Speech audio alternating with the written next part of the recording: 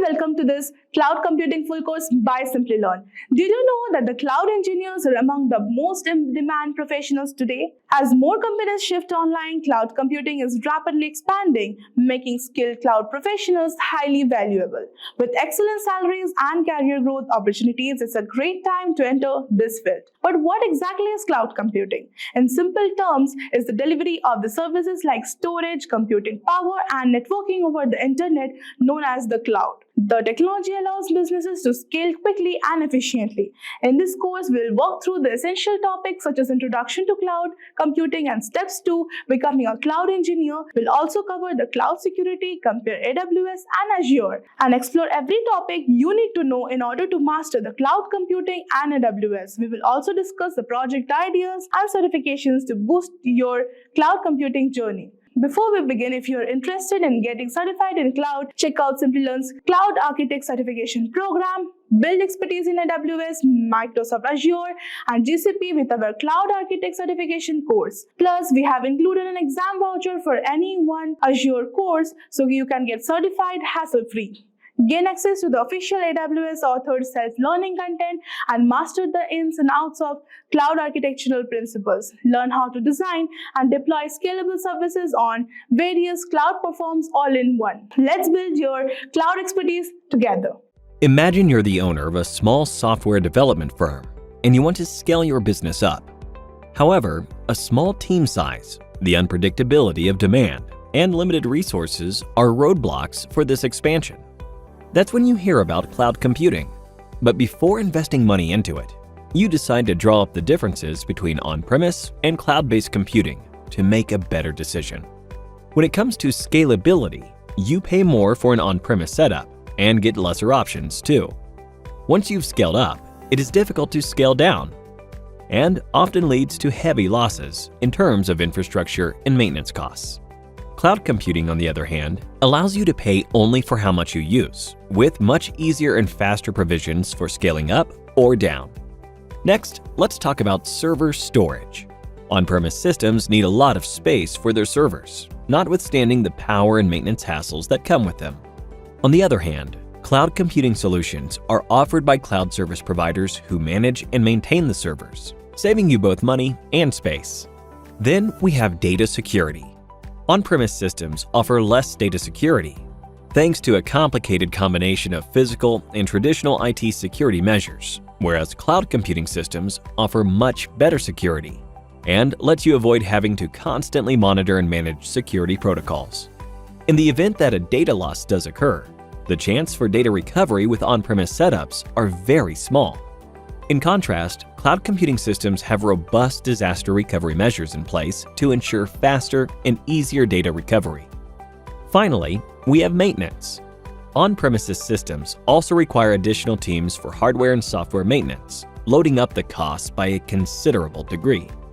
Cloud computing systems, on the other hand, are maintained by the cloud service providers, reducing your costs and resource allocation substantially. So now, thinking that cloud computing is a better option, you decide to take a closer look at what exactly cloud computing is. Cloud computing refers to the delivery of on-demand computing services over the internet on a pay-as-you-go basis.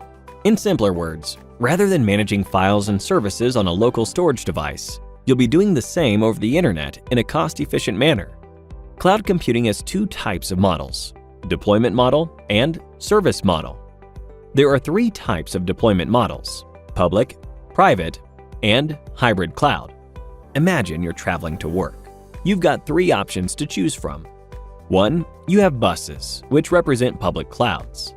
In this case, the cloud infrastructure is available to the public over the internet. These are owned by cloud service providers. 2. Then you have the option of using your own car. This represents the private cloud. With the private cloud, the cloud infrastructure is exclusively operated by a single organization. This can be managed by the organization or a third party. And finally, you have the option to hail a cab. This represents the hybrid cloud. A hybrid cloud is a combination of the functionalities of both public and private clouds. Next, let's have a look at the service models. There are three major service models available: IaaS, PaaS, and SaaS. Compared to on-premise models, where you'll need to manage and maintain every component, including applications data, virtualization, and middleware, cloud computing service models are hassle-free. IaaS refers to infrastructure as a service. It is a cloud service model where users get access to basic computing infrastructure. They are commonly used by IT administrators. If your organization requires resources like storage or virtual machines, IaaS is the model for you. You'll only have to manage the data, runtime, middleware, applications, and the OS, while the rest is handled by the cloud providers. Next, we have PaaS.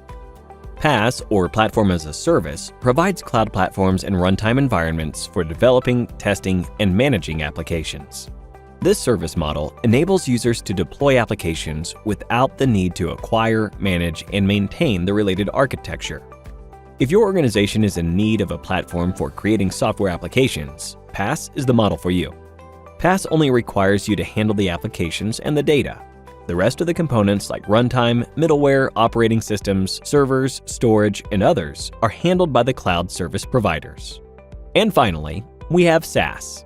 SaaS, or Software as a Service, involves cloud services for hosting and managing your software applications. Software and hardware requirements are satisfied by the vendors, so you don't have to manage any of those aspects of the solution. If you'd rather not worry about the hassles of owning any IT equipment, the SaaS model would be the one to go with. With SaaS, the cloud service provider handles all components of the solution required by the organization. Time for a quiz now. In which of the following deployment models are you, as the business, responsible for the application, data, and operating system? 1. IaaS. 2. PaaS. 3. SaaS. 4. IaaS and PaaS. Let us know your answer in the comment section below. Meet Rob. He runs an online shopping portal. The portal started with a modest number of users, but has recently been seeing a surge in the number of visitors. On Black Friday and other holidays, the portal saw so many visitors that the servers were unable to handle the traffic and crashed. Is there a way to improve performance without having to invest in a new server? Wondered Rob. A way to upscale or downscale capacity, depending on the number of users visiting the website at any given point? Well, there is. Amazon Web Services, one of the leaders in the cloud computing market. Before we see how AWS can solve Rob's problem, let's have a look at how AWS reached the position it is at now. AWS was first introduced in 2002 as a means to provide tools and services to developers to incorporate features of Amazon.com to their website. In 2006, its first cloud services offering was introduced. In 2016, AWS surpassed its $10 billion revenue target. And now, AWS offers more than 100 cloud services that span a wide range of domains. Thanks to this, the AWS Cloud Service Platform is now used by more than 45% of the global market. Now, let's talk about what is AWS. AWS, or Amazon Web Service, is a secure cloud computing platform that provides computing power, database, networking, content storage, and much more. The platform also works with a pay-as-you-go pricing model, which means you only pay for how much of the services offered by AWS you use. Some of the other advantages of AWS are security. AWS provides a secure and durable platform that offers end-to-end privacy and security. Experience. You can benefit from the infrastructure management practices born from Amazon's years of experience. Flexible.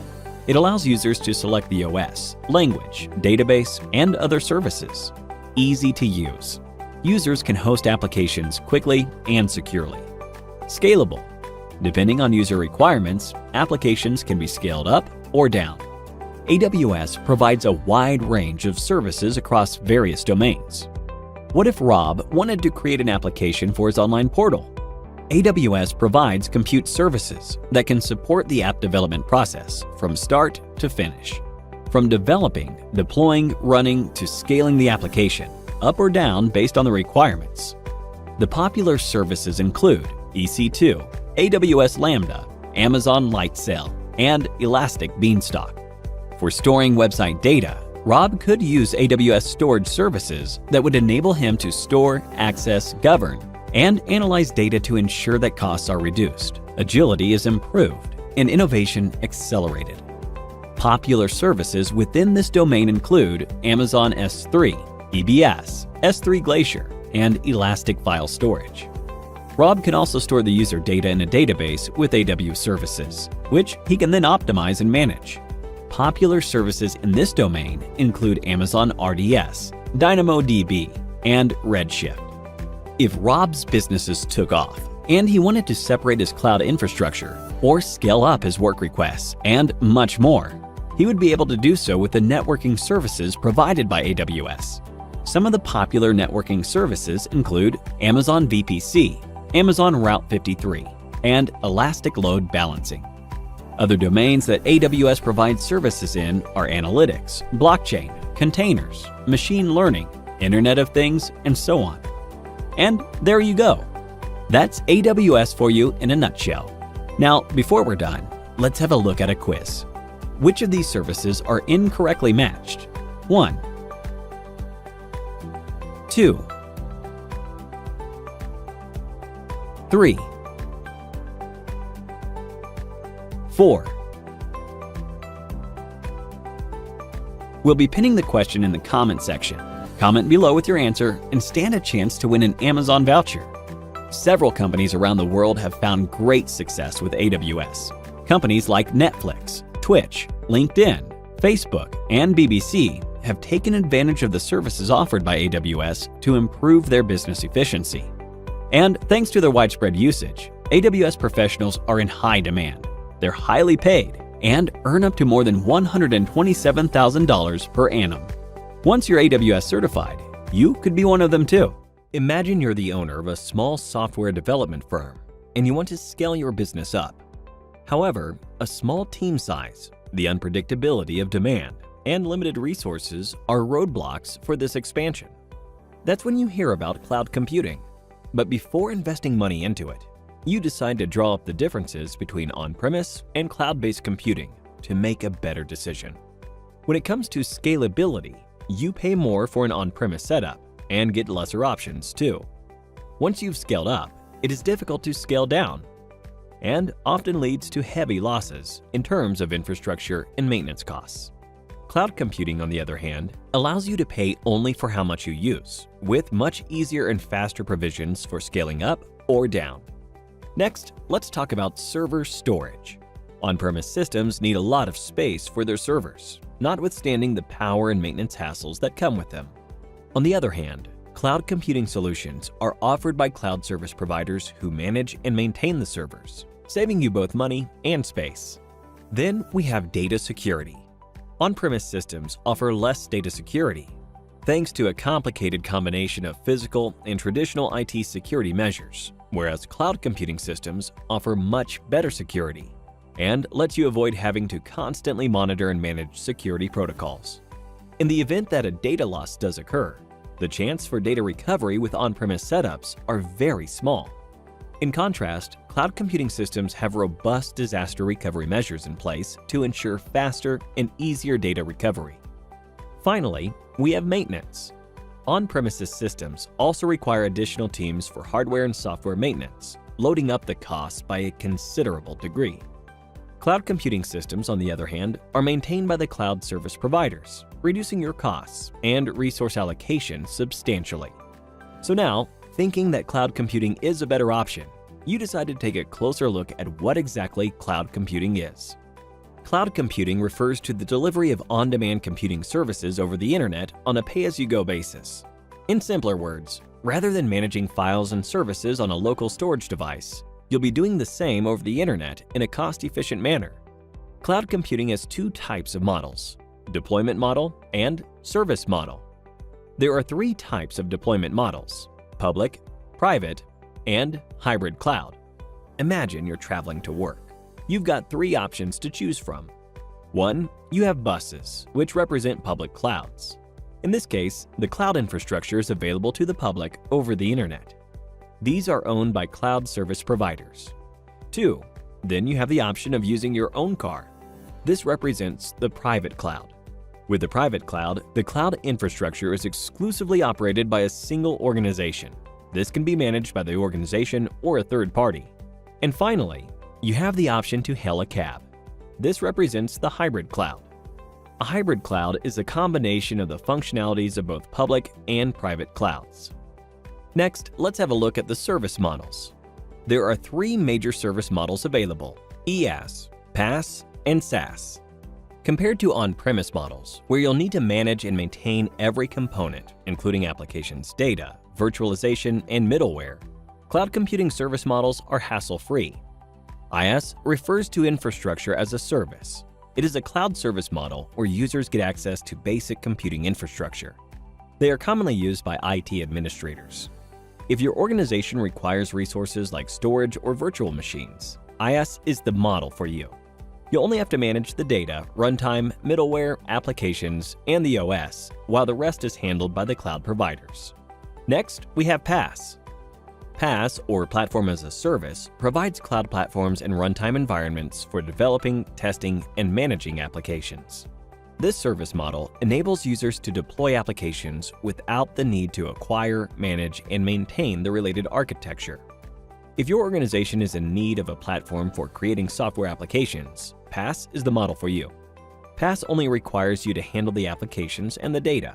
The rest of the components like runtime, middleware, operating systems, servers, storage, and others are handled by the cloud service providers. And finally, we have SaaS. SaaS, or Software as a Service, involves cloud services for hosting and managing your software applications. Software and hardware requirements are satisfied by the vendors, so you don't have to manage any of those aspects of the solution.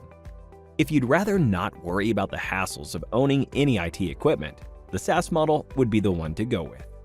With SaaS, the cloud service provider handles all components of the solution required by the organization.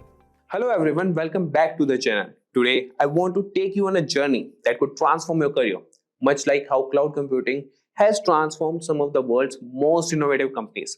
Imagine Netflix, once a DVD rental service, transforming into a streaming giant capable of delivering high-definition content to millions of users simultaneously. Or consider Airbnb, which has used cloud computing to manage listings and bookings for millions of properties around the globe, providing a seamless experience for hosts and travelers alike.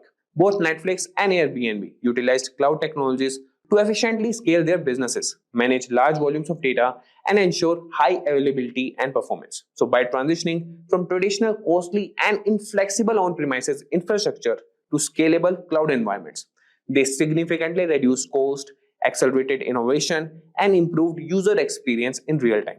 Now you might think that working on such impactful projects requires years of experience and advanced degrees. But there's the good news, guys. With the right approach, you can start a career in cloud engineering in just 3 months, even if you are starting from scratch. In this video, I will outline a clear, actionable plan that uses entirely free online resources to get you there. We will cover the essential skills you need to learn, the certifications that can help validate your knowledge, and practical projects that will make your resumes stand out. So if you're ready to dive into the world of cloud computing and perhaps one day contribute to the next big thing in tech, so stay tuned, guys. So let's get started. And the number one point you should start with is starting your cloud journey. So transitioning into cloud engineering may seem daunting, especially if you are new to this field. The first step is understanding why this is a valuable career move. The cloud industry is booming with a projected market value of $800 billion by 2025 and the potential to grow even further. This growth means a constant demand for skilled professionals, making it an excellent time to enter the field. Now that we understand the industry's potential, the next question is, where should you start? So you should choose a cloud provider. So choosing a cloud provider is a critical decision as it shapes your learning path and future jobs opportunities. So the three major players are AWS, Azure, and Google Cloud Platform, GCP. So starting with AWS, so AWS, that is Amazon Web Services, is often recommended for beginners because it has the largest market share and a wide range of services, which translates into more job opportunities. Now coming to Azure, that is another strong option, especially if you're targeting jobs in enterprises that use Microsoft technologies. Now coming to GCP, that is Google Cloud Platform, and it is gaining popularity and offers excellent features, especially in data analytics and machine learning.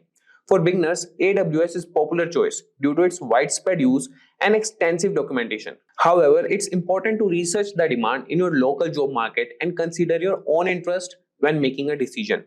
And with the cloud provider chosen, the next step is to build a strong foundation in the fundamental technologies that underpin cloud computing.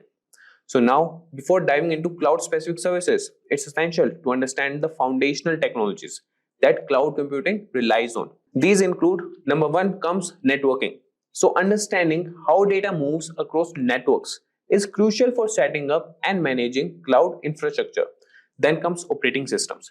Familiarity with operating systems, particularly Linux, is essential as most cloud environments run on Linux servers. Then comes virtualization. So this is the process of creating virtual instances of physical hardware. That's a core concept in cloud computing. And then comes databases. So knowledge of databases, both relational and non-relational, is critical for managing data in the cloud.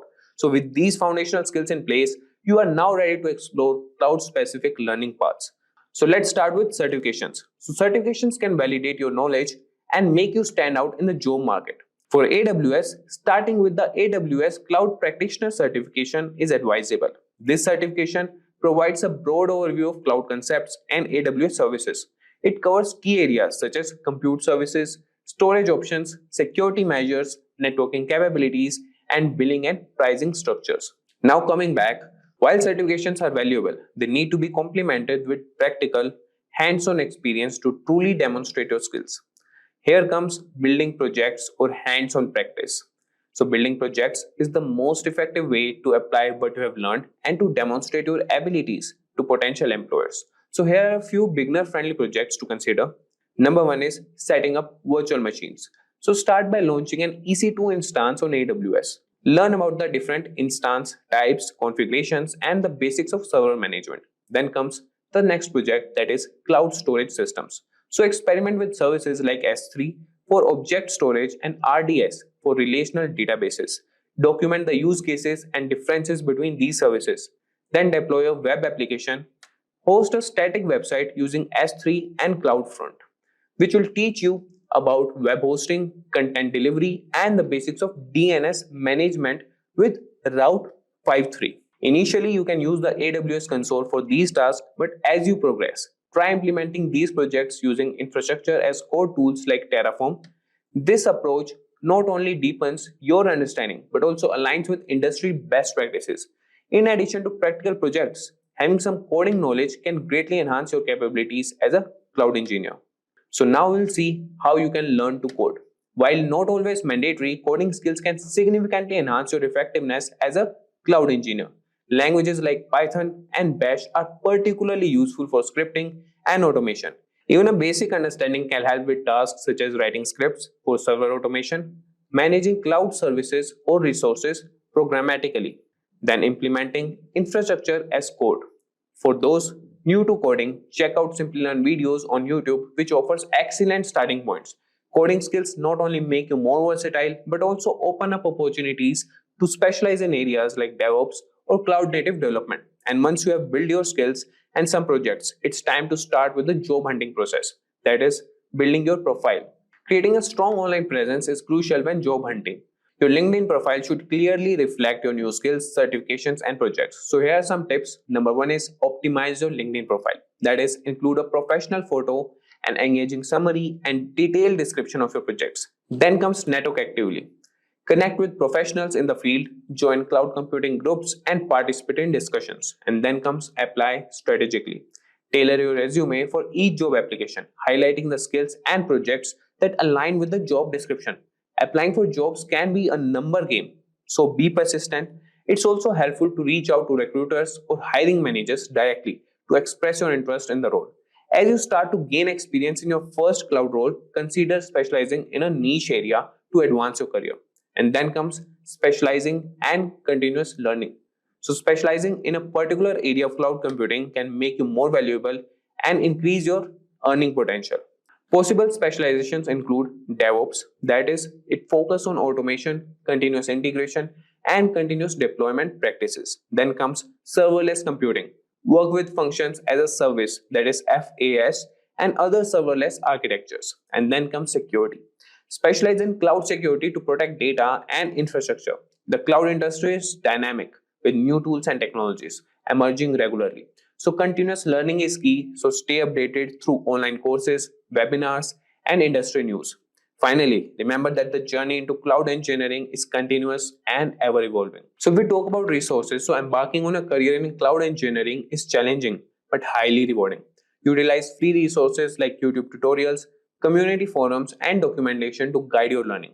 Before cloud computing existed, if we need any IT servers or application, let's say a basic web server, it does not come easy. Now here is an owner of a business, and I know you would have guessed it already that he's running a successful business by looking at the hot and fresh brewed coffee in his desk and lots of paperwork to review and approve. Now he had a smart, not only smart looking, but a really smart worker in his office called Mark. And on one fine day, he called Mark and said that he would like to do business online. In other words, he would like to take his business online, and for that, he needed his own website as the first thing. And Mark puts all his knowledge together and comes up with this requirement that his boss would need lots of servers, database, and softwares to get his business online, which means a lot of investment. And Mark also adds that his boss will need to invest on acquiring technical expertise to manage the hardware and software that they will be purchasing, and also to monitor the infrastructure. And after hearing all this, his boss was close to dropping his plan to go online. But before he made a decision, he chose to check if there are any alternatives where he don't have to spend a lot of money and don't have to spend acquiring technical expertise. Now that's when Mark opened this discussion with his boss, and he explained his boss about cloud computing. And he explained his boss the same thing that I'm going to explain to you in some time now about what is cloud computing. What is cloud computing? Cloud computing is the use of a network of remote servers hosted on the internet to store, manage, and process data rather than having all that locally and using local server for that.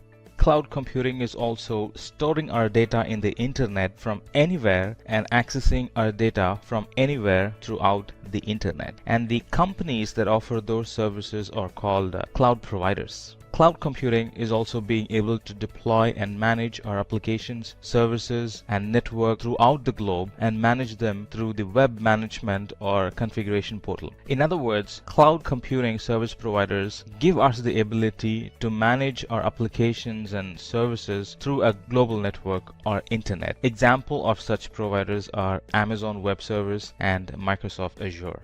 Now that we have known what cloud computing is, let's talk about the benefits of cloud computing. Now I need to tell you, the cloud benefits is what is driving cloud adoption like anything in the recent days. If you want an IT resource or a service now with cloud, it's available for me almost instantaneously, and it's ready for production almost the same time. Now this reduces the go live date, and the product and the service hit the market almost instantaneously compared to the legacy environment, and because of this the companies have started to generate revenue almost the next day, if not the same day. Planning and buying the right size hardware has always been a challenge in legacy environment, and if you're not careful when doing this, we might need to live with a hardware that's undersized for the rest of our lives. With cloud, we do not buy any hardware, but we use the hardware and pay for the time we use it. If that hardware does not fit our requirement, release it and start using a better configuration and pay only for the time you use that new and better configuration. In legacy environments, forecasting demand is an full-time job, but with cloud, you can let the monitoring and automation tool to work for you and to rapidly scale up and down the resources based on the need of that hour. Not only that,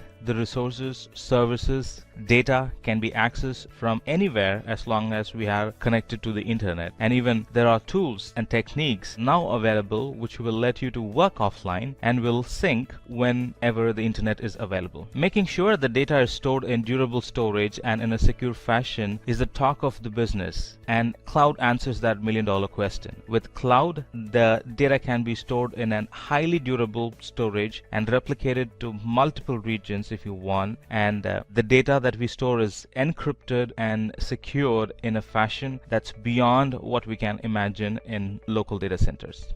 Now let's bleed into the discussion about the types of cloud computing. Very lately, there are multiple ways to categorize cloud computing because it's ever growing. Now we have more categories. Out of all, these 6 sort of stand out. Categorizing cloud based on deployments and categorizing cloud based on services. And again, under deployments, categorizing them based on how they have been implemented.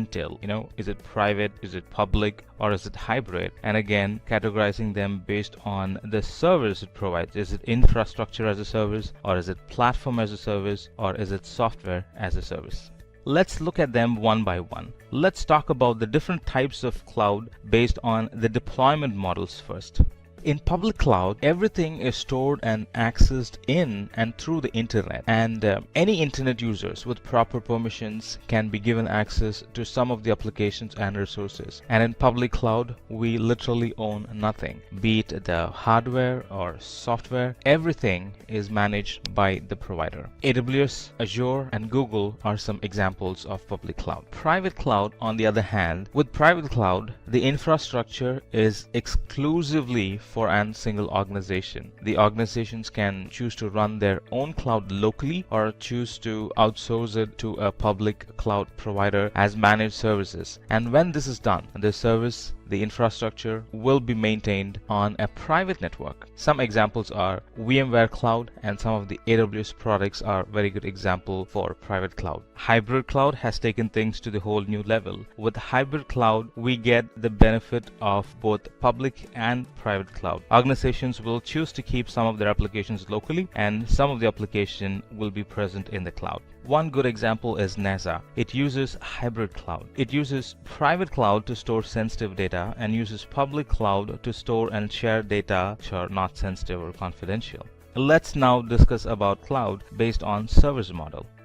The first and the broader category is infrastructure as a service. Here we would rent the service, network, storage, and we'll pay for them in an hourly basis. But we will have access to the resources we provision, and for some we will have root level access as well. EC2 in AWS is a very good example. It's a VM for which we have root level access to the OS and admin access to the hardware. The next type of service model would be platform as a service. Now in this model, the providers will give me a pre-built platform where we can deploy our codes and our applications, and they will be up and running. We only need to manage the codes and not the infrastructure. Here in software as a service, the cloud providers sell the end product, which is a software or an application, and we directly buy the software on a subscription basis. It's not the infra or the platform, but the end product or the software or a functioning application, and we pay for the hours we use the software. And in here, the client maintains full control of the software and does not maintain any equipment. Amazon and Azure also sell products that are software as service. This chart sort of explains the difference between the 4 models, starting from on-premises to infrastructure as a service to platform as a service to software as a service. This is self-explanatory that the resource managed by us are huge in on-premises, that towards your left as you watch, and it's little less in infrastructure as a service as we move further towards the right, and further reduced in platform as a service, and there's really nothing to manage when it comes to software as a service because we buy the software, not any infrastructure component attached to it. Now let's talk about the life cycle of the cloud computing solution. The very first thing in the life cycle of a solution or a cloud solution is to get a proper understanding of the requirement. I didn't say get the requirement, but said get a proper understanding of the requirement. It is very vital because only then we will be able to properly pick the right service offered by the provider. Getting a sound understanding, the next thing would be to define the hardware. Meaning choose the compute service that will provide the right support where you can resize the compute capacity in the cloud to run application programs. Getting a sound understanding of the requirement helps in picking the right hardware. One size does not fit all. There are different services and hardwares for different needs you might have, like EC2 if you're looking for IaaS, and Lambda if you're looking for serverless computing, and ECS that provides containerized service. So there are a lot of hardwares available. Pick the right hardware software that suits your requirement. The third thing is to define the storage. Choose the appropriate storage service where you can back up your data, and a separate storage service where you can archive your data locally within the cloud or from the internet. And choose the appropriate storage. There is one separately for backup called S3, and there is one separately for archival, that's for Glacier. So you knowing the difference between them really helps in picking the right service for the right kind of need. Define the network that securely delivers data, video, and applications. Define and identify the network services properly. For example, VPC for network, Route 53 for DNS, and direct connection for private P2P line from your office to the AWS data center. Set up the right security services, IAM for authentication and authorization, and KMS for data encryption at rest. So there are a variety of security products available. We got to pick the right one that suits our need. And there are a variety of deployment and automation and monitoring tools that you can pick from. For example, CloudWatch is for monitoring, autoscaling is for being elastic, and CloudFormation is define the management process and tools. You can have complete control of your cloud environment if you define the management tools which monitors your AWS resources and or the custom applications running on AWS platform. There are a variety of deployment, automation, and monitoring tools you can pick from, like CloudWatch for monitoring, autoscaling for automation, and CloudFormation for deployment. So knowing them will help you in defining the life cycle of the cloud computing solution properly. And similarly, there are a lot of tools for testing a process like CodeStar and CodeBuild and CodePipeline. These are tools with which you can build, test, and deploy your code quickly. And finally, once everything is said and done, pick the analytics service for analyzing and visualizing the data using the analytics services, where we can start querying the data instantly and get a result. Now, if you want to visually view the happenings in your environment, you can pick Athena, and other tools for analytics are EMR, and which is Elastic MapReduce, and Cloud Search. Thanks, guys. Now we have Samuel and Rahul to take us through the full course in which they will explain basic framework of Amazon Web Services and explore all of its important services like EC2, Lambda, S3, IAM, and CloudFormation. We'll also talk about Azure and some of its popular services. Hello everyone, let me introduce myself as Sam, a multi-platform cloud architect and trainer, and I'm so glad and I'm equally excited to talk and walk you through this session about what AWS is and talk to you about some services and offerings and about how companies get benefited by migrating their applications and infra into AWS. So what's AWS? Let's talk about that. Now, before that, let's talk about how life was without any cloud provider, and in this case, how life was without AWS. So let's walk back and picture how things were back in 2000, which is not so long ago, but a lot of changes for better had happened since that time. Now, back in 2000, a request for a new server is not an happy thing at all, because a lot of money, a lot of validations, a lot of planning are involved in getting a server online or up and running. And even after we finally got the server,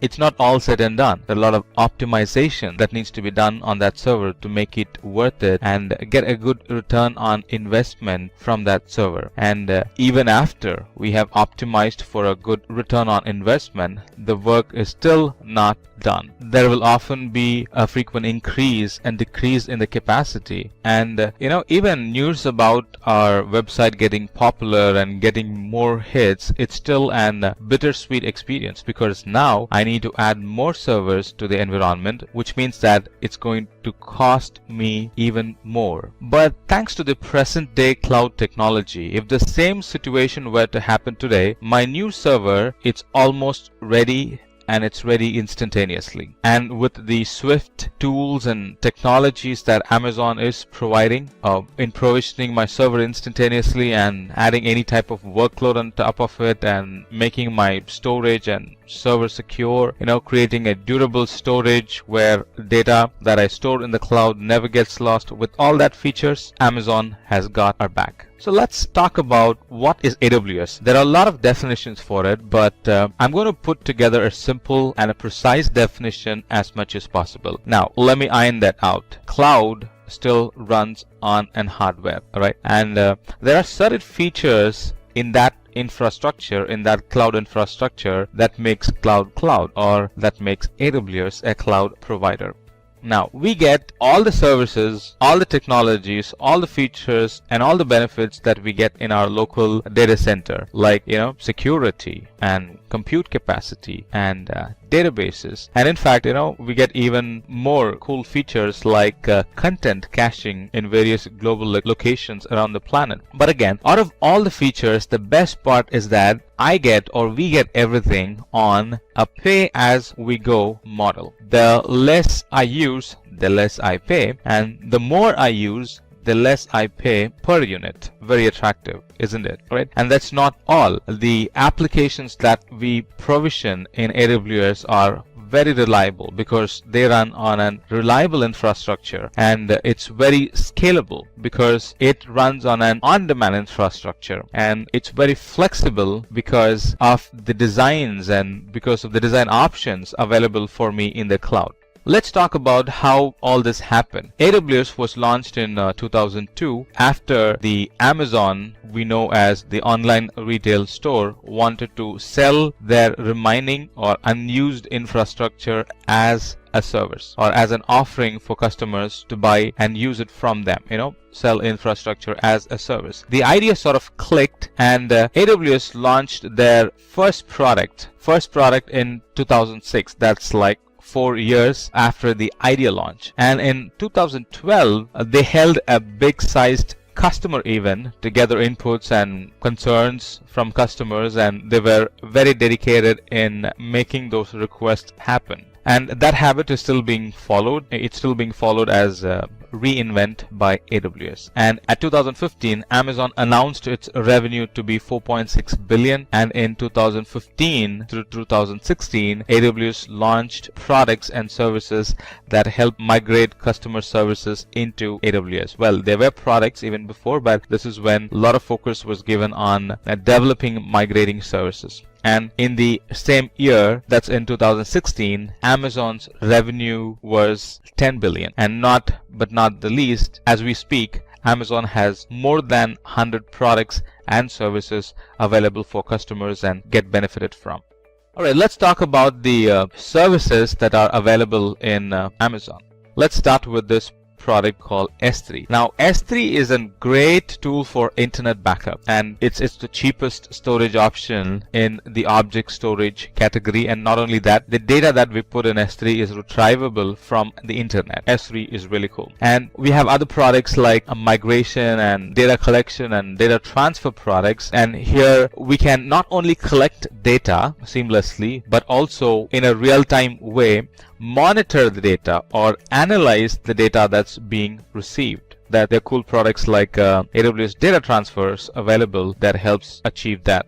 And then we have products like EC2, Elastic Compute Cloud. That's an resizable computer where we can anytime alter the size of the computer based on the need or based on the forecast. Then we have simple notification services, systems and tools available in Amazon to update us with notifications through email or through SMS. Now anything can be sent through email or through SMS if we use that service. It could be alarms or it could be service notifications if you want, stuff like that. And then we have some security tools like KMS, Key Management System, which uses AES 256-bit encryption to encrypt our data at rest. Then we have Lambda, a service for which we pay only for the time in seconds it takes to execute our code, and we're not paying for the infrastructure here. It's just the seconds the program is going to take to execute the code. If it's a short program, we'll be paying in milliseconds. If it's a bit bigger program, we'll be probably paying in 60 seconds or 120 seconds. But that's lot cheap, lot simple, and lots cost effective as against paying for service on an hourly basis, which a lot of other services are. Well, that's cheap, but using Lambda is a lot cheaper than that. And then we have services like Route 53, a DNS service in the cloud. And now I do not have to maintain an DNS account somewhere else and my cloud environment with AWS. I can get both in the same place. Alright, let me talk to you about how AWS makes life easier, or how companies got benefited by using AWS as their IT provider for their applications or for the infrastructure. Now, Unilever is a company, and they had a problem, right? And they had a problem, and they picked AWS as a solution to their problem, right? Now, this company was sort of spread across 190 countries, and they were relying on a lot of digital marketing for promoting their products. And their existing environment, their legacy local environment, proved not to support their changing IT demands, and they could not standardize their old environment. Now, they chose to move part of their applications to AWS because they were not getting what they wanted in their local environment. And since then, rollouts were easy, provisioning new applications became easy, and even provisioning infrastructure became easy, and they were able to do all that in push button scaling. And needless to talk about backups that are safe and backups that can be securely accessed from the cloud as needed. Now, that company is growing along with AWS because of their swift speed in rolling out deployments and being able to access secure backups from various places and generate reports, and in fact useful reports out of it that helps their business. Now, on the same lines, let me also talk to you about Kellogg's and how they got benefited by using Amazon. Now, Kellogg's had a different problem. It's one of its kind. Now, their business model was very dependent on an infra that will help to analyze data really fast, right? Because they were running promotions based on the analyzed data that they get. So they being able to respond to the analyzed data as soon as possible was critical or vital in their environment. And luckily, SAP running on HANA environment is what they needed, and they picked that service in the cloud, and that sort of solved the problem. Now, the company does not have to deal with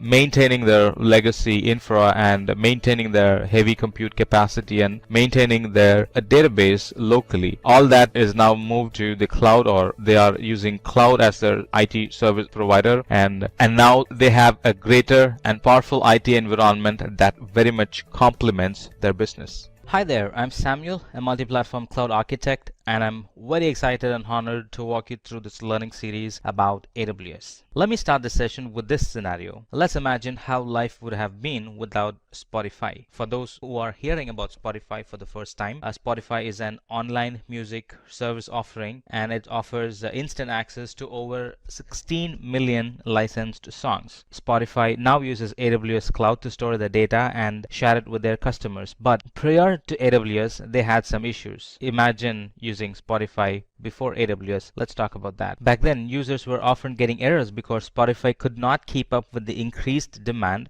for storage every new day. And that led to users getting upset and users canceling the subscription. The problem Spotify was facing at that time was their users were present globally and were accessing it from everywhere, and they had different latency in their applications. And Spotify had a demanding situation where they need to frequently catalog the songs released yesterday, today, and in the future, and this was changing every new day. And the songs coming in rate was about 20,000 a day, and back then they could not keep up with this requirement, and needless to say, they were badly looking for a way to solve this problem. And that's when they got introduced to AWS, and it was a perfect fit and match for their problem. AWS offered a dynamically increasing storage, and that's what they needed. AWS also offered tools and techniques like storage lifecycle management and trusted advisor to properly utilize the resource, so we always get the best out of the resource used. AWS addressed their concerns about easily being able to scale. Yes, you can scale the AWS environment very easily.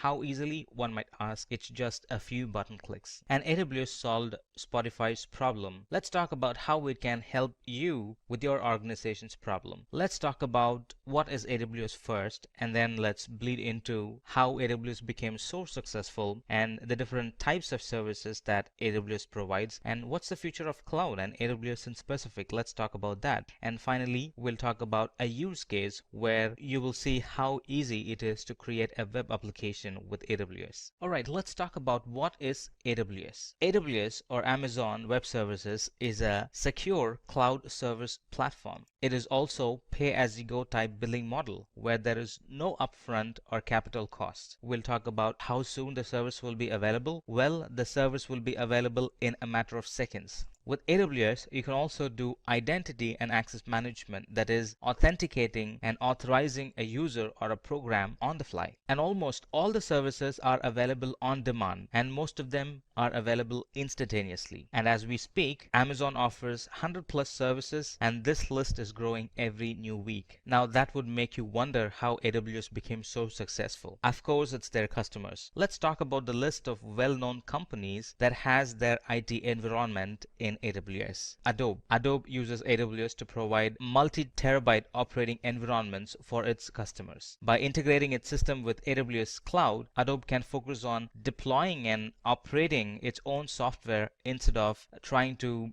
deploy and manage the infrastructure. Airbnb is another company. It's an community marketplace that allows property owners and travelers to connect each other for the purpose of renting unique vacation spaces around the world. And the Airbnb community users' activities are conducted on the website and through iPhones and Android applications. Airbnb has a huge infrastructure in AWS, and they're almost using all the services in AWS and are getting benefited from it. Another example would be Autodesk. Autodesk develops software for engineering, designing, and entertainment industries using services like Amazon RDS or Relational Database Service and Amazon S3 or Amazon Simple Storage Service. Autodesk can focus on deploying or developing its machine learning tools instead of spending that time on managing the infrastructure. AOL, or American Online, uses AWS, and using AWS they have been able to close data centers and decommission about 14,000 in-house and co-located servers and move mission critical workload to the cloud and extend its global reach and save millions of dollars on energy resources. Bitdefender is an internet security software firm, and their portfolio of softwares include antivirus and anti-spyware products. Bitdefender uses EC2, and they're currently running few hundred instances that handle about 5 terabytes of data, and they also use Elastic Load Balancer to load balance the connection coming in to those instances across availability zones, and they provide seamless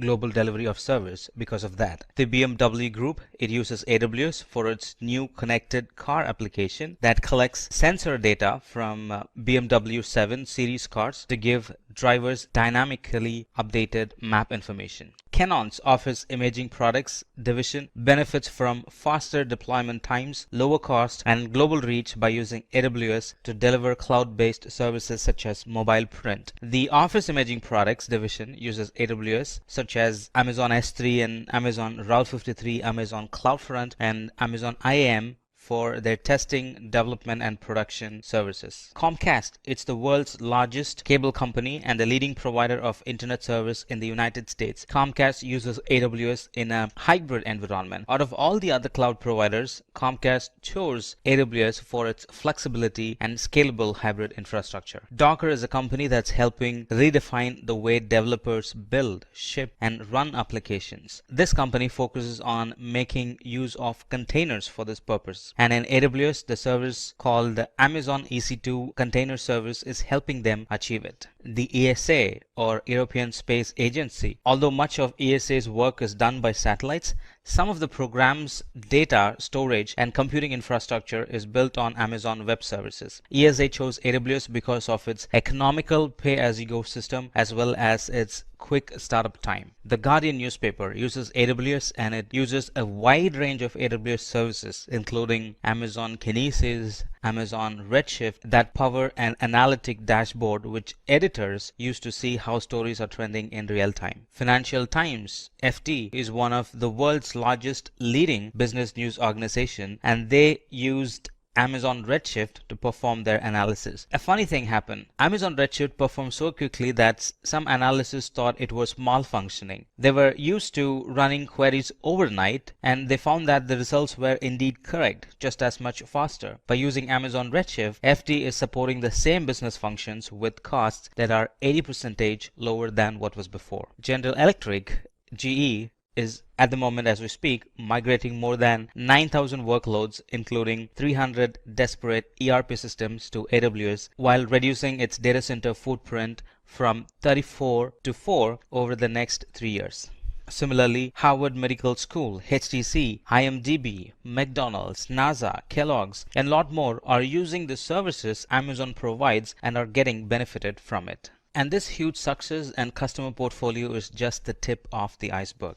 And if we think why so many adapt AWS, and if we let AWS answer that question, this is what AWS would say. People are adapting AWS because of the security and durability of the data and end-to-end privacy and encryption of the data and storage. Experience. We can also rely on AWS way of doing things by using the AWS tools and techniques and suggested best practices built upon the years of experience it has gained. Flexibility. There is a greater flexibility in AWS that allows us to select the OS, language, and database. Easy to use. Swiftness in deploying. We can host our applications quickly in AWS, be it a new application or migrating an existing application into AWS. Scalability. The application can be easily scaled up or scaled down depending on the user requirement. Cost saving. We only pay for the compute power, storage, and other resources you use, and that too without any long-term commitments. Now let's talk about the different types of services that AWS provides. The services that we talk about fall in any of the following categories you see, like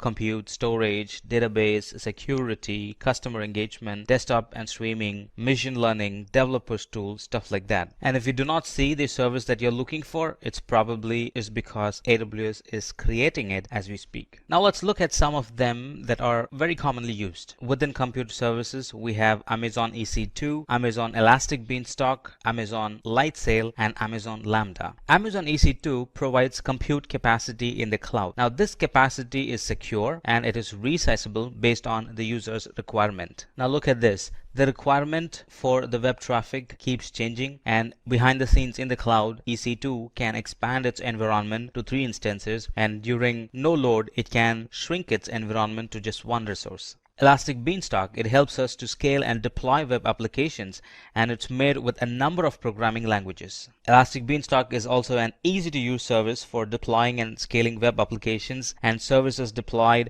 be it in Java, .NET, PHP, Node.js, Python, Ruby, Docker, and a lot other familiar services such as Apache, Passenger, and IIS. We can simply upload our code, and Elastic Beanstalk automatically handles the deployment from capacity provisioning to load balancing to auto scaling to application health monitoring. And Amazon Lightsail is a virtual private server which is easy to launch and easy to manage. Amazon Lightsail is the easiest way to get started with AWS for developers who just need a virtual private server. Lightsail includes everything you need to launch your project quickly on a virtual machine, like SSD based storage, a virtual machine, tools for data transfer, DNS management, and a static IP, and that too for a very low and predictable price. AWS Lambda has taken cloud computing services to a whole new level. It allows us to pay only for the compute time, no need for provisioning and managing servers. And AWS Lambda is a compute service that lets us run code without provisioning or managing servers. Lambda executes your code only when needed and scales automatically from few requests per day to thousands per second. You pay only for the compute time you consume. There is no charge when your code is not running. Let's look at some storage services that Amazon provides, like Amazon S3, Amazon Glacier, Amazon EBS, and Amazon Elastic File System. Amazon S3 is an object storage that can store and retrieve data from anywhere. Websites, mobile apps, IoT sensors, and so on can easily use Amazon S3 to store and retrieve data. It's an object storage built to store and retrieve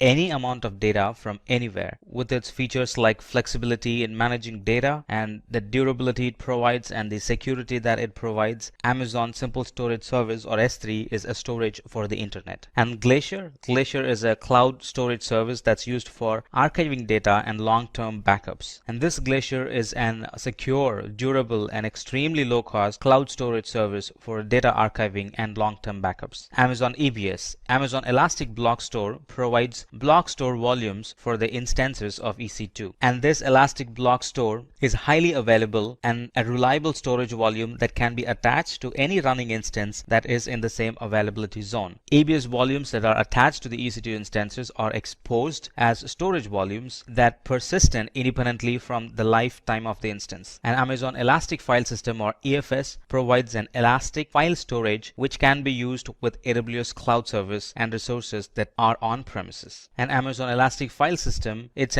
simple, it's scalable, it's an elastic file storage for use with Amazon cloud services and for on-premises resources. It's easy to use and offers a simple interface that allows you to create and configure file systems quickly and easily. Amazon File System is built to elastically scale on demand without disturbing the application, growing and shrinking automatically as you add and remove files, so your application have the storage they need and when they need it. Now let's talk about databases. The two major database flavors are Amazon RDS and Amazon Redshift. Amazon RDS, it really eases the process involved in setting up, operating, and scaling a relational database in the cloud. Amazon RDS provides cost-efficient and resizable capacity while automating time-consuming administrative tasks such as hardware provisioning, database setup, patching, and backups. It sort of frees us from managing the hardware and sort of helps us to focus on the application. It's also cost effective and resizable, and it's also optimized for memory, performance, and input and output operations. Not only that, it also automates most of the services like taking backups, monitoring, stuff like that. It automates most of those services. Amazon Redshift. Amazon Redshift is a data warehousing service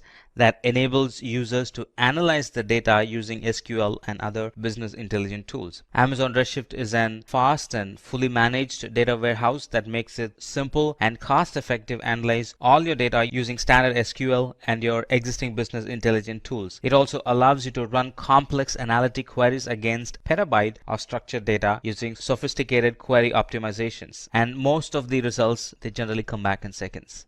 Alright, let's quickly talk about some more services that AWS offers. There are a lot more services that AWS provides, but we're going to look at some more services that are widely used. AWS Application Discovery Services help enterprise customers plan migration projects by gathering information about their on-premises data centers. Planning a data center migration can involve thousands of workloads. They are often deeply interdependent. Server utilization data and dependency mapping are important early first step in migration process. And this AWS Application Discovery Service collects and presents configuration, usage, and behavior data from your servers to help you better understand your workloads. Route 53, it's a network and content delivery service. It's an highly available and scalable cloud domain name system, or DNS service. And Amazon Route 53 is fully compliant with IPv6 as well. Elastic Load Balancing, it's also a network and content delivery service. Elastic Load Balancing automatically distributes incoming application traffic across multiple targets such as Amazon EC2 instance, containers, and IP addresses. It can handle the varying load of your application traffic in a single availability zone and also across availability zones. AWS Auto Scaling, it monitors your application and automatically adjusts the capacity to maintain steady and predictable performance at a lowest possible cost. Using AWS Auto Scaling, it's easy to set up application scaling for multiple resources across multiple services in minutes. Auto scaling can be applied to web services and also for DB services. AWS Identity and Access Management, it enables you to manage access to AWS services and resources securely. Using IAM, you can create and manage AWS users and groups and use permissions to allow and deny their access to AWS resources. And moreover, it's a free service. Now let's talk about the future of AWS. Well, let me tell you something. Cloud is here to stay. Here's what in store for AWS in the future. As years pass by, we're going to have a variety of cloud applications born like IoT, artificial intelligence, business intelligence, serverless computing, and so on. Cloud will also expand into other markets like healthcare, banking, space, automated cars, and so on. As I was mentioning some time back, lot or greater focus will be given to artificial intelligence. And eventually, because of the flexibility and advantage that cloud provides, we're going to see a lot of companies moving into the cloud. Alright, let's now talk about how easy it is to deploy an web application in the cloud. So the scenario here is that our users like a product and we need to have a mechanism to receive input from them about their likes and dislikes and give them the appropriate product as per their need. Alright, though the setup and the environment, it sort of looks complicated, we don't have to worry because AWS has tools and technologies which can help us to achieve it. Now we're going to use services like Route 53, services like CloudWatch, EC2, S3 and a lot more, and all these put together are going to give an application that's fully functionable and an application that's going to receive the information like using the services like Route 53, CloudWatch, EC2 and S3. We're going to create an application and that's going to meet our need. So back to our original requirement, all I want is to deploy a web application for a product that keeps our users updated about the happenings and the new comings in the market. And to fulfill this requirement, here is all the services we would need. EC2 here is used for provisioning the computational power needed for this application. And EC2 has a vast variety of family and types that we can pick from for the types of workloads and also for the intents of the workloads. We're also going to use S3 for storage, and S3 provides any additional storage requirement for the resources or any additional storage requirement for the web applications. And we're also going to use CloudWatch for monitoring the environment, and CloudWatch monitors the application and the environment, and it provides trigger for scaling in and scaling out the infrastructure. And we're also going to use Route 53 for DNS, and Route 53 helps us to register the domain name for our web application. And with all the tools and technologies together, all of them put together, we're going to make an application, a perfect application that caters our need. Alright, so I'm going to use Elastic Beanstalk for this project, and the name of the application is going to be, as you see, GSG Signup, and the environment name is GSG Signup Environment 1. Let me also pick a name. Right, let me see if this name is available. Yes, that's available. That's the domain name. So let me pick that, and the application that I have is going to run on Node.js. So let me pick that platform and launch. Now, as you see, Elastic Beanstalk, this is going to launch an instance. It's going to launch the monitoring setup or the monitoring environment. It's going to create a load balancer as well, and it's going to take care of all the security features needed for this application.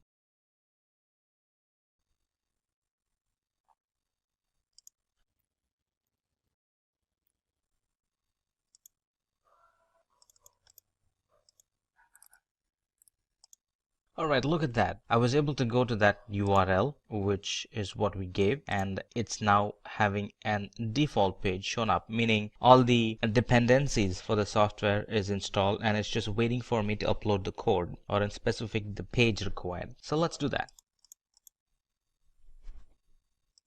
Let me upload the code. I already have the code saved here.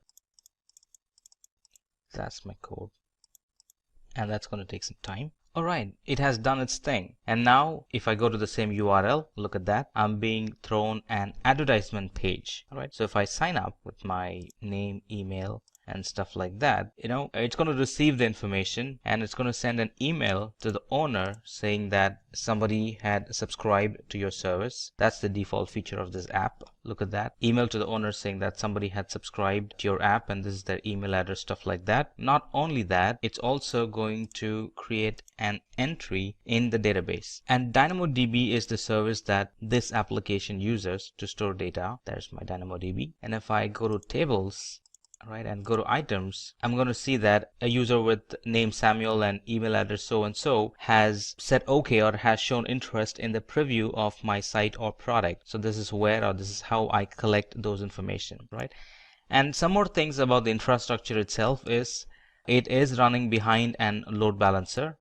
Look at that. It had created a load balancer. It had also created an auto scaling group. Now that's the feature of Elastic Load Balancer that we have chosen. It has created an auto scaling group. And now let's put this URL. You see this? It's not a fancy URL, right? It's an Amazon given URL, a dynamic URL. So let's put this URL behind our DNS. Let's do that. So go to services, go to Route 53, go to hosted zone, and there we can find the DNS name, right? So that's a DNS name, all right? All right, let's create an entry and map that URL to our load balancer, right? And create. Now, technically, if I go to this URL, it should take me to that application. All right, look at that. I went to my custom URL and now that's pointed to my application. Previously, my application was having a random URL and now it's having a custom URL. So what did we learn? We started the session with what is AWS. We looked at features and tools, technologies, products that AWS provides. And we also looked at how AWS became very successful. Again, we looked into the benefits and features of AWS in depth. And we also looked at some of the services that AWS provides in random. And then we picked particular services and we talked about them like EC2, Elastic Beanstalk, Lightsail, Lambda, storage, stuff like that. Then we also looked at the future of AWS, what AWS holds in the store for us. We looked at that. And then finally, we looked at a lab in which we created an application using Elastic Beanstalk, and all that we had to do was a couple of clicks and boom, an application was there available that was connected to the database, and that was connected to the simple notification system, that was connected to CloudWatch, that was connected to storage, stuff like that. What is Azure? What's the big cloud service provider all about? So Azure is a cloud computing platform provided by Microsoft. Now it's basically an online portal through which you can access and manage resources and services. Now resources and services are nothing but, you can store your data and you can transform the data using services that Microsoft provides. Again, all you need is the internet and being able to connect to the Azure portal. Then you get access to all of their resources and their services. In case you want to know more about how it's different from its rival, which is AWS, I suggest you click on the top right corner and watch the AWS versus Azure video so that you can clearly tell how both these cloud service providers are different from each other. Now, here are some things that you need to know about Azure. It was launched on February 1st, 2010, which is significantly later than when AWS was launched. It's free to start and has a pay-per-use model, which means, like I said before, you need to pay for the services you use through Azure.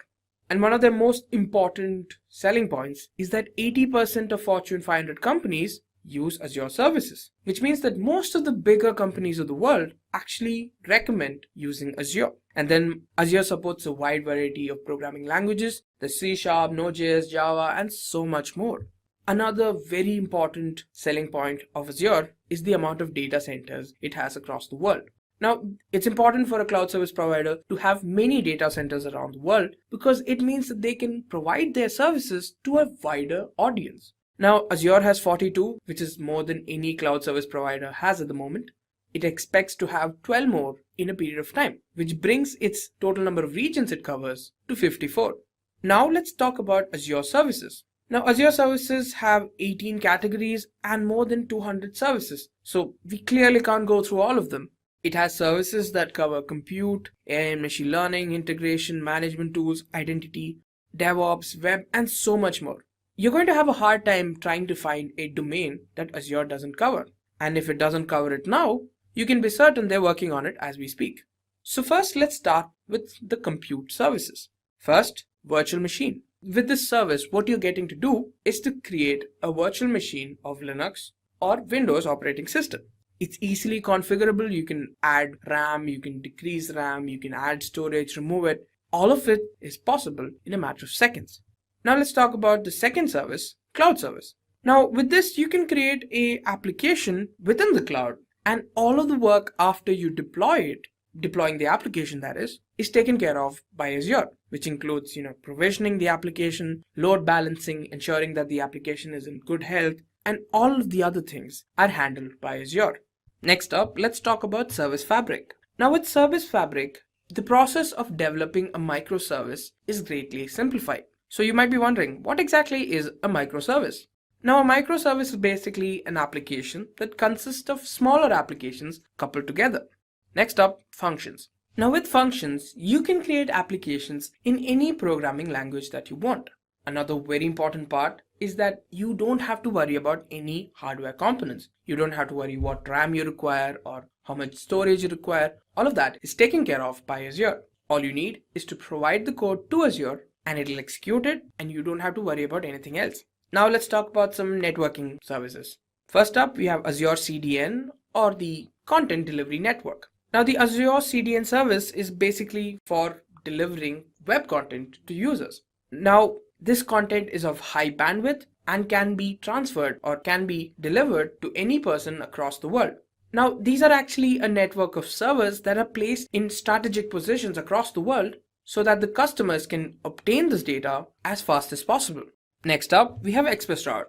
Now, with this, you can actually connect your on-premise network onto the Microsoft Cloud or any of the services that you want through a private connection. So the only communication that happens is between your on-premise network and the service that you want. Then you have Virtual Network. Now, with Virtual Network, you can have any of the Azure services communicate with each other in a secure manner, in a private manner. Next, we have Azure DNS. So Azure DNS is a hosting service which allows you to host their DNS or domain name system domains in Azure. So you can host your application using Azure DNS. Now for the storage services. First up, we have disk storage. With disk storage, you're given a cost-effective option of choosing HDD or solid-state drives to go along with your virtual machines based on your requirements. Then you have blob storage. Now, this is actually optimized to ensure that they can store massive amounts of unstructured data, which can include text data or even binary data. Next, you have file storage, which is a managed file storage and can be accessible via the SMB protocol or the server message block protocol. And finally, you have queue storage. Now, with queue storage, you can provide durable message queuing for an extremely large workload. And the most important part is that this can be accessed from anywhere in the world. Now, let's talk about how Azure can be used. Firstly, for application development. It could be any application, mostly web applications. Then you can test the application, see how well it works. You can host the application on the internet. You can create virtual machines like I mentioned before. With the service, you can create these virtual machines of any size or RAM that you want. You can integrate and sync features. You can collect and store matrices. For example, how the data works, how the current data is, how you can improve upon it. All of that is possible with these services. And you have virtual hard drives, which is an extension of the virtual machines where these services are able to provide you a large amount of storage where data can be stored. Talk about Azure in great length and breadth. And if you're looking for a video that talks and walks you through all the services in Azure, then this could be one of the best video you could find in the internet. And without any further delay, let's get started. Everybody likes stories, so let's get started with a story. In a city not so far away, a CEO had plans to expand his company globally and called one of his IT personnel for an IT opinion. And this guy has been in the company for a long time and is very seasoned with the company's infra. And he nicely answered the questions with what he foresaw. And he said, I have a good news and a bad news for us to go global.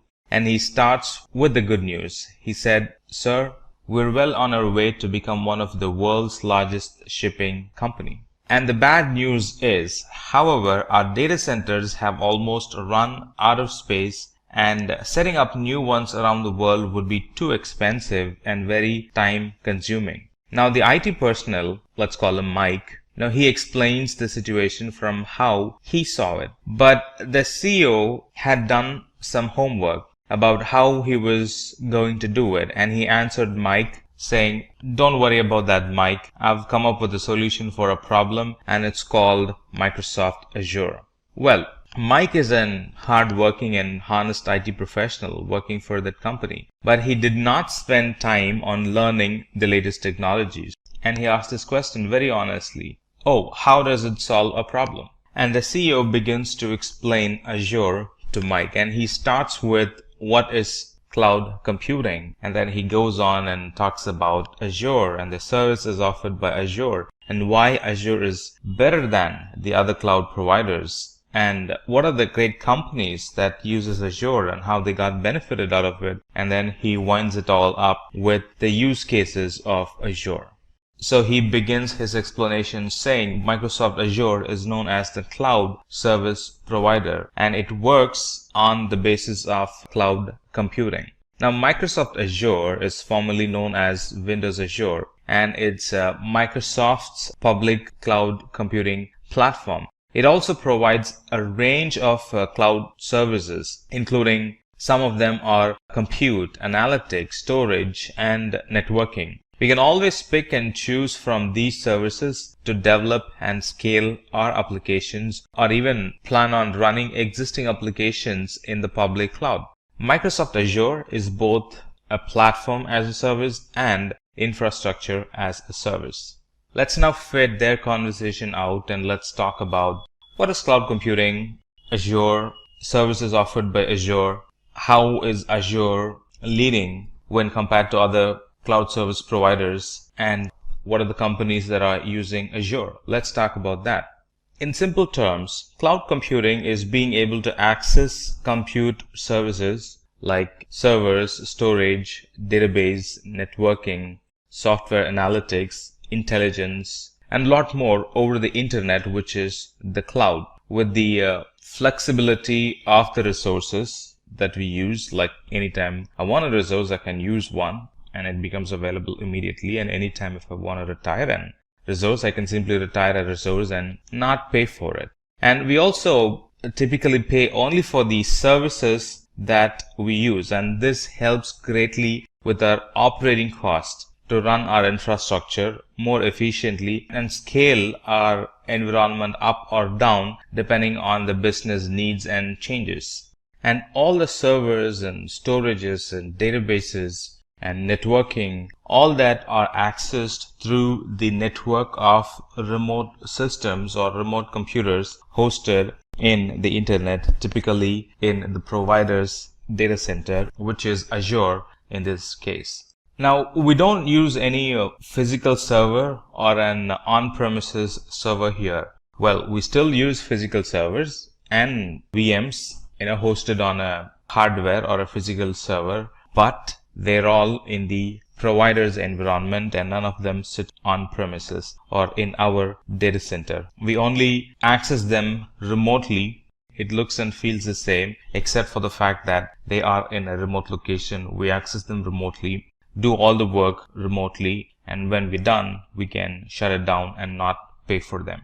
So some of the use cases of cloud computing are creating applications and services. The other use cases are storing or using cloud for storage alone. If there is one thing that ever grows in our organization, is the storage. Every new day there is a new storage requirement, and it's very dynamic. It's very hard to predict, and if we go out and buy a big storage capacity upfront, until we use the storage capacity fully, the empty storages, we're wasting money on them. So instead, I can go for a storage which scales dynamically, that's in the cloud. Put storage or put data in the cloud and pay only for what you're storing. And for the next month, if you have deleted or flushed out some files or data, pay less for it. So it's a very dynamic storage in the cloud, and a lot of companies are getting benefited from storing data in the cloud because of its dynamic in nature and the cost that comes along with it, the cheap cost that comes along with it. And also they give a lot of the providers like Azure, they give data replication for free. They promise an SLA along with the data we store in the cloud. So there's an SLA attached to it. And they also provide data recoveries as well. If in case something goes wrong with the physical disk where our data is stored, Azure automatically makes our data available from the redundant or other places where it had stored our data because of the SLA they wanted to keep. The other use case for Azure is hosting websites and running blogs using the compute service. Be it storing music and letting your users stream the music, Azure is a good place to store music and stream the music with the benefit of CDN, Content Delivery Network, which allows us to stream video or audio files with great speed. With Azure, our audio or video application works seamlessly because they are provided to the client with very low latency, and that improves the customer experience for our application. Azure Compute Service is a good place for delivering software on demand. There are a lot of softwares, embedded softwares that we can buy using Azure, and everything on a pay-as-you-go service model. So anytime we need a software, we can go out and immediately buy the software for the next 1 hour or 2 hour, let's say, and use them and then return it back. We're not bound to any yearly licensing cost by that. Azure Computing Services has analytics available for us with which we can analyze, get a good visualization of what's going on in a network, be it logs, be it the performance, be it the metrics. Instead of looking at logs and searching logs and trying to do manual things over the heaps and heaps of logs that we have saved, Azure Analytics Services helps us to get a good visual of what's going on in the network. Where have we dropped? Where have we increased? Or what's causing? What's the major driver? What is the top 10 errors that we get in the server, in the application? Stuff like that. Those can be easily gathered from the Azure Analytic Services. Now, cloud is really a very cool term for the internet. A good analogy would be looking back anytime we look at a diagram. When we do not know how things are transferred, we simply draw a cloud, right? For example, a mail gets sent from a person in one country to a person in the other country. There are a lot of things happening in between from the time you hit the send button and the time the other person hits the read button, right? And the simple and the easiest way of putting it in a picture is simply draw a cloud, and on the one end, one person will be sending the email, and on the other end, the other person will be reading the email. So a cloud is a really cool term for the internet. Now that's some basics about cloud computing. Now that we've understood about cloud computing in general, let's talk about Microsoft Azure as a cloud service. Now, Microsoft Azure is a set of cloud services to build, manage, and deploy applications on a network with the help of Microsoft Azure's frameworks. Now, Microsoft Azure is a computing service created by Microsoft basically for building, testing, deploying, and managing applications and services through a global network of Microsoft managed data centers. Now, Microsoft Azure provides SaaS, which is software as a service, and PaaS, which is platform as a service, and IaaS, infrastructure as a service, and they support many different programming languages, tools, and framework. And those tools and framework include both Microsoft specific and third-party software. Now let me pick and talk about a specific service. For example, management. Azure Automation provides a way for us to automate the manual, long running and frequently repeated tasks that are commonly performed tasks both in cloud and enterprise environment. It saves us a lot of time and increases the reliability, and it kind of gives a good administrative control and even schedules the task automatically to be performed on a regular basis. To give you a quick history of Microsoft Azure, it was launched on 1st February 2010, and it was awarded, or it was called an industry leader for infrastructure and platform as a service by Gartner. Now, Gartner is the world's leading research and advisory company. This Microsoft Azure supports a number of programming languages like C#, Java, and Python. All these cool services we get to use and pay only for how much we use. For example, if we use for an hour, we only get to pay for an hour, even the costliest system available. And if we use them for an hour, we only pay for that particular hour, and then we're done. No more billing on the resource that we have used. Microsoft Azure has spread itself more than 50 regions around the world. So it's quite easy for us to pick a region and start provisioning and running our applications probably from day one, because the infrastructure and the tools and technologies needed to run our application are already available. All that we have to do is commit the code in that particular region or build an application and launch it in that particular region, and they become live starting day one. Now, because we have 50 regions around the world, we can very carefully design our environment to provide low latency services to our customers. All right. Instead of in traditional data center, let's say, customers will have to, or their request will have to travel all the way around the globe to reach a data center which lives in the other side of the planet. And this adds more latency to it. And it is really not feasible to build a data center near each customer location because of the cost involved. But with Azure, it's possible. Azure already has data centers around the world, and all that we have to do is just pick a data center, build an environment there. They're available starting day one, number one. And also the cost is considerably saved because we are using a public cloud instead of an physical infrastructure to serve those customers from a very local location.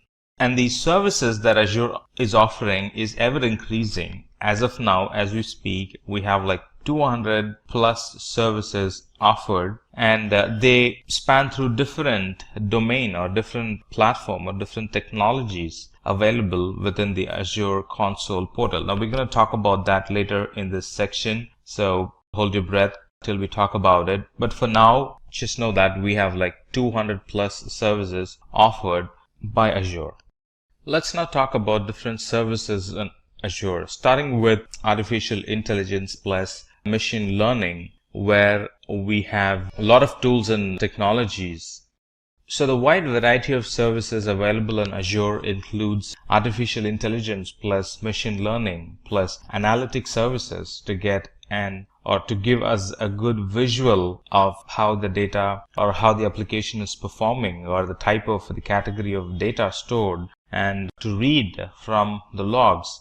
And variety of compute services, different VMs with different size and different operating systems, different containers available, different type of databases available, a lot of developer tools that are available for us, and identity service to manage our users in the Azure cloud. And those users can be integrated or federated with, let's say, Google, Facebook, LinkedIn. So there are some external federation services. They can be used to integrate with our identity system. IoT services, IoT tools and technologies available, and management tools to manage the users. Creating identity is one, and then managing them on top of it is a totally different thing. And we have tools, technologies to manage the users.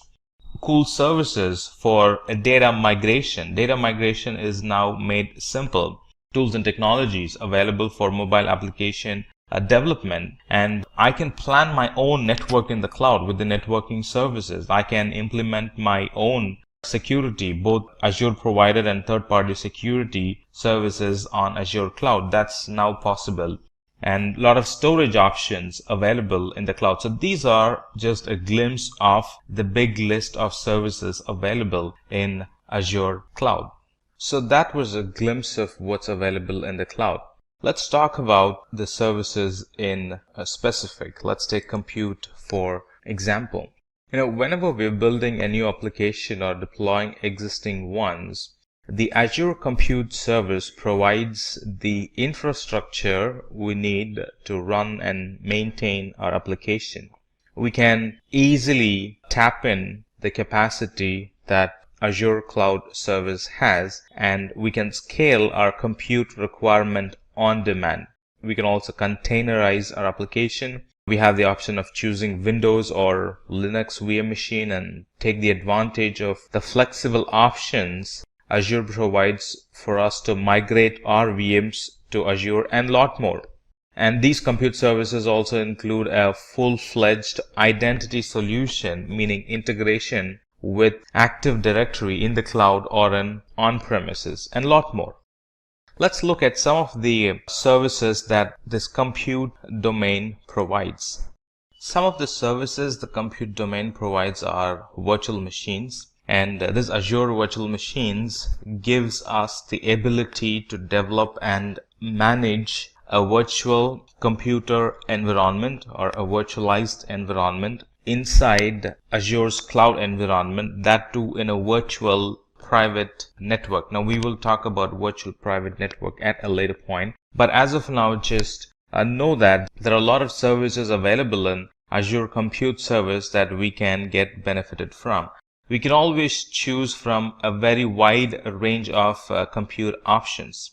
For example, we have an option to choose the operating system. We have the option to choose whether the system should be in on-premises or in the cloud, or do we want to maintain the environment both in on-premises and in the cloud. We have the option of choosing the operating system, whether we want to use our own operating system with some software attached to it, or do we want to go and buy the operating system from the cloud, from Azure Marketplace. And these are just a few of the options available for us when we want to buy the compute environment. And these compute environments are easily scalable, meaning we can easily scale our VM instances from one instance to thousands of virtual machines in a matter of minutes, or simply put, in a couple of button clicks. And all these services are available on a pay for what we use model, meaning there is no upfront cost. We use the service and then pay for the services that we have used. There is no literal long-term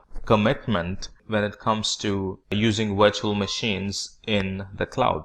And most of the services are built on a pay per minute billing basis.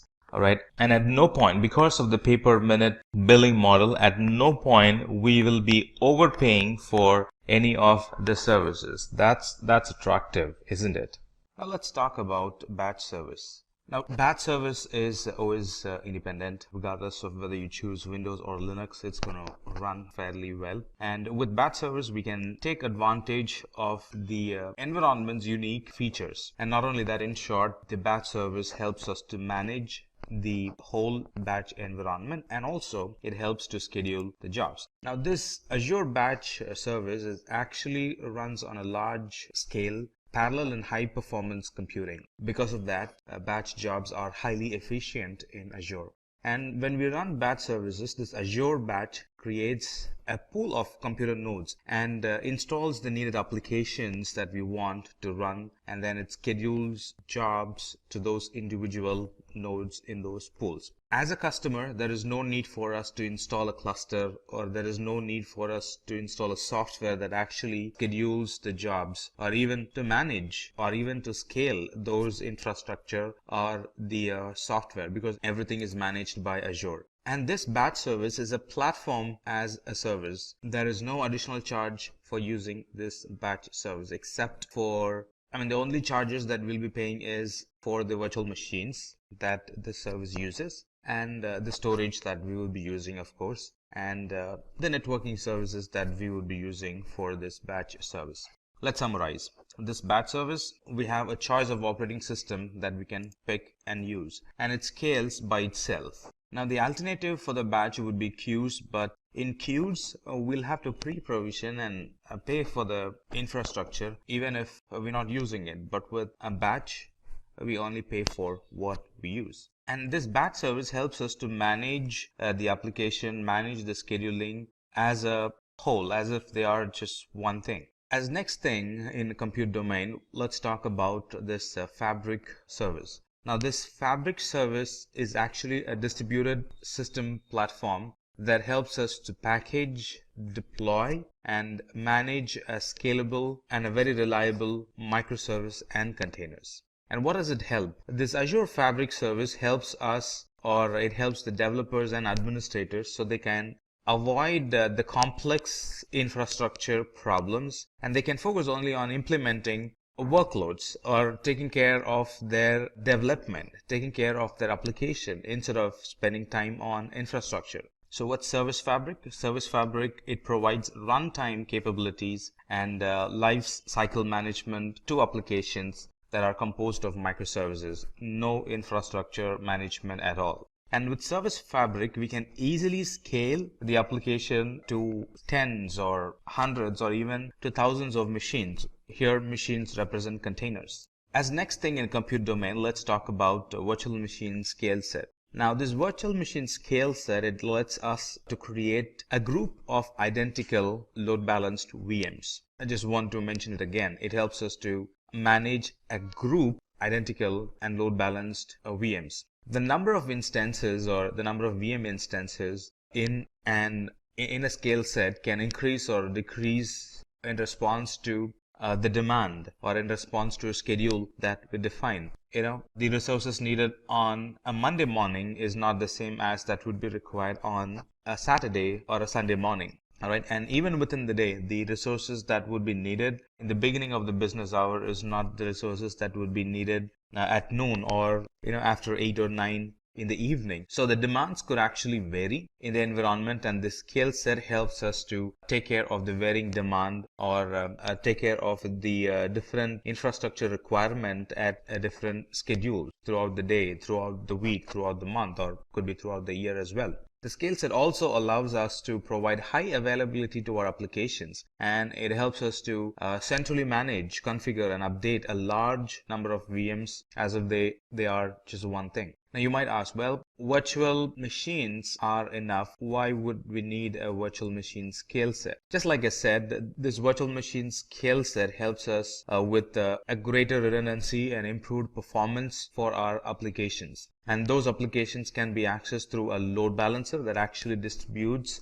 the requests to the application instances. So in a nutshell, this virtual machine scale set, it helps us to create a large number of identical virtual machines, number one. And with scale set, we can increase or decrease the virtual machines. With virtual machine scale set, we can centrally manage and configure and update a big group of VMs. And it's a great use case when it comes to big data or container workloads. As next thing in compute domain, let's talk about cloud services. Now this Azure cloud service is actually a platform as a service, and it's very friendly. In fact, it is designed for applications that support scalability or an application that requires scalability or reliability, and on top of it, you want them to be very inexpensive to operate. So Azure cloud service provides all these. So where would this cloud service run? Well, it runs on a VM, but it's a platform as a service. VMs are infrastructure as a service, and when we run applications on VM through cloud service, it becomes platform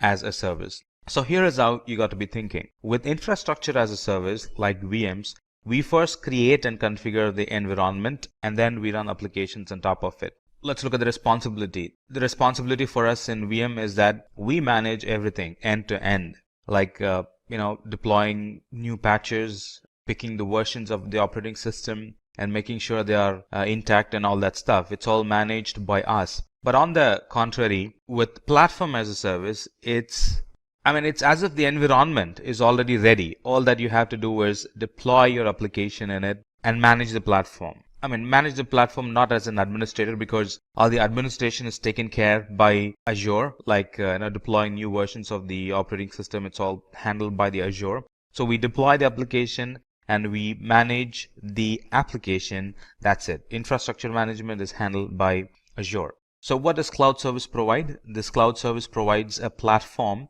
where we can write the application code, and we don't have to worry about hardware. Simply hand over the code and cloud service takes care of it.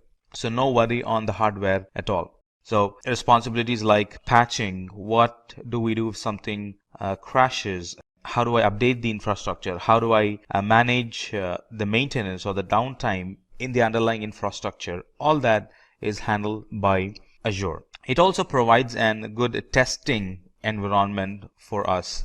We can simply run the code, test it before it's actually released to the production. I want to expand a bit on these testing applications. So this Azure Cloud Service, it actually gives us a staging environment for testing a new release without it affecting the existing release, which actually reduces the customer downtime. So we can run the application, test it, and anytime that's ready for production, all that's needed for us to do to move it to production is simply to swap the staging environment into the production environment, and the old production environment will now become the new staging environment where we can add more to it and then swap it back at a later point. So it kind of gives us a swappable environment for testing our applications. And not only that, it gives us health monitoring alerts. It helps us to monitor the health and availability of our application. There is a dashboard we can benefit from when we use Azure Cloud Services, and that shows the key statistics all in one place. And we can also set up real-time alerts to warn when a service availability or a certain metrics that we are concerned about degrades. As next thing in compute domain, let's talk about functions. Now, functions are serverless computing. Now, many times if you've heard about Azure being serverless, a lot of time they are referencing, or the person who's talking to you is referencing to serverless computing or Azure Functions, which is a serverless computing service hosted on Microsoft Azure. The main motive of a function is to accelerate and simplify application development. Functions helps us to run code on demand without we need to pre-provision or manage any Azure infrastructure. So Azure Functions are script or a piece of code that gets run in response to an event that you want to handle. So in short, we can just write a code that you need for a problem at hand without actually worrying about the whole application or the infrastructure that will be running that code. And the best of all the best is when we use functions, we only pay for the time that our code runs. So what does functions provide, or what does Azure Functions provide? Azure Functions allow users to build applications using serverless simple functions with a programming language of our choice. So the current programming languages that are supported is C#, F#, Node.js, Java, and PHP. So here we really don't have to worry about provisioning or maintaining servers. If a code requires more resource, yes, Azure Functions handles or it provides the additional resources needed by the code. And the best part is we only pay for the amount of time the functions are running, not the resources, but the amount of time the function is running. As next thing, and moving to the new domain, let's talk about the container domain in Azure. Now the container domain or the container service, it allows us to quickly deploy a production ready Kubernetes or a Docker Swarm cluster. Now what's a container? A container is a standard unit of software that packages up code and all its dependencies so the applications run quickly and reliably from one computing environment to another. It could be testing to staging to development environment to staging to production, or from one production to another production, or on-premises to cloud, or one cloud to another cloud, vice versa. Now imagine we had an option not to worry about the VM and just focus on the application. Well, that's exactly what containers helps us achieve. So these container instances enable us to focus on applications and not worrying about managing VMs or not worrying about learning the new tools required to manage the VMs or even the deployment. And our applications that we create, they run in a container. And running in a container is what helps us to achieve all these, not being able to manage or not needing to manage the virtual machines. So these containers, they can be deployed into the cloud using a single command if you're using a command line interface, and a couple of button clicks if we are using the Azure portal. And these containers are kept lightweight, but they are equally secure as virtual machines. Let's talk about container service as next thing. The container service, or sometimes called as Azure Kubernetes service, it helps us to manage the containers. Container is one thing, and a service that's used to manage the container is another thing. Now this Kubernetes service, or ACS, it helps us to manage the containers. So let's expand on this a bit. So this Azure Container Service, or ACS, it actually provides a way to simplify the creation, configuration, and management of a cluster of virtual machines that are pre-configured to run containerized applications on top of them. Deploying these containers might take like 15 to 20 minutes, or deploying the virtual machines that run containers in it might take 15 to 20 minutes. And once they are provisioned, we can actually manage them by using simple SSH tunnel into them. And this ACS, when it runs applications from Docker images. What does that mean?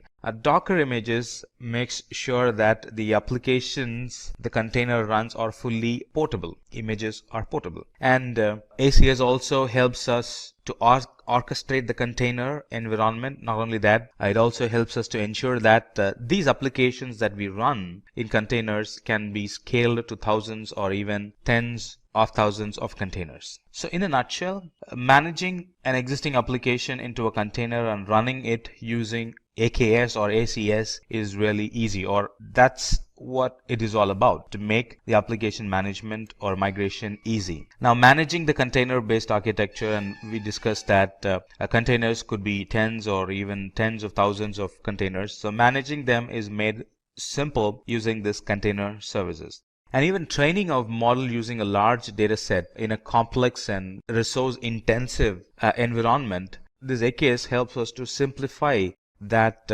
environment. All right, as next thing in container domain, let's talk about container registry. We spoke about registry a little bit when we spoke about Docker images. So container registry is a single place where we can store our images, which are Docker images. When we use containers, it's Docker images that we use for our image purposes. So these container images are a central registry that can be used to ease container development by easing the storage and management of container images. So there we can store all kind of images like Docker Swarm, or the images used in Docker Swarm are in Kubernetes. Everything can be stored in container registry in Azure. Now, anytime we store a container image, it provides us an option for geo replication. What that means is that we can efficiently manage a single registry replicated across multiple regions. Now, these geo replication, it actually enables us to manage global deployments, assuming we are having an environment that requires a global deployment. So it helps us to manage global deployments as one entity because we are geo replicating. We would be updating, we would be editing one image, and that image gets replicated throughout the global replication centers we would have set up. And so just one editing would have actually edited the global images, and those global images would have provisioned the global application. So one edit, replication, and then provisioning of the applications global wide. And this replication also helps us network latency, because anytime an application needs to deploy, it does not have to rely on a single source which can be reached only through high latency network. Because we have global replications around the world, anytime the application wants to check back, it would check back the application which is in a very nearby location for the application itself. Global replication means that we are managing it as a single entity that's being replicated across the multiple regions in the globe. As next thing in our learning, let's talk about Azure databases. Now, this Azure databases are relational. In fact, they have many flavors in them. We're going to look at different flavors, SQL, NoSQL, cache type of database that Azure offers. So we're going to learn one at a time, or we're going to learn one by one. So this Azure SQL database is a relational database. In fact, it's a relational database as a service. It's managed by Azure. We don't get to do a lot of management in it. So it's a relational database as a service based on Microsoft SQL Server database engine. And this database is a high performance database. It's very reliable, and it's very secure as well. And this high reliability, high performance, and for this high security, we really don't have to do anything. It comes along with it, and it's managed by Azure. And there are two things that I definitely need to mention about Azure SQL database. That is, it's an intelligent service. Number one, it's fully managed by Azure, and it also has this one good thing, which is it has built-in intelligence that learns app patterns and adapts to maximize performance and reliability and data protection of the application. That's something that's not found in many of the other cloud providers that I'm aware of, so I thought I'll mention it. So it uses built-in intelligence to learn about the user's database patterns and helps improve performance and protection. And migration or importing data is very easy when it comes to Azure SQL database. So it can be readily or immediately used for analytic reporting and intelligent applications in Azure. As next thing, let's talk about Azure Cosmos DB. Now, Azure Cosmos DB is a database service that is for NoSQL type, and it's created to provide low latency and an application that scales dynamically or that scales rapidly. Now this Azure Cosmos DB is a globally distributed service, and it's a multi-model database. This can be provisioned in a click of a button. That's all we got to do if we need to provision an Azure Cosmos DB in the Azure. It helps with scaling the database. We can elastically and independently scale throughput and storage across this database and in any of the Azure geographic regions. It provides a good throughput, it provides good latency, it provides good availability, and it provides, or Azure promises, a comprehensive SLA that no other database can offer. That's the best part about Cosmos DB. So this Cosmos DB was built with global distribution in mind, and it's built with the horizontal scale in mind. And all this we can use by only paying for what we have used. And remember, the difference between Azure Cosmos DB and the SQL database is that Azure Cosmos DB supports NoSQL, whereas SQL doesn't. Alright, few other things about Azure Cosmos DB is it allows users to use key value, graph, column, family, and document data. It also gives users a number of API options like SQL, JavaScript, MongoDB, and few others that you might want to check in the document at the time of reading. And the best part here is that all that we mentioned, we get to use only by paying for the amount of storage and throughput that are required. And the storage and the throughput can be elastically scaled based on the requirement of that R. Alright, let's talk about Redis Cache. Discussion about Azure database won't be complete without we talking about Redis Cache. Now Redis Cache is a secure data cache. It's also sometimes called as messaging broker that provides high throughput and low latency access to data for the applications. Now Redis Cache is based on a popular open source caching product, which is Redis, sometimes called as Redis Cache. Now what's the use case? It's typically used to cache to improve the performance and scalability of a system that rely heavily on backend data stores. Now performance when we use Redis Cache is improved by temporarily copying the frequently accessed data to a fast storage located very close to the application. Now with Redis Cache, this fast storage is located in memory with Redis Cache instead of being loaded from the actual disk in the database itself. Now this Redis Cache can also be used as an in-memory data structure store. Not only that, it can be used as a distributed non-relational database and a message broker. So there are a variety of use cases for this Redis Cache. And by using Redis Cache, the application performance is improved by taking advantage of the low latency and the high throughput performance that this Redis Cache engine provides. So to summarize, this Redis Cache, when we use Redis Cache, data is stored in the memory instead of the disk to ensure that there is high throughput and low latency when the application needs to read the data. It provides various levels of scaling without any downtime or interference. Now this Redis Cache is actually backed by Redis server, and it supports string, hashes, linked list, and various other data structures. Now let's talk about security and identity services. Now identity management in specific is a process of authenticating first and then authorizing using security principles. And not only that, identity management involves controlling information about those principal identities. You might ask, now what's a principal identity? Now identity or principal identity are services, applications, users, groups, and a lot more.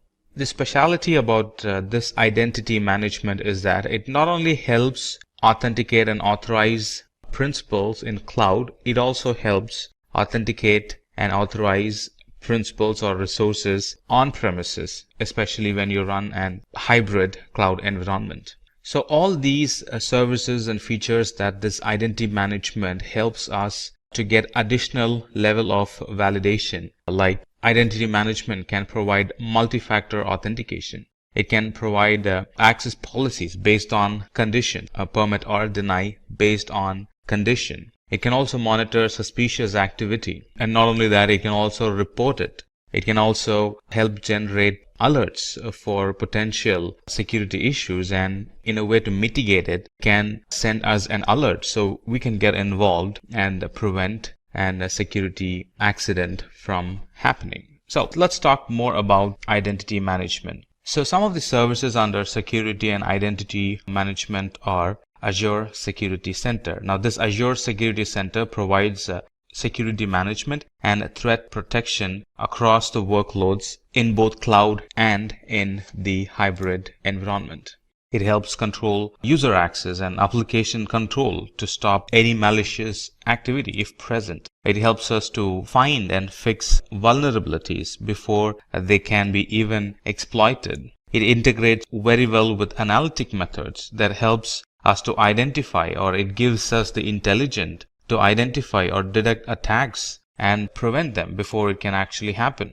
And it also works seamlessly with hybrid environments. So you don't have to have one policy for on-premises and one policy for the cloud. It's now a unified service, both for on-premises and the cloud. The next service in security and identity would be Key Vault. Now, a Key Vault is a service or a feature that helps safeguard the cryptographic keys and any other secrets used by the cloud applications and the services. In other words, this Azure Key Vault is a tool for securely storing and accessing the secrets of the environment, the secret keys. Now, a secret is anything that you really want to have a very tight control access, like the certificates, like the passwords, stuff like that. Now, if I tell you what Key Vault actually solves, that would actually explain what Key Vault is. Now, Key Vault is used in secrets management. It's helped in securely storing the tokens, the passwords, the certificates. It helps in key management. It really helps in creating and controlling the encryption keys that we would use to encrypt data. It helps in certificate management. Talking about certification management, it helps us to easily provision, manage, and deploy public and private SSL, TLS certificates in Azure, and a lot more. So in a nutshell, this Key Vault, it provides users the ability to provision new vaults and keys in just a matter of minutes. All that in a single command, or all that in a couple of button clicks. It also helps users to centrally manage their keys, secrets, and policies. Next in the list, let's talk about Azure Active Directory. Now, Azure Active Directory helps us to create intelligent-driven access policies to limit resource usage and manage user identities. What does that mean? Now, this Azure Active Directory is a cloud-based Active Directory and identity management service. Now, Azure Active Directory combines, it's actually a combination of the core directory services plus application access management plus identity protection. And one good thing about this Azure, in fact, there are a lot of good things, but especially when you're running hybrid environments, you might wonder, well, how this Azure Active Directory is going to behave. Now, this Azure Active Directory is built to work on-premises and cloud environment as well. Not only that, it also works seamlessly with mobile applications as well. So in a nutshell, this Azure Active Directory, it acts as an central point of identity and access management for our cloud environment. It also provides good security solutions that protect against unauthorized access of our app and the data. Now that we've discussed about security and identity, let's talk about the management tools that Azure has to offer.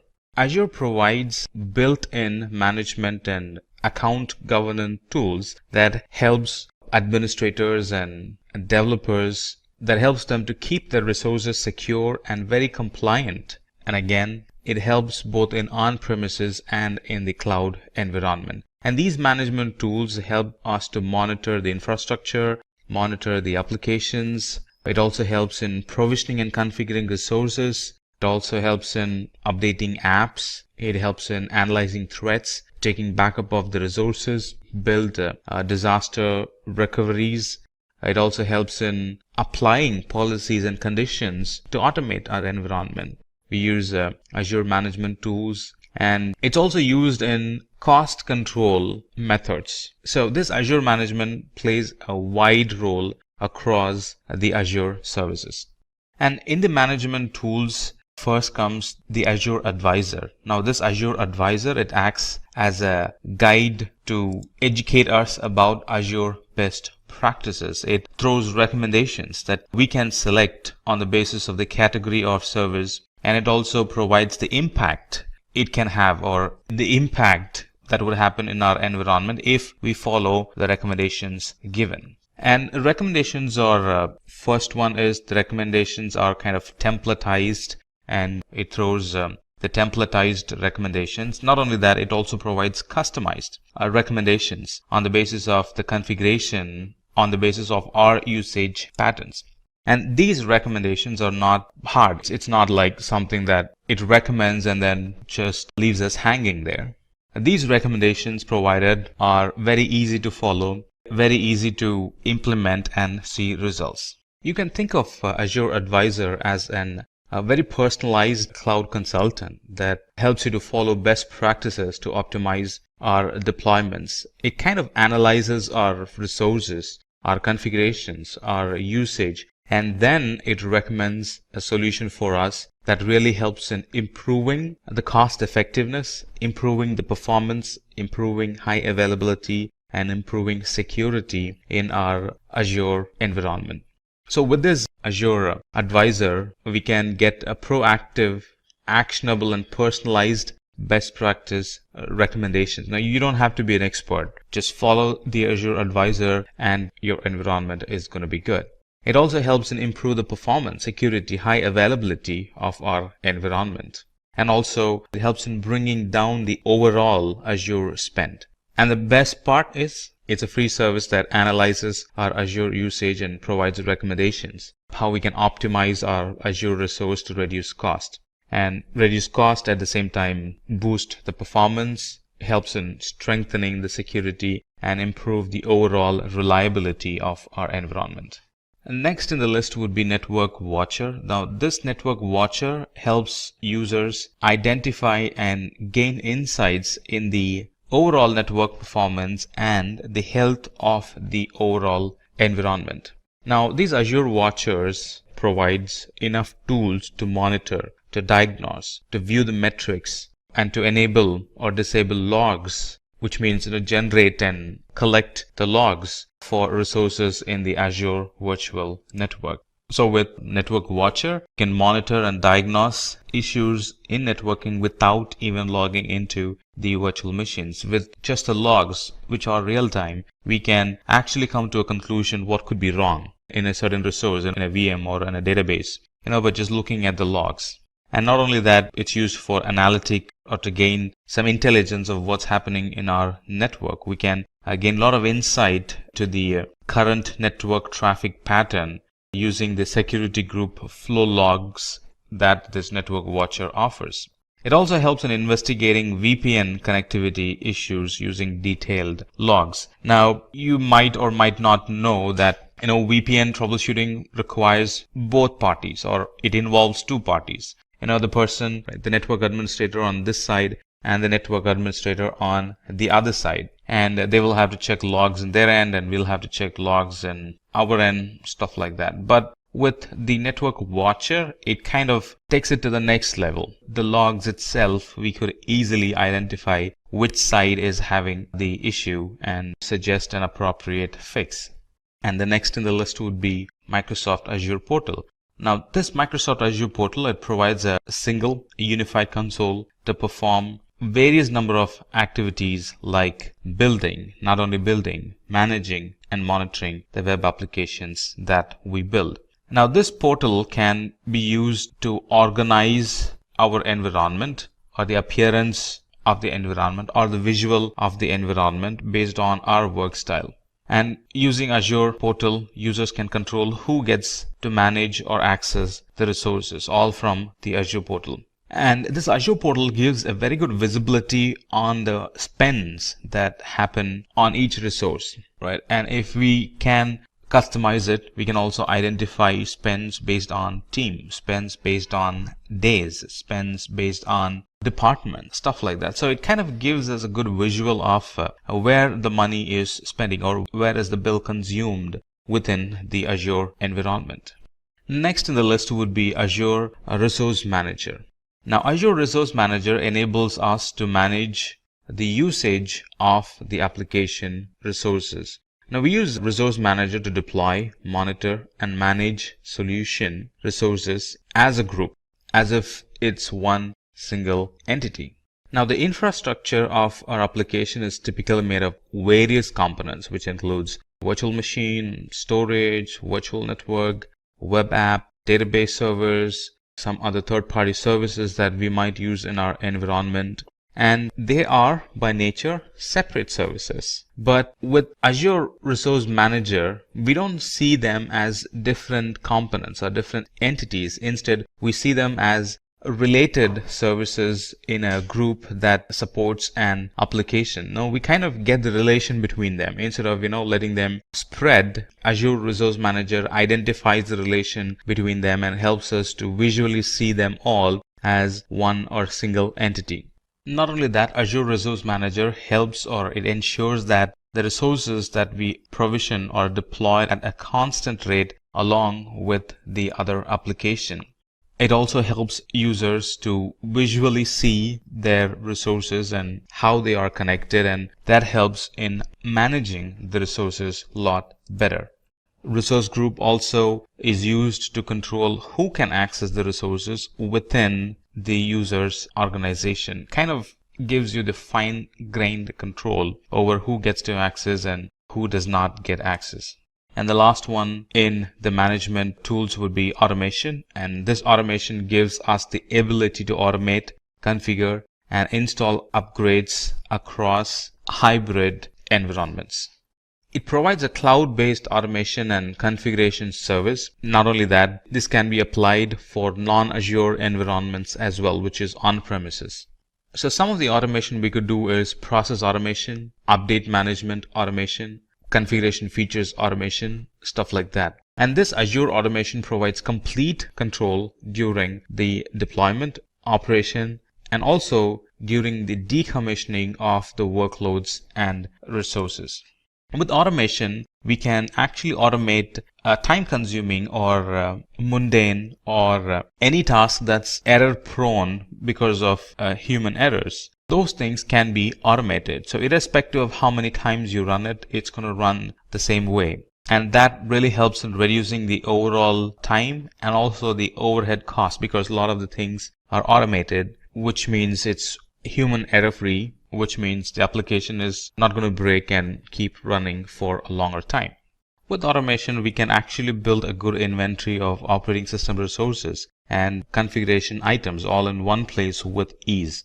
And this really helps in tracking the changes and investigating the issue. Let's say something happened. Because we have automation, because it's logging the configuration changes, it's easy to track, easy to identify what has changed lately that has broken the environment, go back and fix it or kind of roll it back. That solves the problem. And that actually summarizes the Azure management tools or management services. Now let's talk about the networking tools or the networking services available in Azure. There are a variety of services, especially networking services, that Azure offers, and I'm sure it's going to be an interesting one.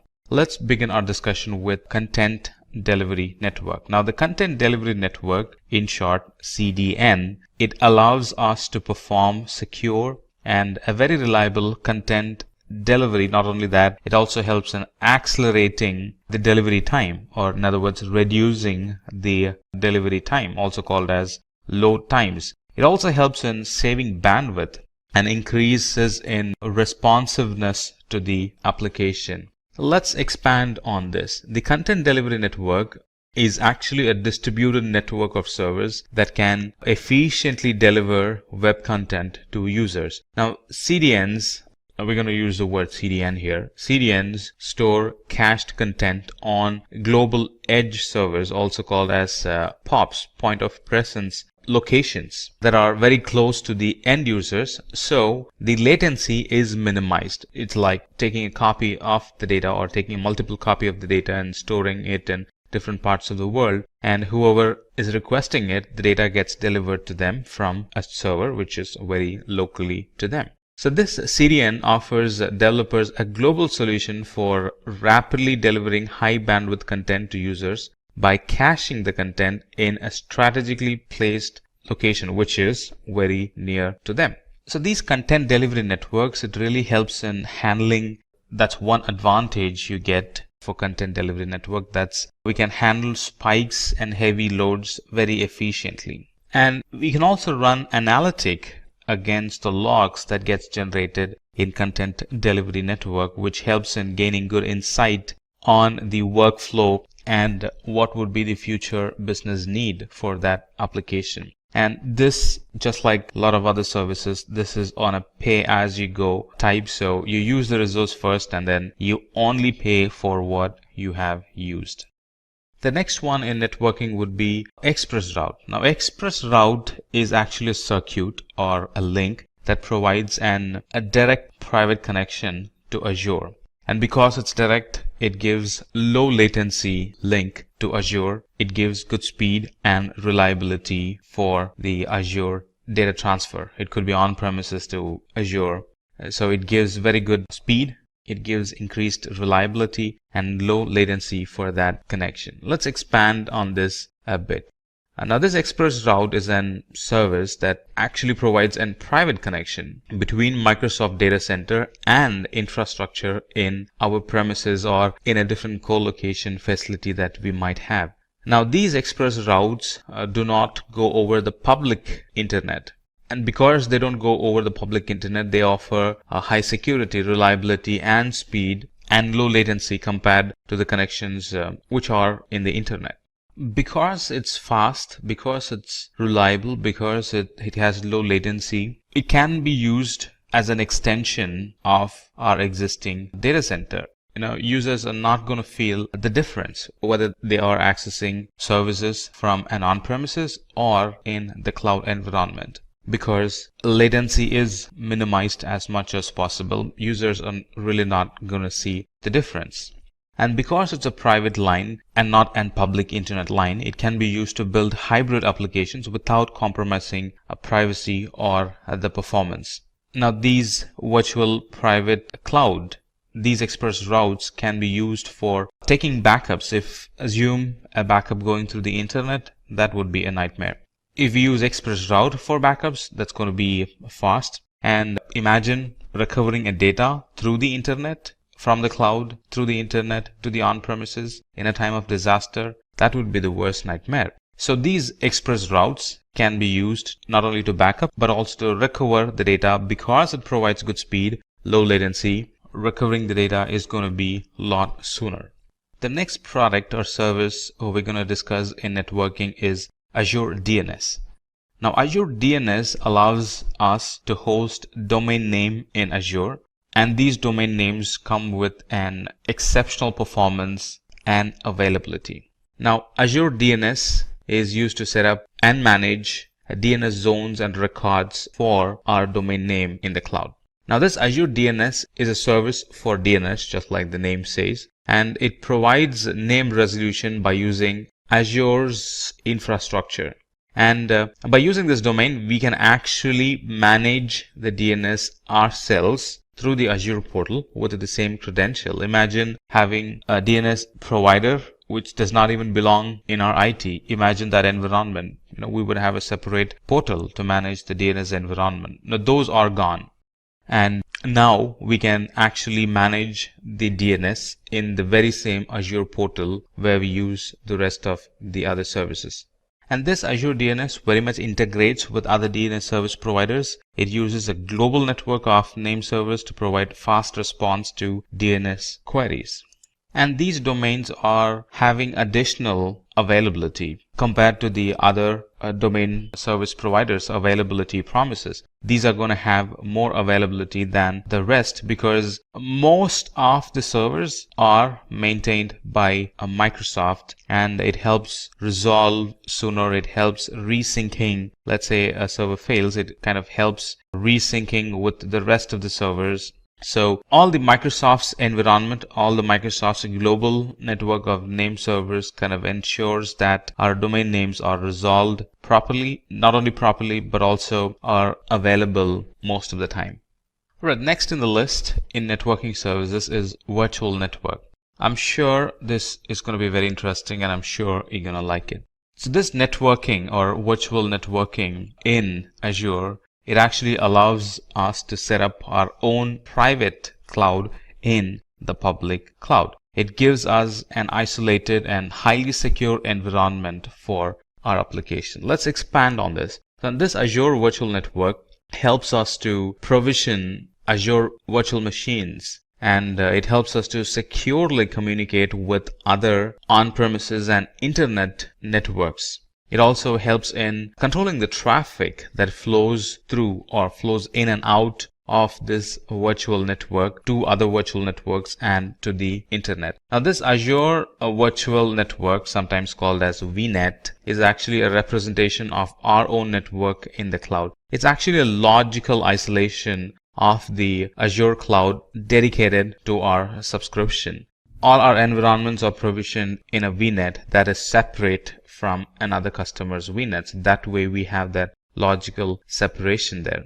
So this virtual network can also be used to provision VPNs in the cloud, so we can connect the cloud and the on-premises infrastructure and a lot more, especially in an environment where we have hybrid environment. Surely we will be using virtual network because that's going to require a VPN for secure data transfer in and out of the cloud and in and out of the on-premises environment. Alright, so it kind of gives us a boundary for all the resources. So all the traffic between the Azure resources, they kind of logically stay in between or logically stay within the Azure virtual network.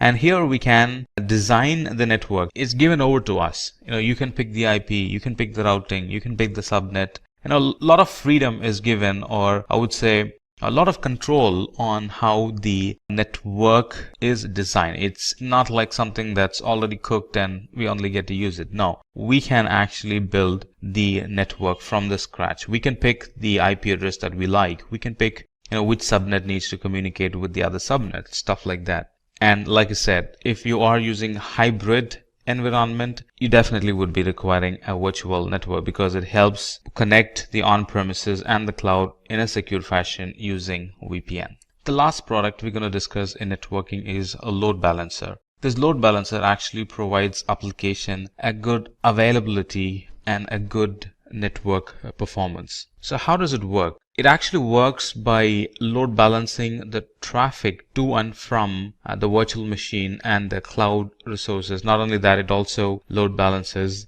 between cloud and cross-premises virtual networks. With Azure Load Balancer, we can actually scale our application and create high availability for our services, which means our application will be available most of the time. If any of the server goes dead, the server does not get traffic. What happens if the server gets traffic? User is going to experience downtime. What happens if the server does not get traffic? User won't experience any downtime. The connection is shifted to an healthy service, so the user experiences uptime all the time. So this load balancer supports inbound and outbound scenarios, and it provides low latency. It gives high throughput of the data transfer, and we can actually scale up the flow of the TCP and UDP connections from hundreds to thousands to even millions because we have a load balancer now in between the user and the application. So how does it operate? This load balancer actually receives the traffic and it load balances the traffic to the backend pool of instances connected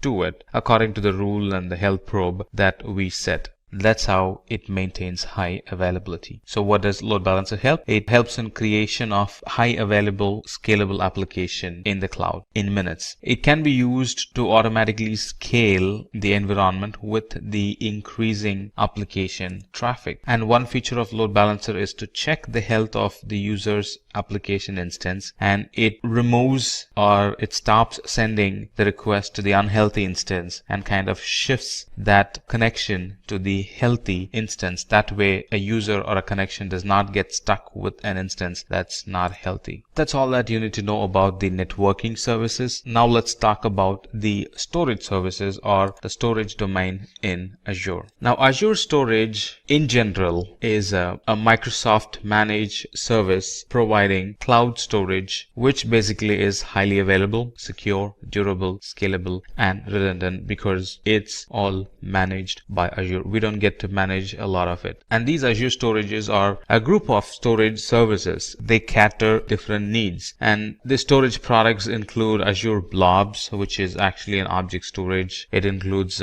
Azure Data Lake. It includes Azure Files. As you see, it includes Azure Queues. It includes Azure Tables and a lot more. But let's start our discussion with Azure Store Simple. Azure Store Simple is an hybrid cloud storage solution that actually lowers the cost of storage to nearly 60% of how much you would be actually spending without using it. So Azure Simple Storage or Store Simple is an integrated storage solution that manages the storage task between on-premises and the cloud storage. What I really like about Azure is that it's built around a hybrid environment in mind. There are a lot of other cloud providers that are there where running an hybrid environment is a big challenge. You know, it has some compatibility. You won't be able to find an hybrid or a on-premises and cloud solution for your need, stuff like that. But with Azure, especially when it comes to storage, a lot of the things that we're going to see, it clearly is designed with hybrid environment in mind. All right, so let's come back and talk about Store Simple. So Store Simple is an very efficient, cost-effective, and a very easily manageable SAN, storage area networking solution in the cloud. I thought I'll throw in this information. The reason why it got Store Simple is really because it uses Store Simple 8000 series devices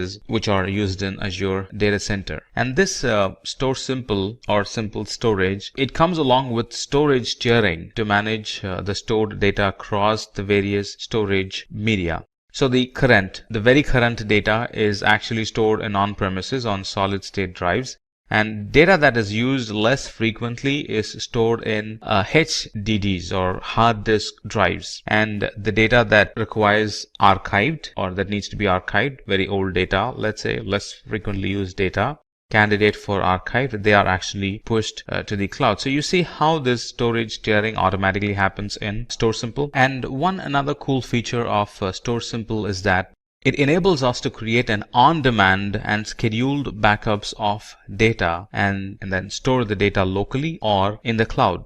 And these backups are actually taken in the form of incremental snapshot, which means that they can be created and restored quickly. It's not a complete backup, it's an incremental backup. And these cloud snapshots, they can be critically important when there is a disaster and when there is a disaster recovery scenario, because these snapshots can be called in and they can be put on storage systems and then they become the actual data. So recovering is faster if you have proper scheduled backups or if you have frequent backups. And this Storage Simple, it really helps in easing our backup mechanism, which means it kind of eases our disaster recovery steps or procedures as well. So this Store Simple, it can be used to automate data management, data migration, data movement, data tiering across the enterprise, both in cloud and on premises.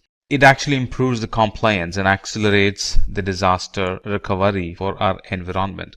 And if there is one thing that's increasing every new day in our environment, that would be storage. And this Store Simple addresses that need, and we really don't have to pre-plan or think in deep for having a proper storage, because now we have a simple storage available in the cloud, and moreover it's on a pay-as-you-go type. So not much pre-planning on storage is needed. Yes, there will be a need, but not as much as I would without the cloud or without the simple storage. And the next service under storage that we would like to discuss is the Data Lake Store. This Data Lake Store or storage, it's a cost-effective solution for big data analytics in specific. So let's expand this. So this Data Lake Storage is an enterprise-wide repository for big data analytic workload. Now that's the major service that's dependent on this Data Lake Store. And this Data Lake enables us to capture data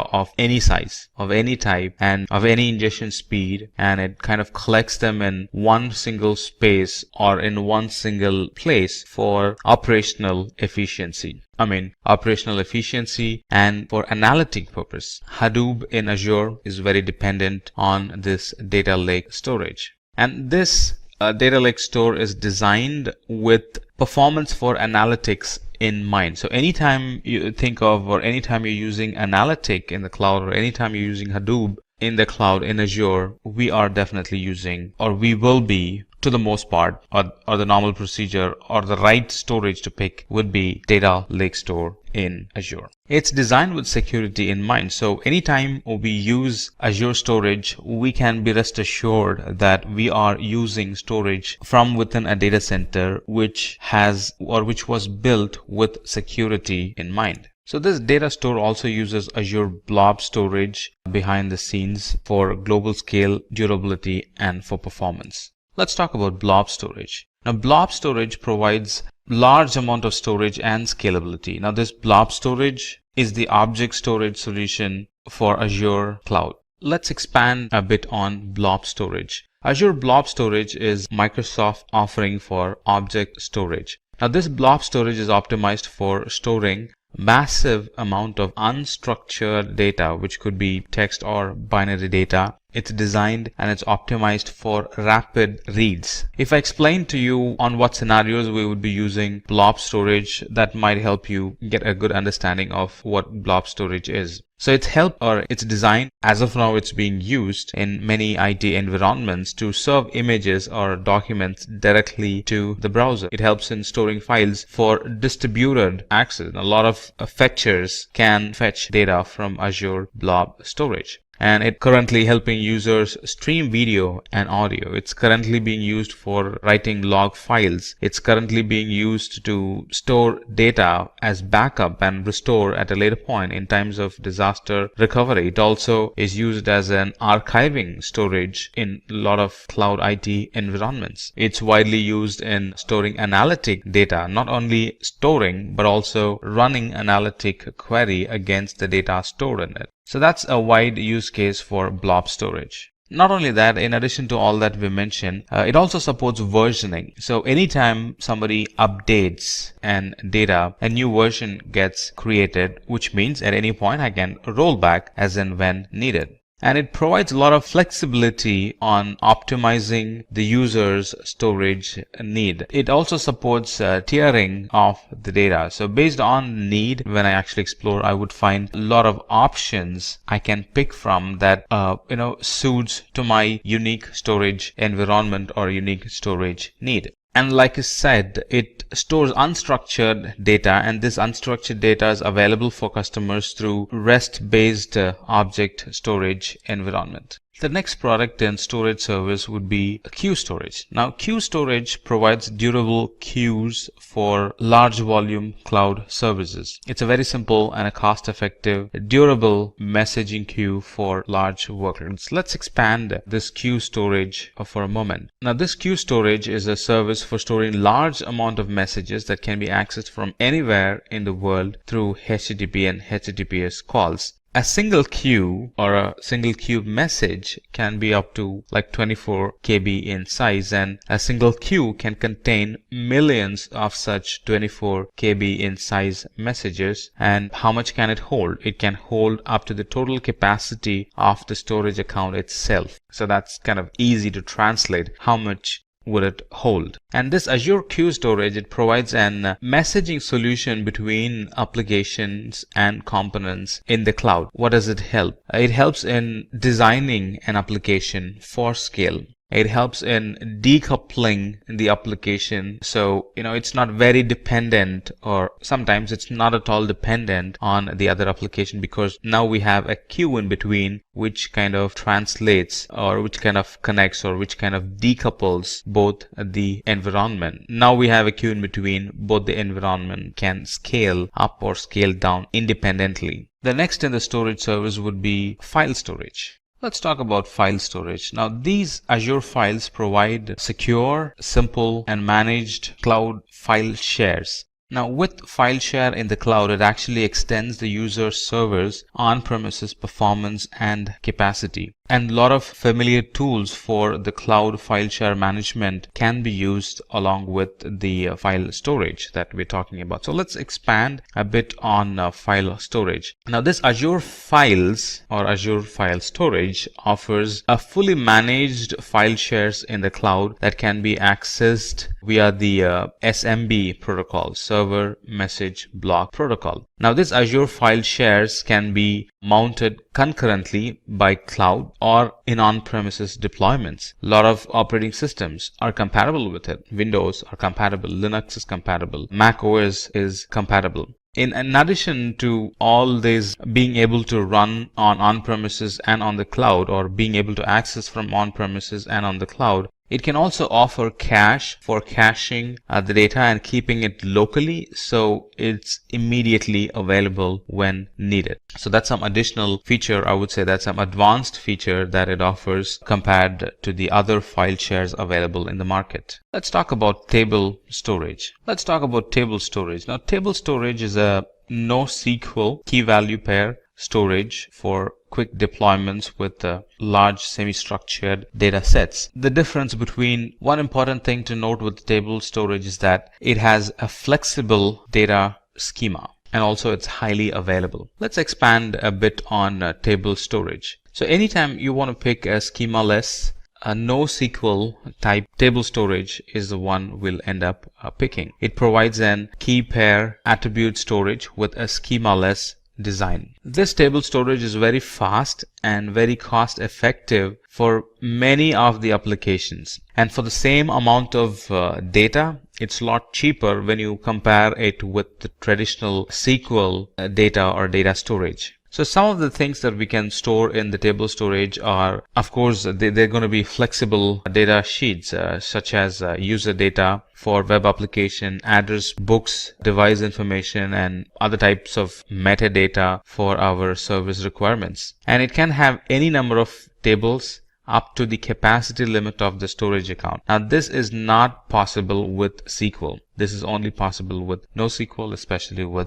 table storage in Azure. Explanation of storage really concluded the length and breadth of the explanation this CEO was giving his IT personnel. But this IT personnel is not done with it yet. He still has a question even after this lengthy discussion, and his question was, well, there are a lot of other cloud providers available. What made you specifically choose Azure? I mean, from the kind of question that he asked, we can say that he is very curious, and he definitely had asked a very thoughtful question. So his CEO went on and started to explain about the other capabilities of Azure, or how it kind of outruns the rest of the cloud providers. So he started, or he again started his discussion, but from a different angle now. So he started to explain what are the capabilities or how Azure is better than the competitors. So he started with explaining the platform as a service capabilities. And I'm going to tell you what the CEO told his IT person. So this platform as a service, or in platform as a service, the infrastructure management is completely taken care by Microsoft, allowing users to focus completely on the innovation. No more infrastructure management responsibilities. Go and focus on innovation. That's a fancy way of saying it. When we buy platform as a service, that's what we get. We can contribute our time on innovation and not just maintaining the infrastructure. And Azure especially is .NET friendly. Azure supports the .NET programming language, and it has, or it is built or designed, or it is optimized to work with old and new applications deployed using .NET programming framework. So if your application is .NET, most of the time you would end up picking Azure. I mean, if you try to compare, most of the time you would end up picking Azure as your cloud service provider. And the security offerings that Azure offers is it's designed based on the security development lifecycle, which is an industry-leading assurance process. When we buy services from Azure, it assures that the environment is designed based on security development lifecycle. And like I mentioned many times in the past, and I would like to mention it again,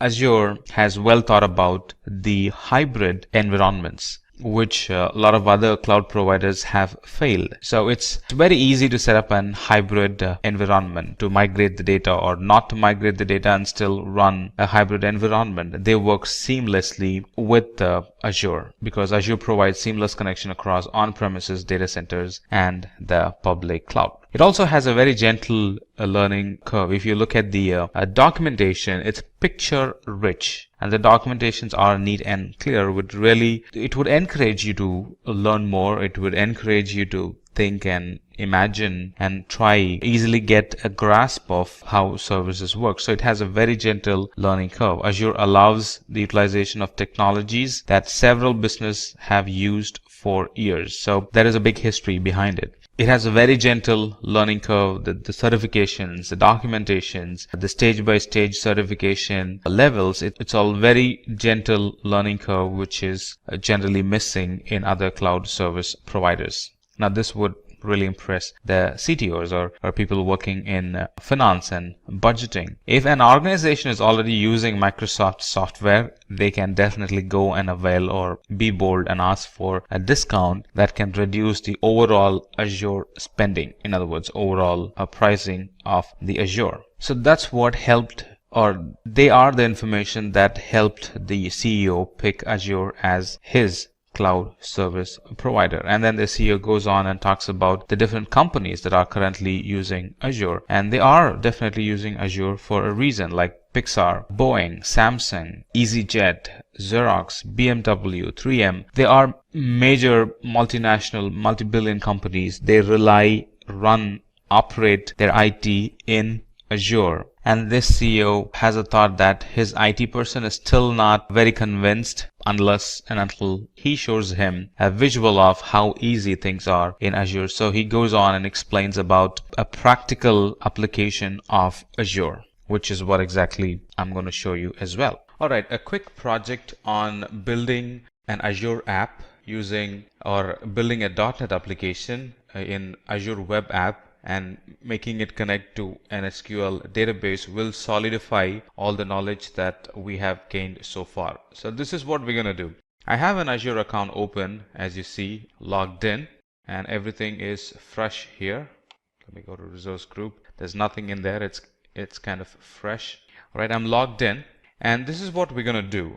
So we're going to create an application like this, which is nothing but an to-do application, a to-do list application, which is going to run from the web app, get information from us, and save it in the database that's connected to it. So you can already see it's a two-tier application, web and DB. All right. So let me go back to my Azure account. The first thing is to create an resource group. Let's give it a meaningful name. Let's call it Azure Simplilearn. All right. And it's going to be a free trial. And the location, pick one that's nearest to you, or wherever you want to launch your application. Now for this use case, I'm going to pick Central US and create. It's going to take a while to get created. There you go. It's created. It's called Azure Simplilearn. Now what do we need? We need an web app and a separate SQL database. Let's first get our web app running. So go to App Services and then click on Add. It's not the web app plus SQL that we want. We want web app alone for this example. So let's create an web app. Give it a quick name. Let's call it Azure Simplilearn. The subscription is free trial, and I'm going to use my existing resource group, a resource group that we created some time back. It's going to run out of Windows, and we're going to publish the code. All set, we can create it. All right, while this is running, let me create my database. Right, SQL database, create a database, give it a name. Let's call it Azure Simplilearn DB. Put it in our existing resource group that we created. It's going to be a blank database, all right, and it's going to require some settings like the name of the server and the admin login. the password that goes along and in which location this is going to be created. The server name is going to be Azure Simplilearn DB. That's the server name. And the admin login can be, what can be the admin login name? Let's see. So let's call it Simplilearn. That's my admin login name. And let me pick a password. Click on create. So what have we done so far? We have created an web app and we have created a database in the resource group that we have created. So if I go to resource group, it's going to take some time before things show up. So if I go to my resource group, I only have one resource group as of now, Azure Simplilearn, and there I have a bunch of resources being created. It's still being created. All right. In the meantime, I have my application right here that's running out of or that's in Visual Studio as of now, right? So once the infrastructure is set and ready in the Azure console, we're going to go back to Visual Studio, feed these inputs in the Visual Studio so the code knows what the database is, the credentials to log into the database, stuff like that. So we're going to feed those information in Visual Studio. By that, we're actually feeding it into the application, and then we're going to run it from there. Deploying these applications takes quite a while. We really got to be patient. Right, now we have all the resources that we need for the application to run. Here's my database, and here's my app service. There's one more thing we need to do, that is create an firewall exception rule. So one more thing needed is to create an firewall exception rule, right? So the application is going to run from my local desktop and it's going to connect to the database, right? So let's add an exception rule by simply adding the client IP. It's going to pick my IP, the IP of the laptop I'm using as of now, and it's going to create an exception to access the database. So that's done. Now we can go back to our Visual Studio. I already have a couple of apps running or a couple of configurations pushed from Visual Studio. I'm going to clean that up. If you're doing it for the first time, you may not need to do this. Alright, so let's start from the scratch. This is very similar to how you would be doing in your environment. Alright, so we're going to select an existing Azure app service. Now before that, I have logged in. As you can see, I have logged in with my credentials. So it's going to pull few things automatically from my Azure account. So in this case, I'm going to use an existing Azure app. So select existing and then click on publish.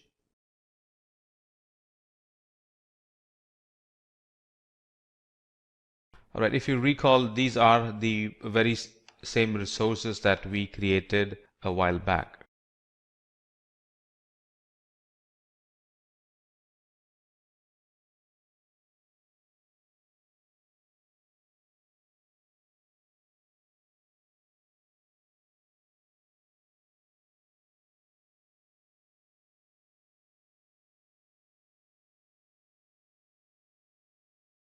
Right, we have clicked on save and it's running, kind of validating the code, and it's going to come up with an URL. Now initially the URL is not going to work because we haven't mapped the application to the database. So that would be the next thing.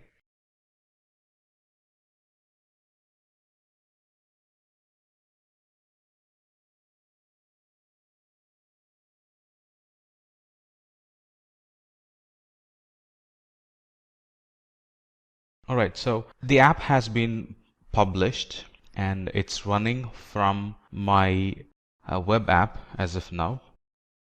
It's going to throw an error.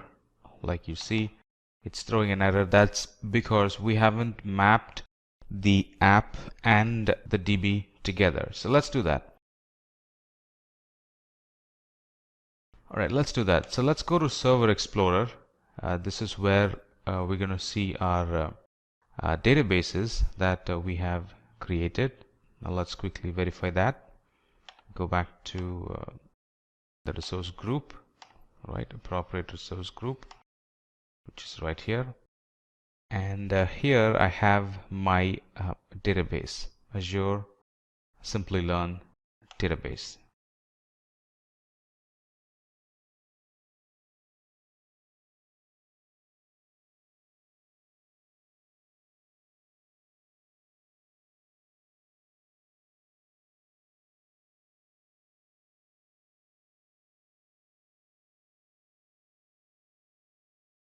Right, it has some issues connecting to my database. Give me a quick moment. Let's fix it.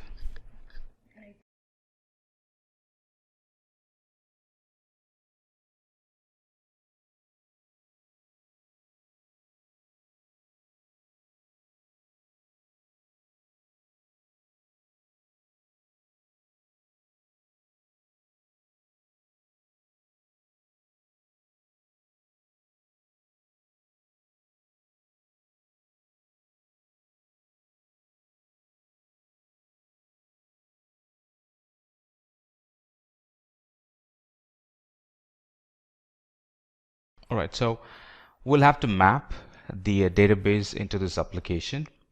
All right, so let's go to the Solution Explorer, click on Publish, and a page like this gets shown. And from here, we can go to Configure. Here is our web app, all right, with all its credentials. Let's validate the connection, number 1. All right, and then click on Next. This is my DB connection string, right, which the app is going to use to connect to my DB. Now, if you recall, our DB was Azure Simplilearn DB, and that's not being shown here. So let's fix that. Right, so let's fix that. Click on Configure, and here let's put our DB servers URL. Now before that, let's change this to SQL Server. All right, and then in here put the DB's URL. So go back to Azure. Here is my DB or server's name. Put that here. Right, the username to connect to the server, that's right here. Put that in, and the password to connect to the server, let's put that in. All right, it's trying to connect to our Azure portal or the Azure infrastructure, and here is my database. If you recall, it's Azure SLDB. That's the name of the database. Let's test the connection. Connection is good. Click on OK.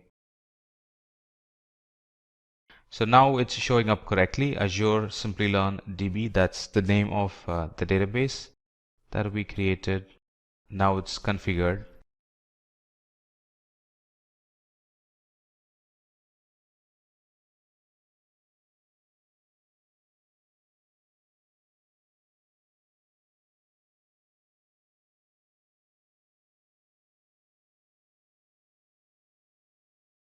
All right, let's modify the data connections.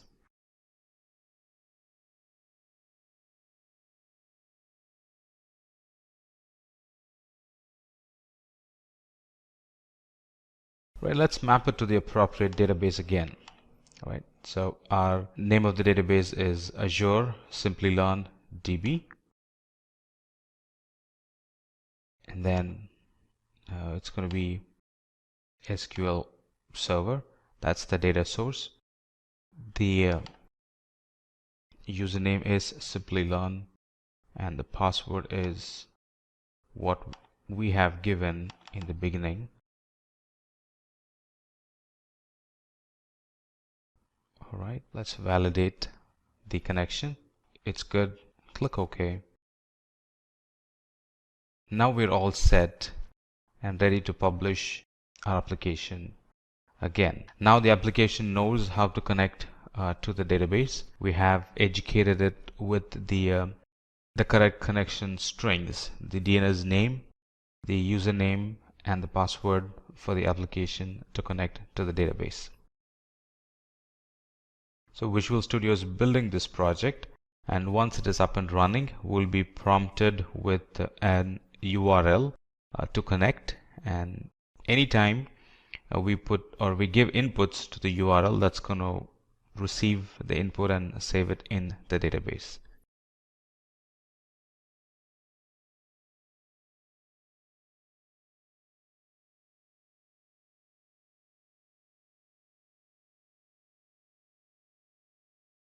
Alright, so here is my to-do list app, and I can start creating to-do list for myself. Alright, so I have the items already listed. I can create an entry, and these entries get stored in the database. I can create another entry, take the dog for a walk, that's gonna get stored.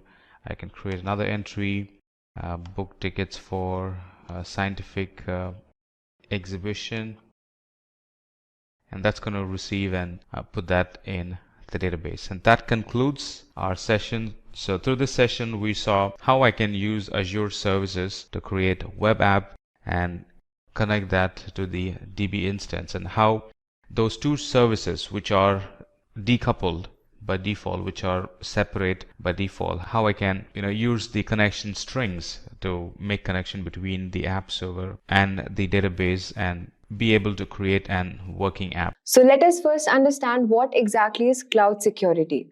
Cloud security is a set of tools and practices designed to protect businesses from threats both inside and outside the organization. As companies move to use more online tools and services, ensuring that cloud security is essential. Let's start with a simple case study. Imagine an IT consulting firm. The owner Alex decides to move the company's operation to the cloud to streamline project management, client interactions, and data storage. Alex chooses a cloud service provider to host all the data and application. But here's the thing, the internet can be a dangerous place. Just like you would want to protect your home from burglars, Alex needs to protect his business from cyber criminals who might try to steal sensitive client data or disrupt services. This is where cloud security comes in. Cloud security involves using various tools and practices to keep your data safe, ensure only authorized people can access it, and protect it from the potential threats. For Alex, this means making sure that the client's information is encrypted, so even if someone intercepts it, they can't read it. Setting up strong passwords and multi-factor authentication to make sure only the right people have access, and regularly updating software to fix any security weaknesses. So in simple terms, cloud security is like having a high-tech security system for your online and data applications. It's about making sure your valuable information is safe and sound, just like you would protect your most prized possessions. But why is cloud security so important? Lately, terms like digital transformation and cloud migration are often heard in businesses. These terms mean different things to different companies, but then they both highlight the need to change. As businesses adopt these new technologies to improve their operations, they face new challenges in keeping everything secure while maintaining productivity. Modern technologies allows businesses to work beyond traditional office setups, but switching to cloud-based systems can be risky if not done correctly. To get the best results, businesses need to understand how to use these technologies safely and effectively. This means finding the right balance between using advanced cloud tools and ensuring strong security practices are in the place. Before we jump in, let's talk briefly why the cloud is such a game changer. Cloud computing offers on-demand self-service, broad network access, rapid elasticity, and scalable resources, making it incredibly convenient for businesses. You can access resources from anywhere, scale up or down based on your needs, and enjoy a flexible and efficient computing environment. However, these benefits can introduce unique security challenges that needs to be addressed. Data breaches. Encryption is your best friend. Make sure that your data is encrypted both at rest and transit. Think of it like this. If someone steals a lockbox but doesn't have the key, they can't access what's inside. Access controls. Only authorized users can access sensitive data. Use role-based access control RBAC and multi-factor authentication MFA to make this happen. It's like having a bouncer at a VIP party, only the right people get in. Then we have insecure APIs. Secure coding practices. Always use secure coding practices to protect your APIs. Validate inputs and use proper authentication. It's like making sure your doors and windows are locked tight. Regular audits. Regularly audit your APIs for vulnerabilities. Think of it as a routine checkup to keep everything is on top shape. Then we have insider threats. To overcome this, we have monitoring activities. Keep an eye on what's happening within your organization. Use monitoring tools to detect unusual activities. It's like having security cameras inside your premises. Employee training. Educate your employees about security's best practices. Sometimes a simple mistake can lead to big problems. Training is the first line of defense. The next threat we have is the denial of service attacks. Traffic management. Use traffic management tools to filter out malicious traffic. It's like having a floodgate to control the flow of water and keep out the bad stuff. Redundancy and load balancing. Implement redundancy and load balancing to ensure your system can handle sudden spikes in traffic. It's like having multiple lanes on a highway to prevent traffic jams. Then we have advanced persistent threats, APTs. To overcome this, we should ensure continuous monitoring. Always monitor your system for any signs of intrusion. Use advanced security measures to detect and respond to threats quickly. Think of it as having a night watchman on duty 24/7. Then we have incident response plans. Having a plan in place to respond to security incidents. It's like having an emergency drill. You'll know exactly what to do if something goes wrong. Best practices. Here are some of the best practices to enhance cloud security. At first, implement strong access controls. Use multi-factor authentication and limit access based on rules to ensure that users only have the permission they need. Regularly update and patch systems. Keep your systems up to date with the latest patches to close vulnerabilities that could be exploited by attackers. Then we have employee training. Educate your employees on security's best practices, such as recognizing phishing attempts and creating strong passwords. Then we have network segmentation. Divide your network into smaller, more secure zones to limit the impact of potential breaches. Monitoring and logging. Continuously monitor your environment and maintain detailed logs to detect and respond to threats promptly. Cloud security is an ongoing effort that requires vigilance, right tools, and a commitment to best practices. By staying informed, using the right security measures, and following best practices, you can protect your cloud environment from threats. Let's now take a look at some individual features of S3, starting off with lifecycle management. So lifecycle management is very interesting because it allows us to come up with a predefined rule that will help us automate the transitioning of objects from one storage class to another without us having to manually copy things over. Of course, you could imagine how time-consuming that would be if we had to do this manually. So we're going to see this very soon in a lab. However, let me discuss how this works. So once it's basically a graphical user interface. It's very, very simple to use once you come up with these lifecycle management rules. But you're going to define two things. You're going to define the transition action and the expiration action. So the transition action is going to be something like, well, I want to transition an object from, maybe it's all objects, or maybe it's just a specific type of object in a folder, example, that has a specific prefix, from one storage class, let's say standard, to standard inactive or infrequent access. Maybe only after 45 days, after at least a minimum of 30 days, like we spoke of before.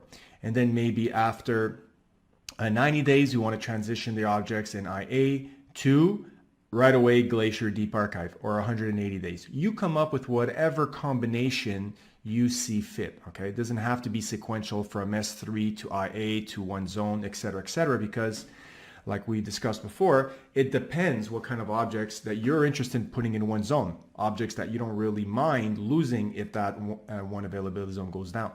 So you're going to be deciding those rules.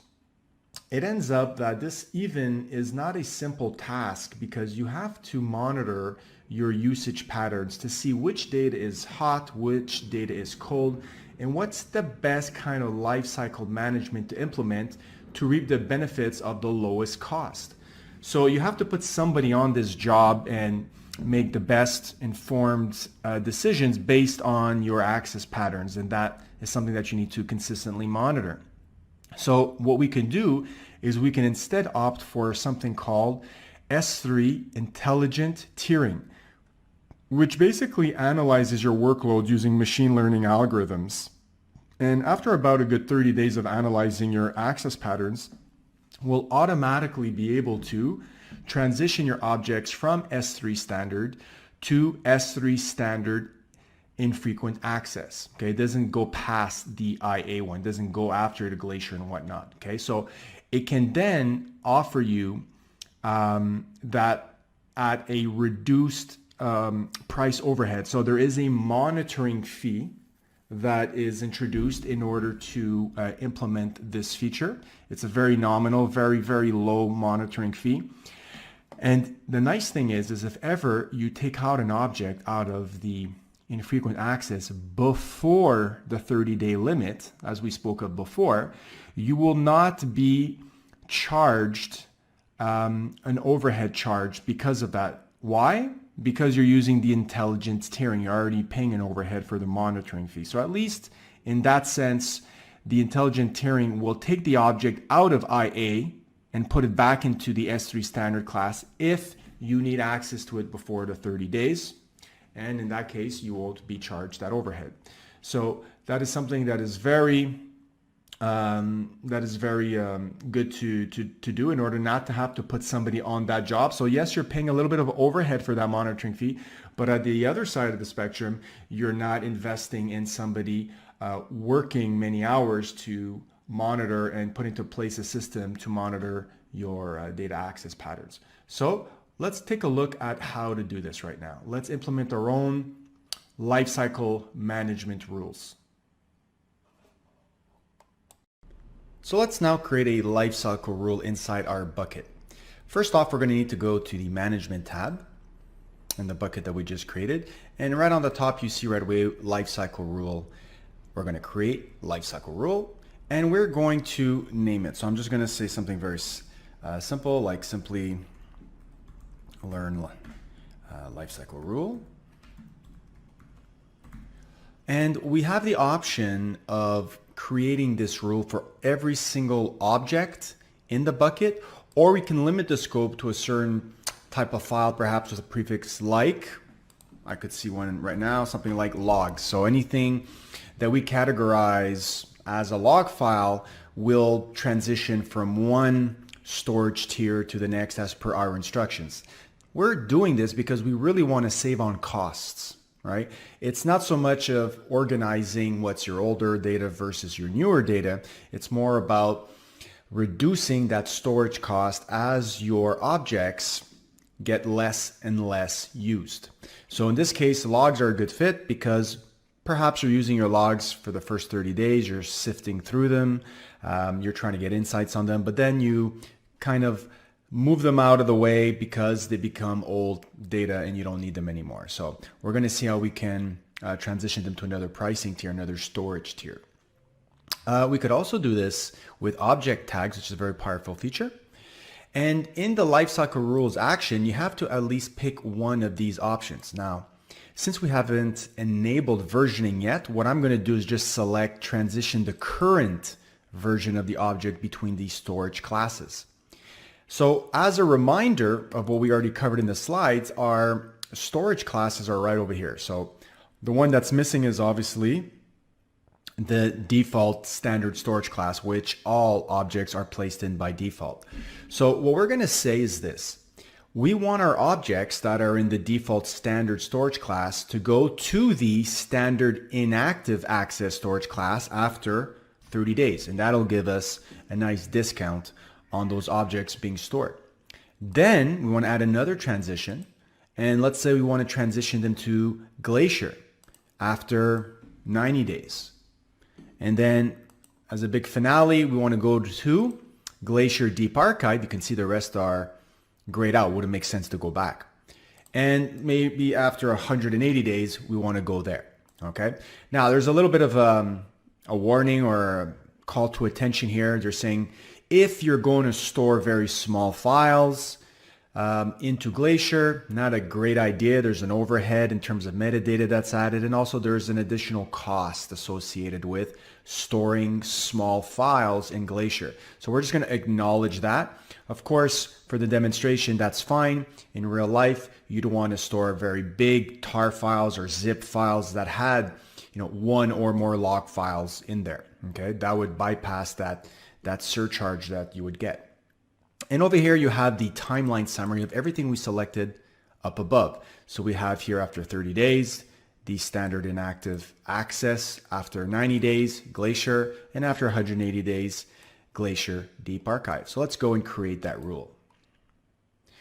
All right, so we see that the rule is already enabled, and at any time you could go back and disable this if ever you had a reason to do so. We can easily delete it as well, or view the details and edit it as well. So if we go back to our bucket, now what I've done is created that prefix with the /logs.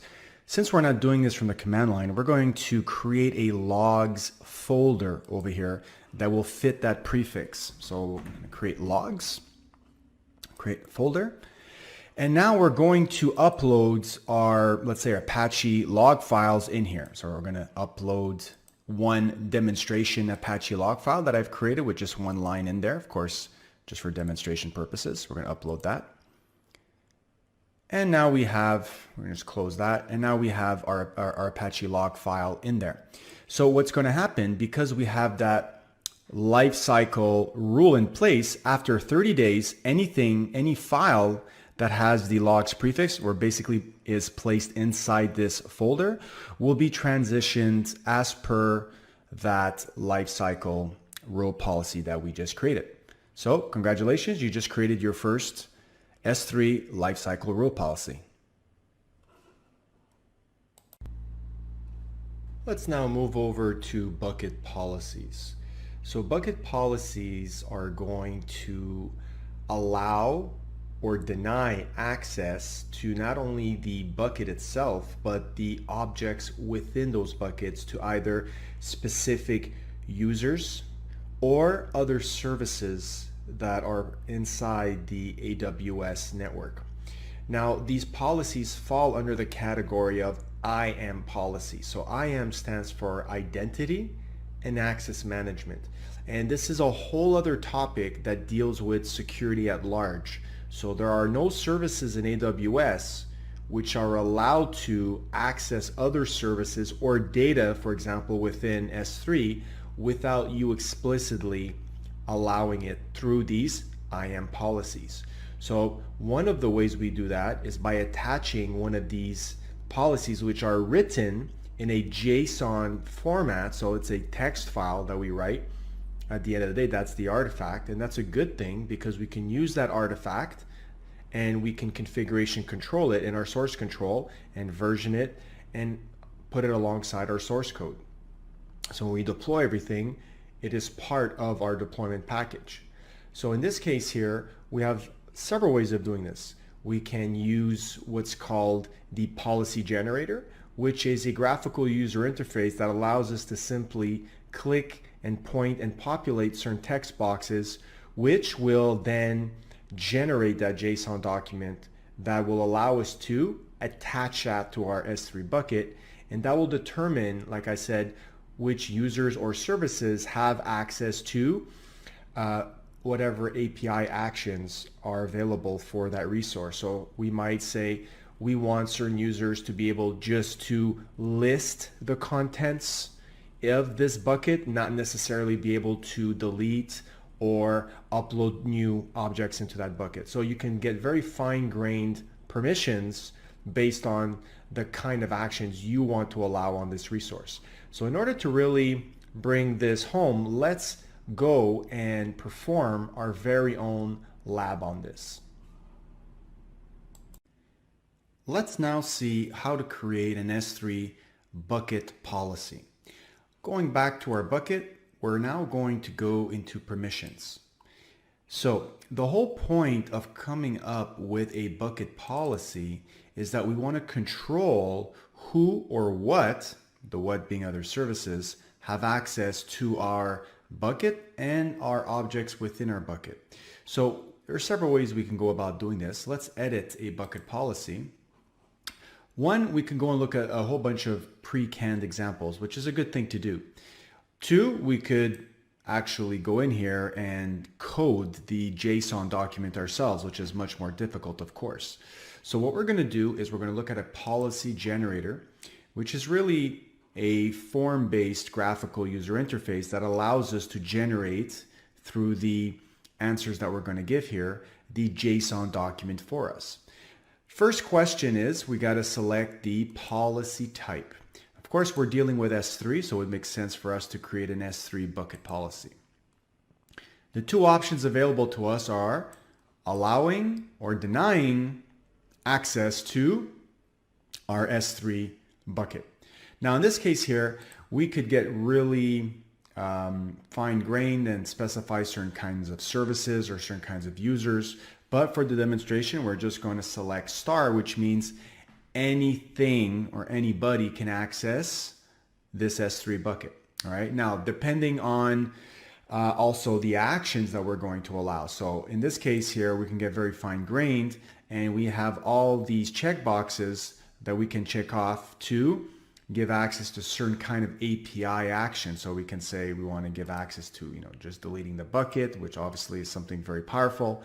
But you can get more fine-grained. As you can see, you have more of the getters over here, and you have more of the listing and the putting new objects in there as well. So you can get very fine-grained. Now, for demonstration purposes, we're going to say all actions. So this is a very broad and wide-ranging permission, something that you really should think twice about before doing. We're basically saying we want to allow everybody and anything, any service, all API actions on this S3 bucket. So that's no small thing.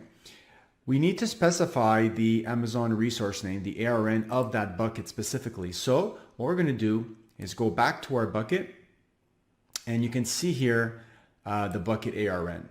Okay, so we're just going to copy this, paste it in this policy generator, and just say add statement. You can see here kind of a resume of what we just did, and we're going to say generate policy. And this is where it creates for us, and make this a little bit bigger for us, it creates that JSON document. So we're going to take this, we're going to copy it, and we're going to paste it into the generator. Okay. Now, of course, we could flip this and change this to a deny, right? Which would basically say we don't want anybody to have access, or anything, any other service to have access to this S3 bucket. We could even say /* to also encapsulate all the objects within that bucket. So if I save this right now, you have a very ironclad S3 bucket policy, which basically denies all access to this bucket and the objects within. Of course, this is on the other side of the spectrum, very, very secure. So we might want to, for example, host a static website through our S3 bucket. So in this case here, allowing access would make more sense, right? So if I save changes, you see that we get an error here saying that we don't have permissions to do this. And the reason for that is because it realizes that this is extremely permissive. So in order to give access to every single object within this bucket, as in the case that I was stating of a static website being hosted on your S3 bucket, it would be much better to also at first enable that option. So I'm just going to duplicate the tab here. And once you go back to the permissions tab, one of the first things that shows up is this block public access setting, right? Right now it's completely blocked, and that's what's stopping us from saving our policy. We would have to go in here, unblock it, and save it, right? And it's also kind of like a double clutch feature. You have to confirm that just so you don't do that by accident, right? So now what you've effectively done is you've really opened up the floodgates to have public access to this bucket. It's something that can't be accidentally done. It's kind of like having to perform these two actions before the public access can be granted. Now, historically, this was something that AWS was guilty of, was making it too easy to have public access. So now we have this double clutch. Now that this is enabled or turned off, we can now save our changes here successfully. And you could see here that now it's publicly accessible, which is a big red flag that perhaps this is not something that you're interested in doing. Now, if you're hosting a public website and you want everybody just to have read access to every single object in your bucket, yes, this is fine. However, please make sure that you pay very close attention to this type of access flagged over here on the console. So congratulations, you just got introduced to your first bucket policy, a permissive one, but at least now you know how to go through that graphical user interface through the policy generator and create them and paste them inside your S3 bucket policy pane.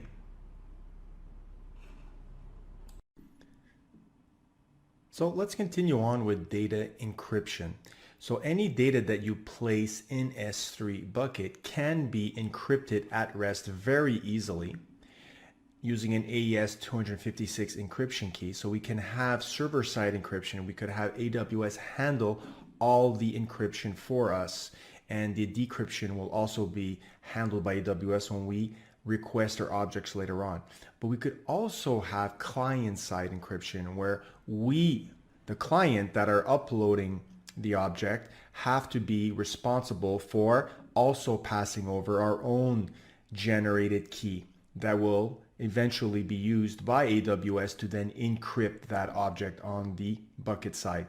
Of course, once that happens, then the key is discarded, the client key is discarded, and you have to be very mindful that since you've decided to handle your own encryption, client-side encryption, that if ever you lose those keys, well, that data is not going to be recoverable in that bucket on the AWS network. So be very careful on that point. We can also have a very useful feature called versioning, which will allow you to have a history of all the changes of an object over time. So versioning sounds exactly how it's named. Every time you make a modification to a file and upload that new version to S3, it will have a brand new version ID associated with that. So over time, you get a sort of stack of a history of all the file changes over time. So you can see here at the bottom, you have an ID with all these ones, and then an ID with 121212. So eventually, if ever you wanted to revert back to a previous version, you could do so by accessing one of those previous versions. Of course, versioning is not an option that's enabled by default. You have to go ahead and enable that yourself. It is an extremely simple thing to do. And so there may be a situation where you already have objects within your buckets and you only then enable versioning.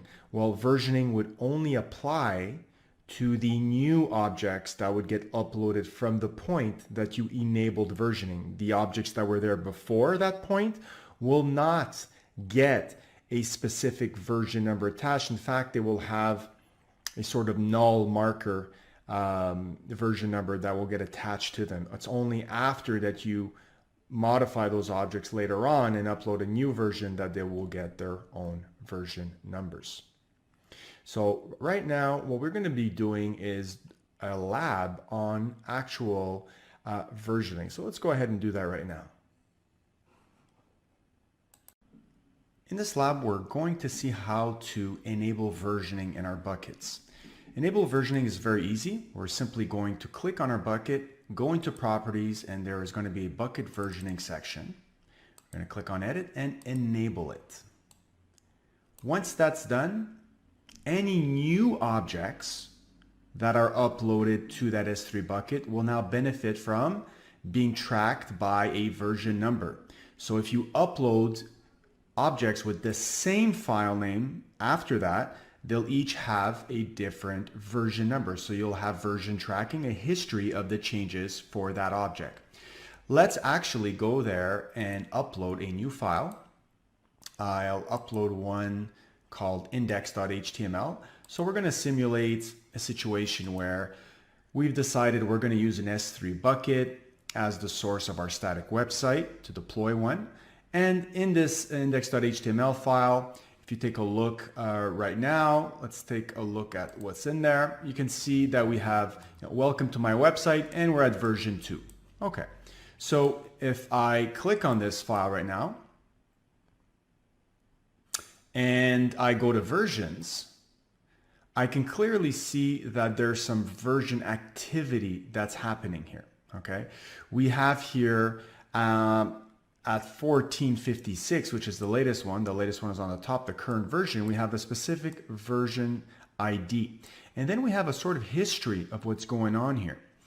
Now, I purposely enabled versioning before and then try to delete versioning or disable versioning. But here's the thing with versioning.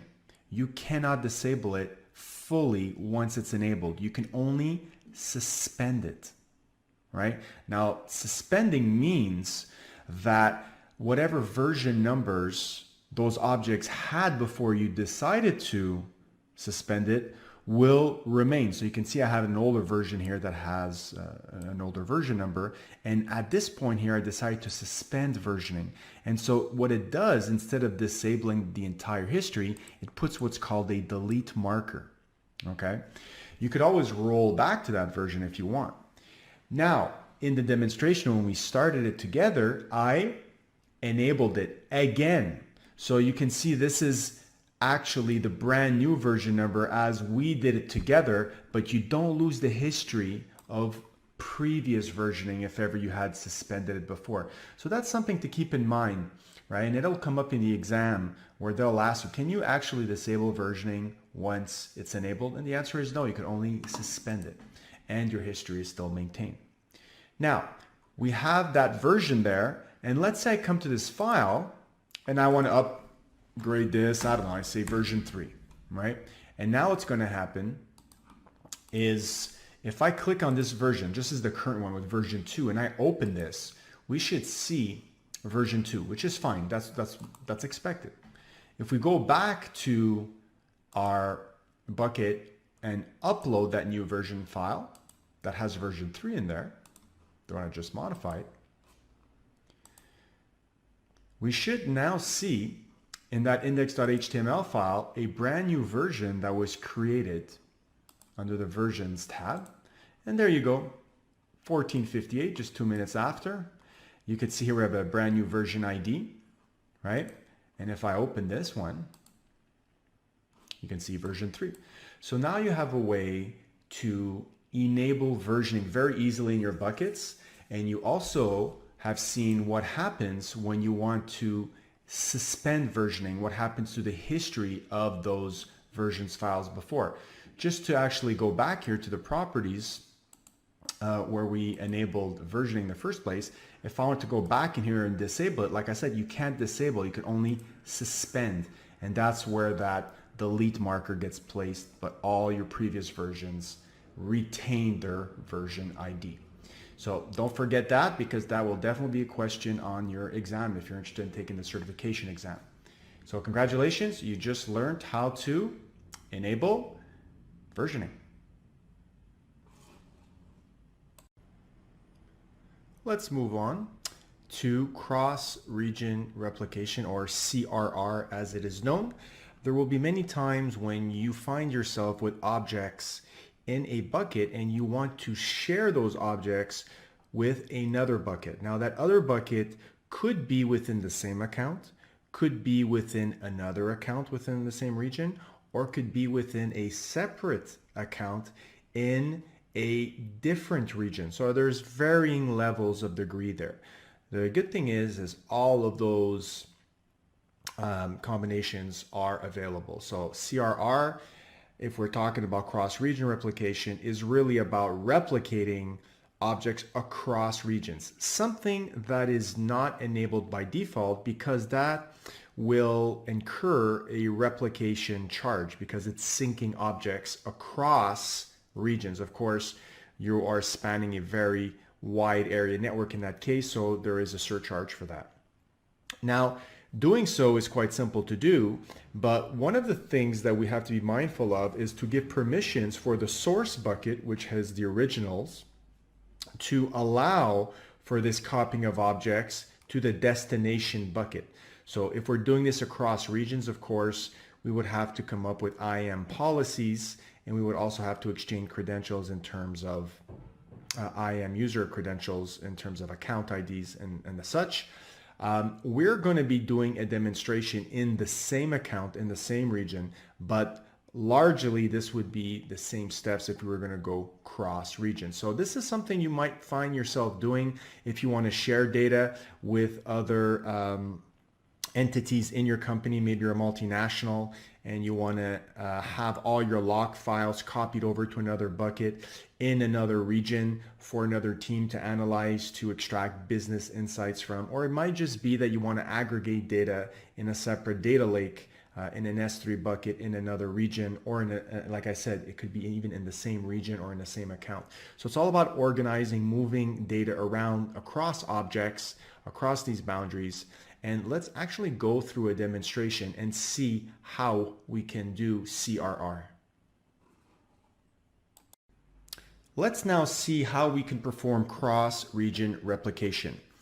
We're going to take all the new objects that are going to be uploaded in the Simplilearn S3 demo bucket, and we're going to replicate them into a destination bucket. So what we're first going to do is create a new bucket, okay? And we'll just tack on the number 2 here.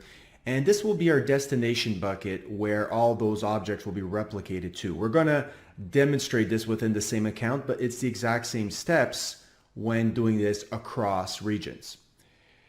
One of the requirements when performing cross-region replication is to enable versioning. So if you don't do this, you can do it at a later time, but it is necessary to enable it at some point in time before coming up with a cross-region replication rule. All right, so let me create that bucket. And now after the bucket is created, I want to go to the source bucket and I want to configure under the management tab here a replication rule. So I'm going to create a replication rule, call it Simplilearn rep rule. And I'm going to enable this right off the bat. The source bucket, of course, is the Simplilearn S3 demo. We could apply this to all objects in the bucket or perform a filter once again. Let's keep it simple this time and apply to all objects in the bucket. Of course, caveat here, this will only now apply to any new objects that are uploaded into this source bucket and not the ones that are already pre-existing there. Okay. Now, in terms of a destination bucket, we want to select the one we just created. So we can choose a bucket in this account, or if we really want to go cross region or another account in another region, we could specify this and put in the account ID and the bucket name in that other account. So we're going to stay in the same account. We're going to browse and select the newly created bucket. And we're also going to need permissions for the source bucket to dump those objects into the destination bucket. So we can either create the role ahead of time, or we can ask this user interface to create a new role for us. So we'll opt for that, and we'll skip these additional features over here that we're not going to talk about in this demonstration. We're just going to save this.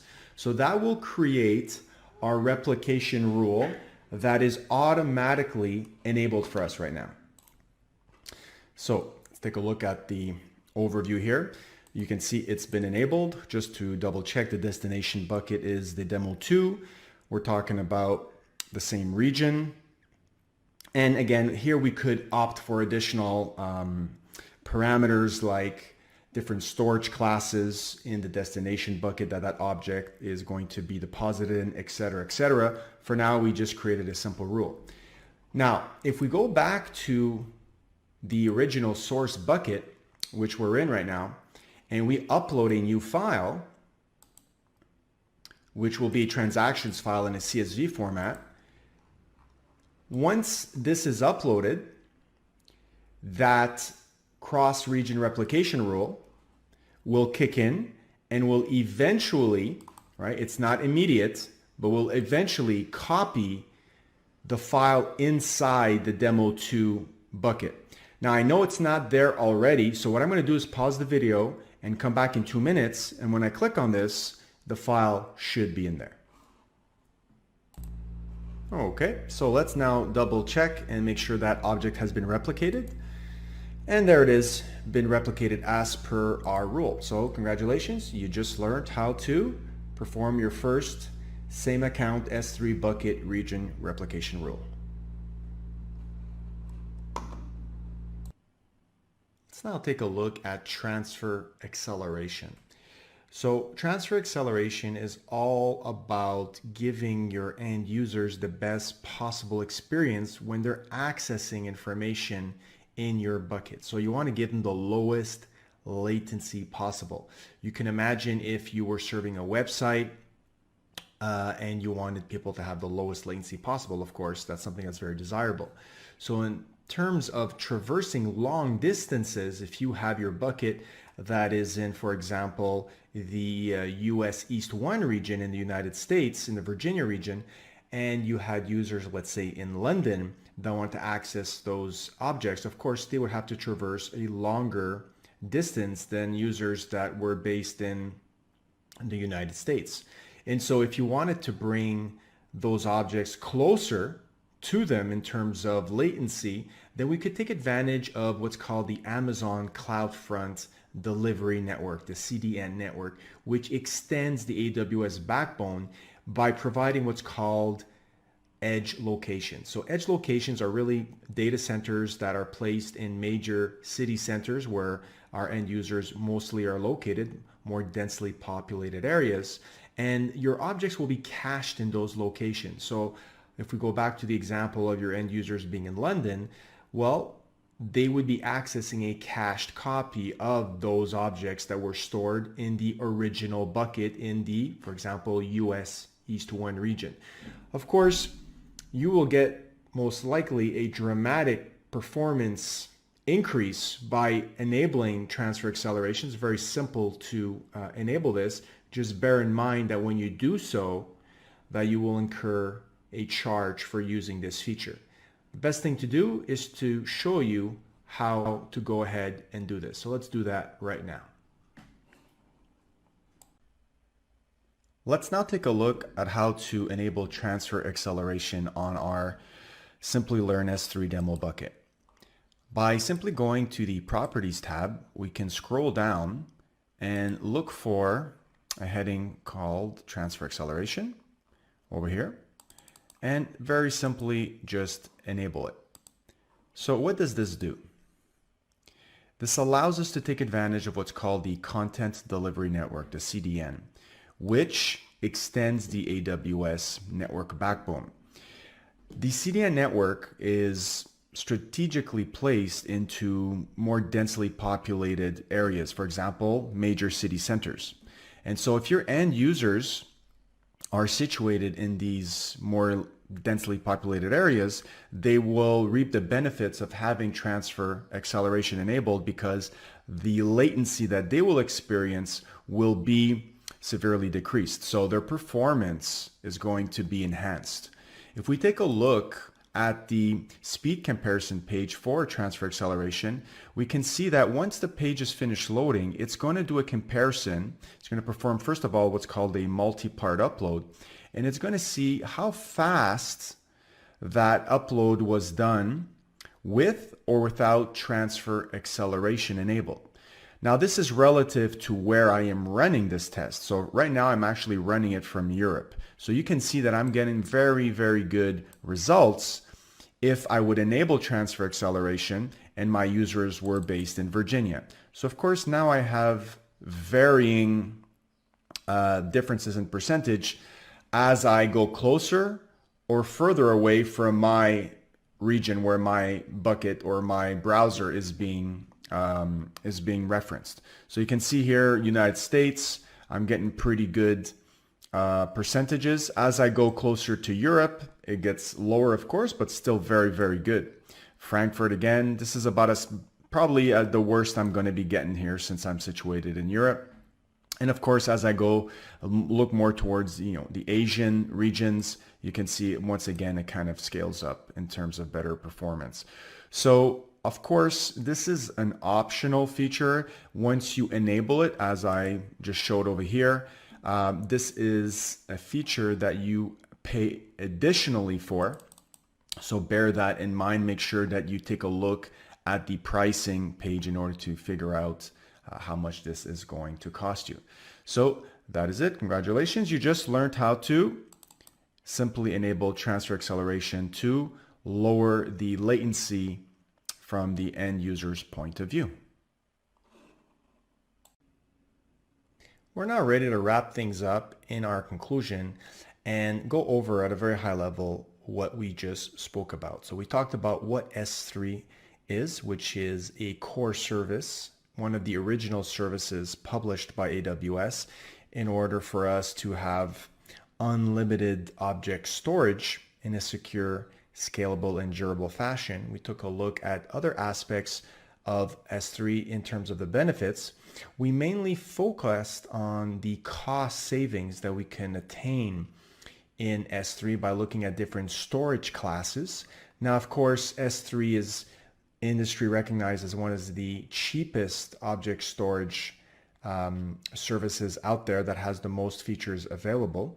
We saw what goes into the object storage in terms of creating first our buckets, which are our containers, high-level containers in order for us to store our objects in. Again, objects are really an abstraction of the type of data that are in there, as well as the metadata associated with those objects.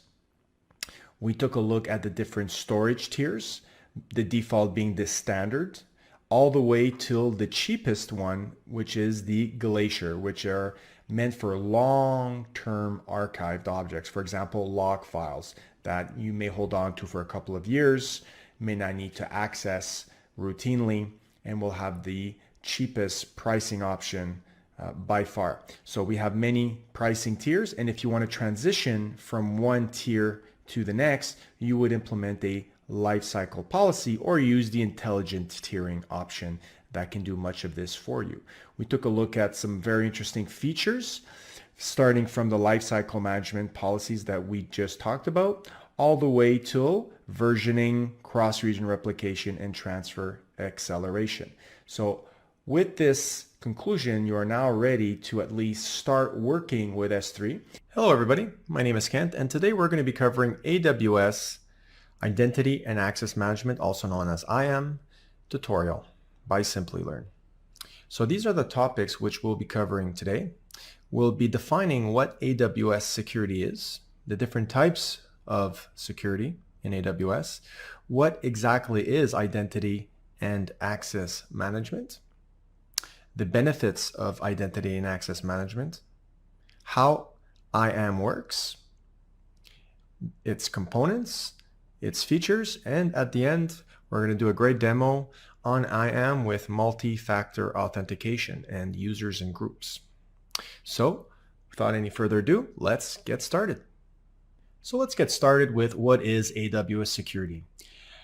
Your organization may span many regions or many accounts, and you may encompass hundreds, if not thousands, of different types of resources that need to be secured. And therefore, you're going to need a way to secure all that sensitive data in a consistent way across all those accounts in your organization while meeting any compliancy and confidentiality standards that have to be met. So for example, if you're dealing with healthcare data or credit card information or personal identification information like addresses, this is something that needs to be thought out across your organization. So of course we have individual services in AWS, which we will explore in this video. However, in order to govern the whole process at an organizational level, we have AWS Security Hub.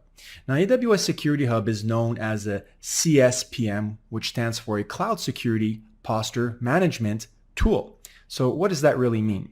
Well, it's going to encompass, like I said, all these tools underneath the hood in order to bring a streamlined way for you to organize and adhere to these standards across your organization. It'll identify any misconfiguration issues and compliance risks by continuously monitoring your cloud infrastructure for the gaps in your security policy reinforcements. Now, why is that important?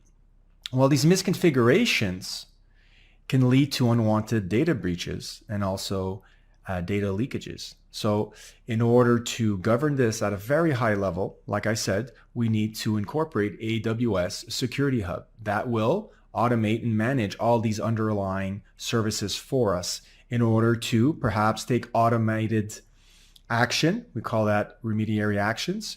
And you can approve these actions manually, or you can automate those actions as you see fit across your organization. So let's delve a little bit deeper into what is AWS security, and then we'll start looking individually at some of these services.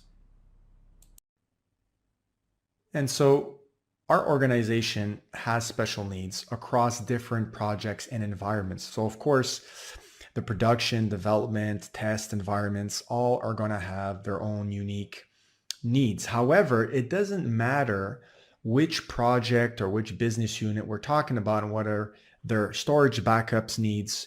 They should all be implemented in a concise, standardized way across your organization to meet that compliancy we were just talking about. So we want to automate all these tedious manual tasks that we've been doing, like ensuring that perhaps our buckets in S3 are all encrypted or all our EBS volumes are encrypted. And we want to have an automated process in place in order to give us time on other aspects of our business, perhaps our application development, to bring better business value. And that allows us to grow and innovate the company in a way that's best suited for it. So let's take a look at the different types of AWS security. Now, there are many different types of security services out there. However, we're going to concentrate primarily on IAM in this video tutorial. So I like to think of IAM as the glue between all AWS services, because by default, we don't have permission for any one service to communicate with another. So let's just take, for example, an EC2 instance that wants to retrieve an object from S3. Well, those two services could not interact unless we interacted with IAM. So something that's extremely important to learn. And by the end of this video tutorial, you'll be able to understand what IAM is. We have Amazon Guard Duty here, which is all about logs. Basically aggregates all logs from, example, CloudTrail, which we still haven't talked about. It's at the end of this list over here. But instead of looking at CloudTrail individually, Guard Duty will actually take a look at CloudTrail will take a look at your VPC flow logs, and we'll take a look at your DNS logs and monitor that account and your network and your data access via machine learning algorithms. And it'll ID any threat where you can automatically remediate the workflow that you've approved. So for example, if you know of a malicious IP address that's making API calls, well, those API calls are registered in CloudTrail, right? So this machine learning algorithm will be able to detect that and take action. So this is really governed at a higher level than you having to individually inspect all your DNS logs, flow logs, and CloudTrails individually and take action through some scripting fashion that you've come up with. So Guard Duty manages all that.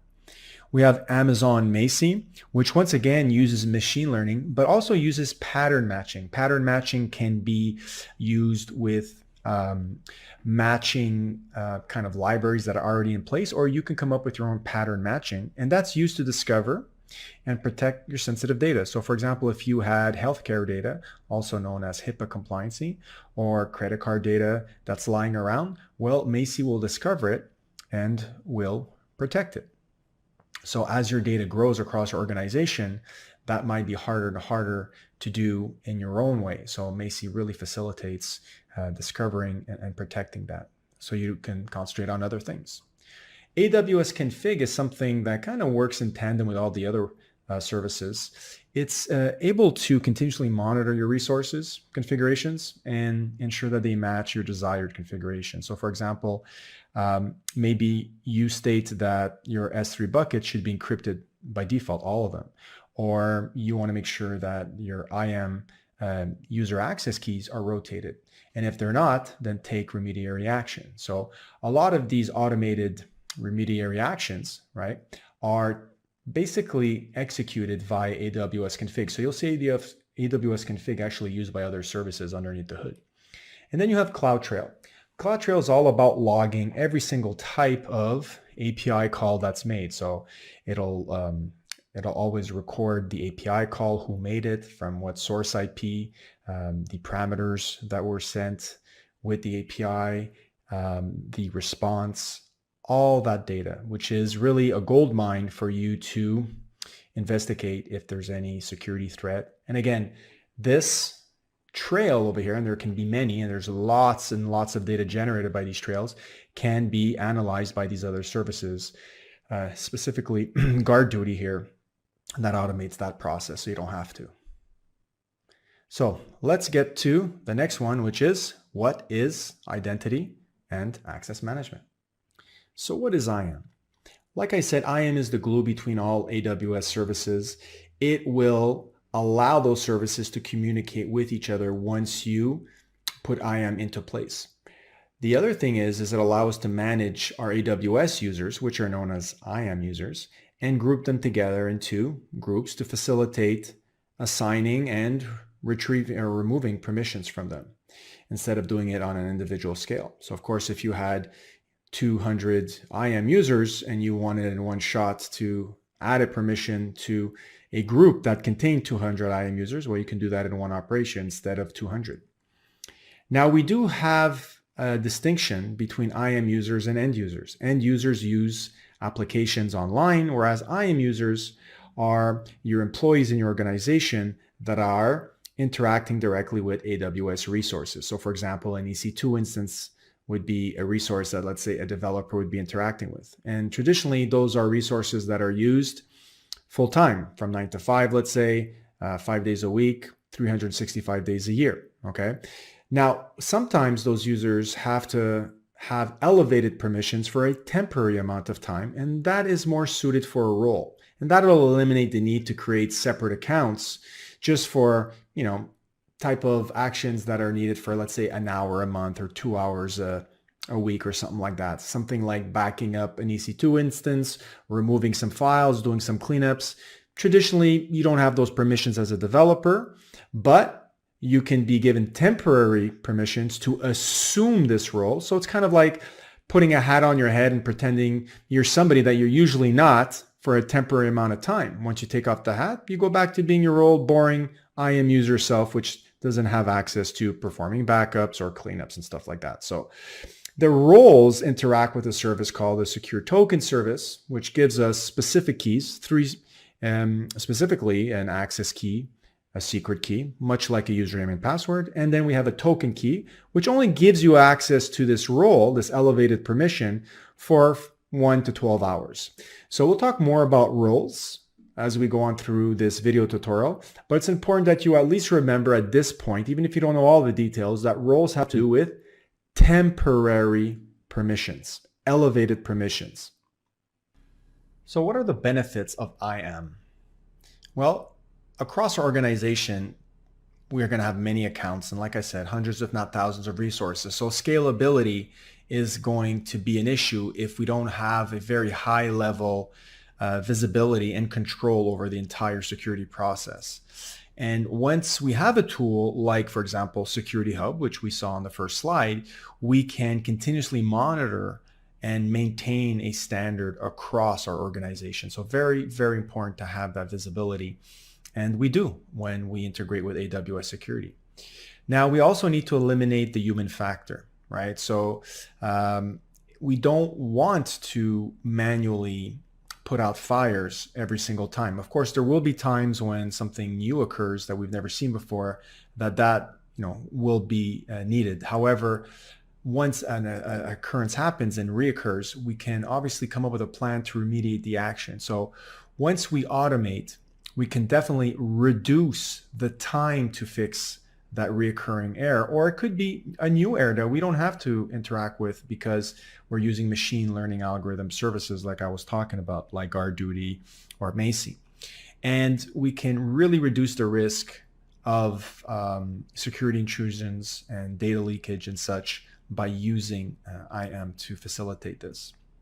Of course, you may have many compliance needs. You may be dealing with applications that use healthcare data or credit card information for payments, or you might be dealing with a government agency, let's say in the US, that has certain compliancy requirements that needs assurances that if their data is stored on the cloud, that you're still following the same compliance controls that you were, let's say, on premise. So we have a very, very long list of compliance requirements that each AWS service adheres to. And you can go on the AWS documentation online and you could figure out if, for example, DynamoDB is compliant with HIPAA compliancy. And it is. And so you can be assured that you can use that. So AWS itself has to constantly maintain these compliancy controls in place, and they themselves have to pass all these certifications. And that gets passed on to us. So much less work for us to implement these compliance controls. We can just inherit them by using AWS's security model by IAM. And last but not least, we can build the highest standards for privacy and data security. Now, having all this on our own on-premise data center poses security challenges, especially physical security challenges. You have to physically secure the data center. You might have security personnel that you need to hire, 24/7 camera surveillance, et cetera, et cetera. So just by migrating to the cloud, we can take advantage of AWS's global infrastructure. They're very, very good at building data centers. That's part of their business, and securing them. So of course we have a shared security model in place. However, you can rest assured that at least as the lowest common denominator, physical security has been put into place for us. Again, as other services are used, more managed services or more higher end services used in AWS, more and more of that security model will be AWS's responsibility and less yours. We will always have a certain type of responsibility for our applications, but we can again use these high-level services to ensure that our ability to encrypt the data at rest and in transit are always maintained by coming up with specific rules that need to be adhered to. And if those rules are not adhered to, then we have remediary actions that take place in order to maintain, again, that cross-account or organizational-wide security control. Okay, so lots of benefits of using IAM. And let's now take a look at exactly how IAM works and delve deeper into authentication and authorization. So there are certain terms here that we need to know about. One of them is principal. Now, principal is nothing more than an entity that is trying to interact with an AWS service, for example, an EC2 instance or an S3 bucket. Now, that could be a user, an IAM user. It could be even a service, or it could be a role. So we're going to take a look how principals need to be specified inside IAM policies. Authentication.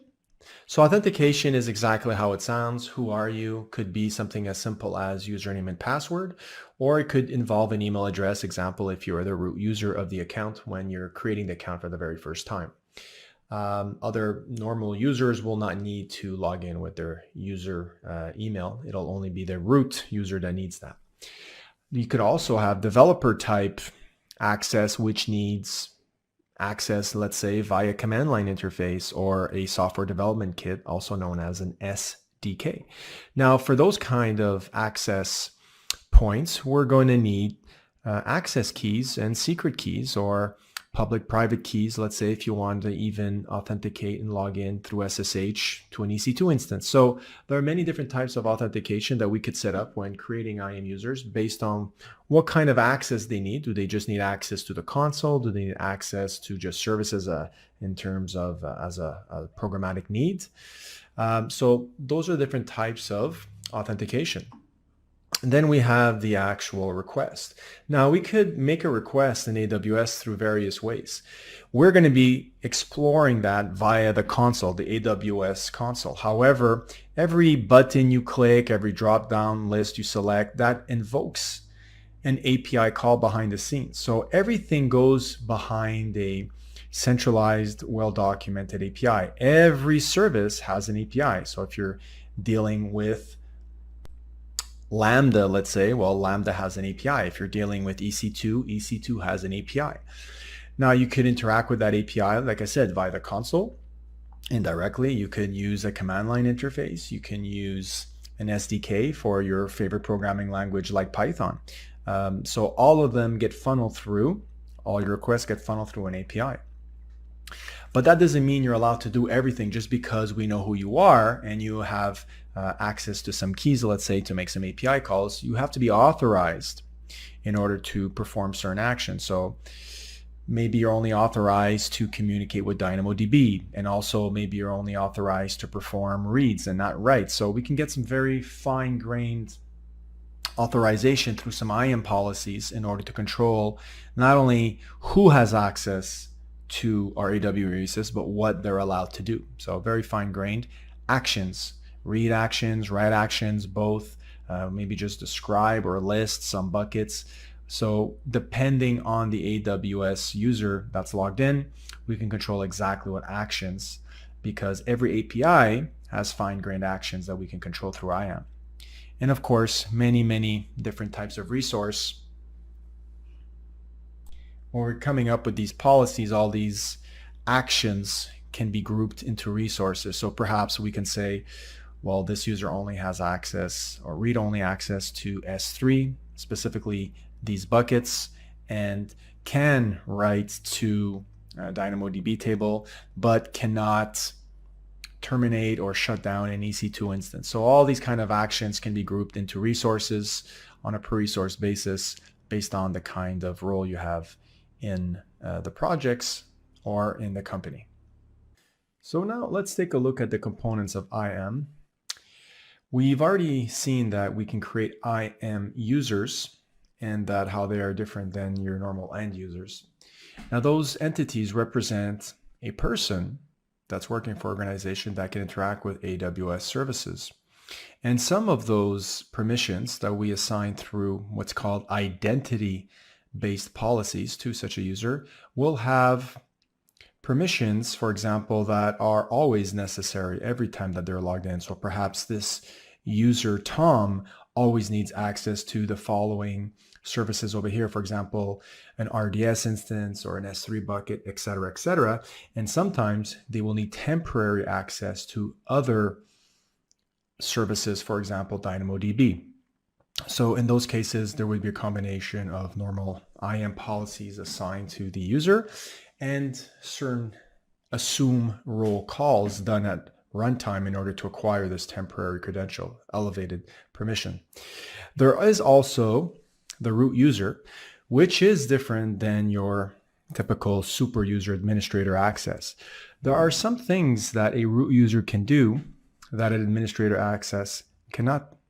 For example, a root user, first of all, logs in with their email address and can also have the option to change that email address, something that is very tightly coupled to the AWS account. So you cannot change the email address with an administrator account.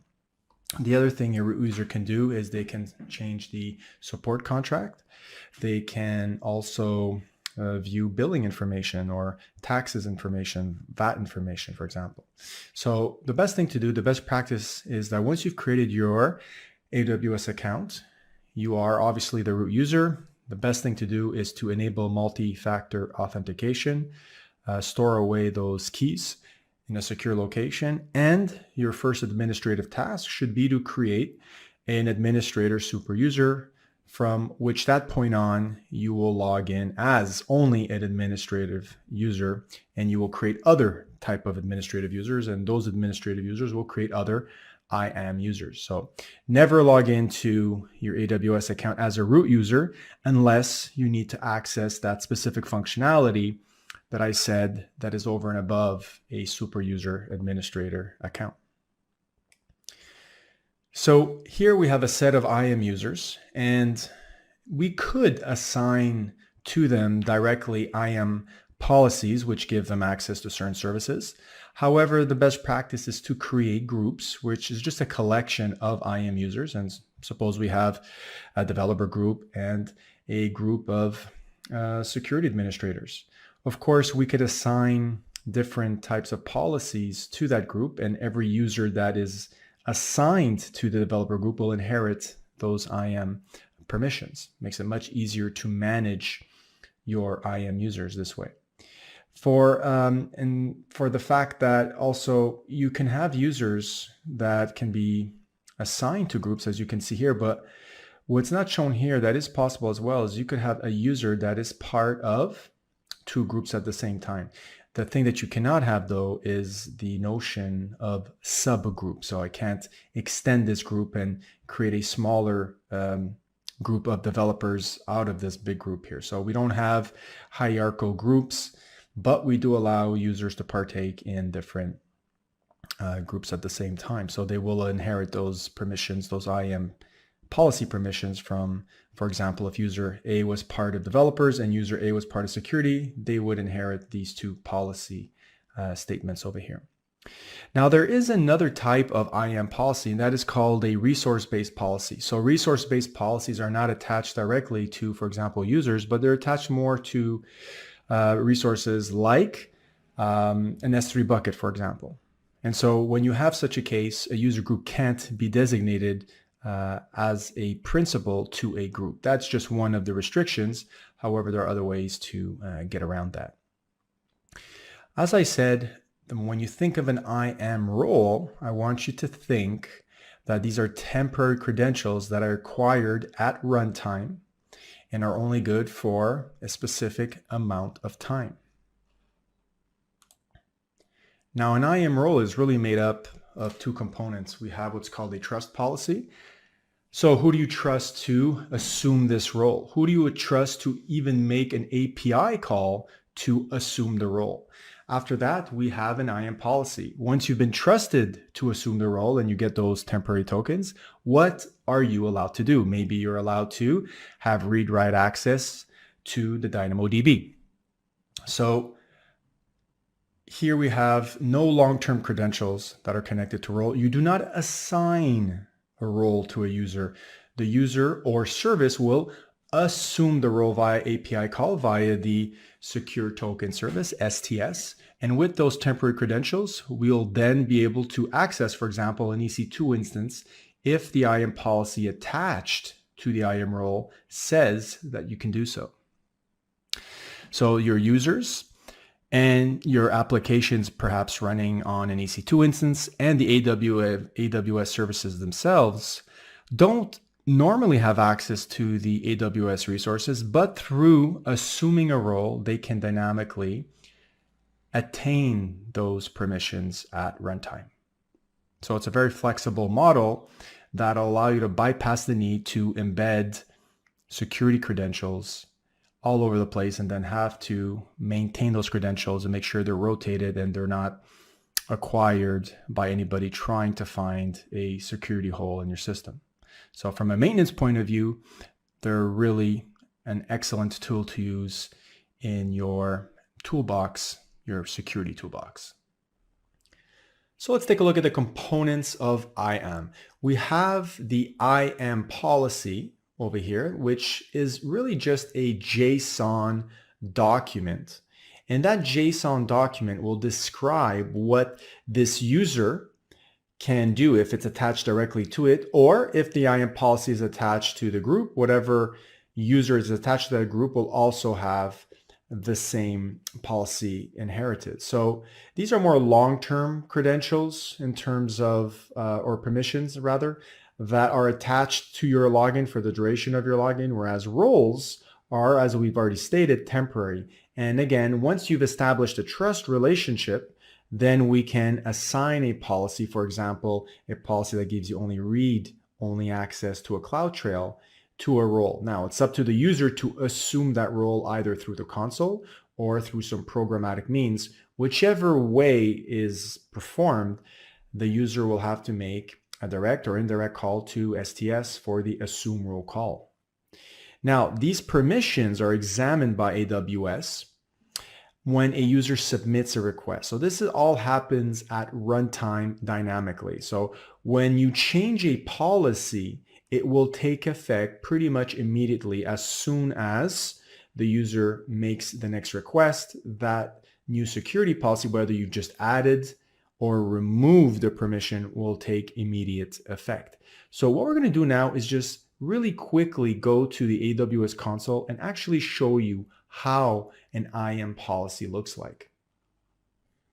So I've just logged into my AWS management console, and if I search for identity and access management, it should be the first one to show up. I'll just click on that.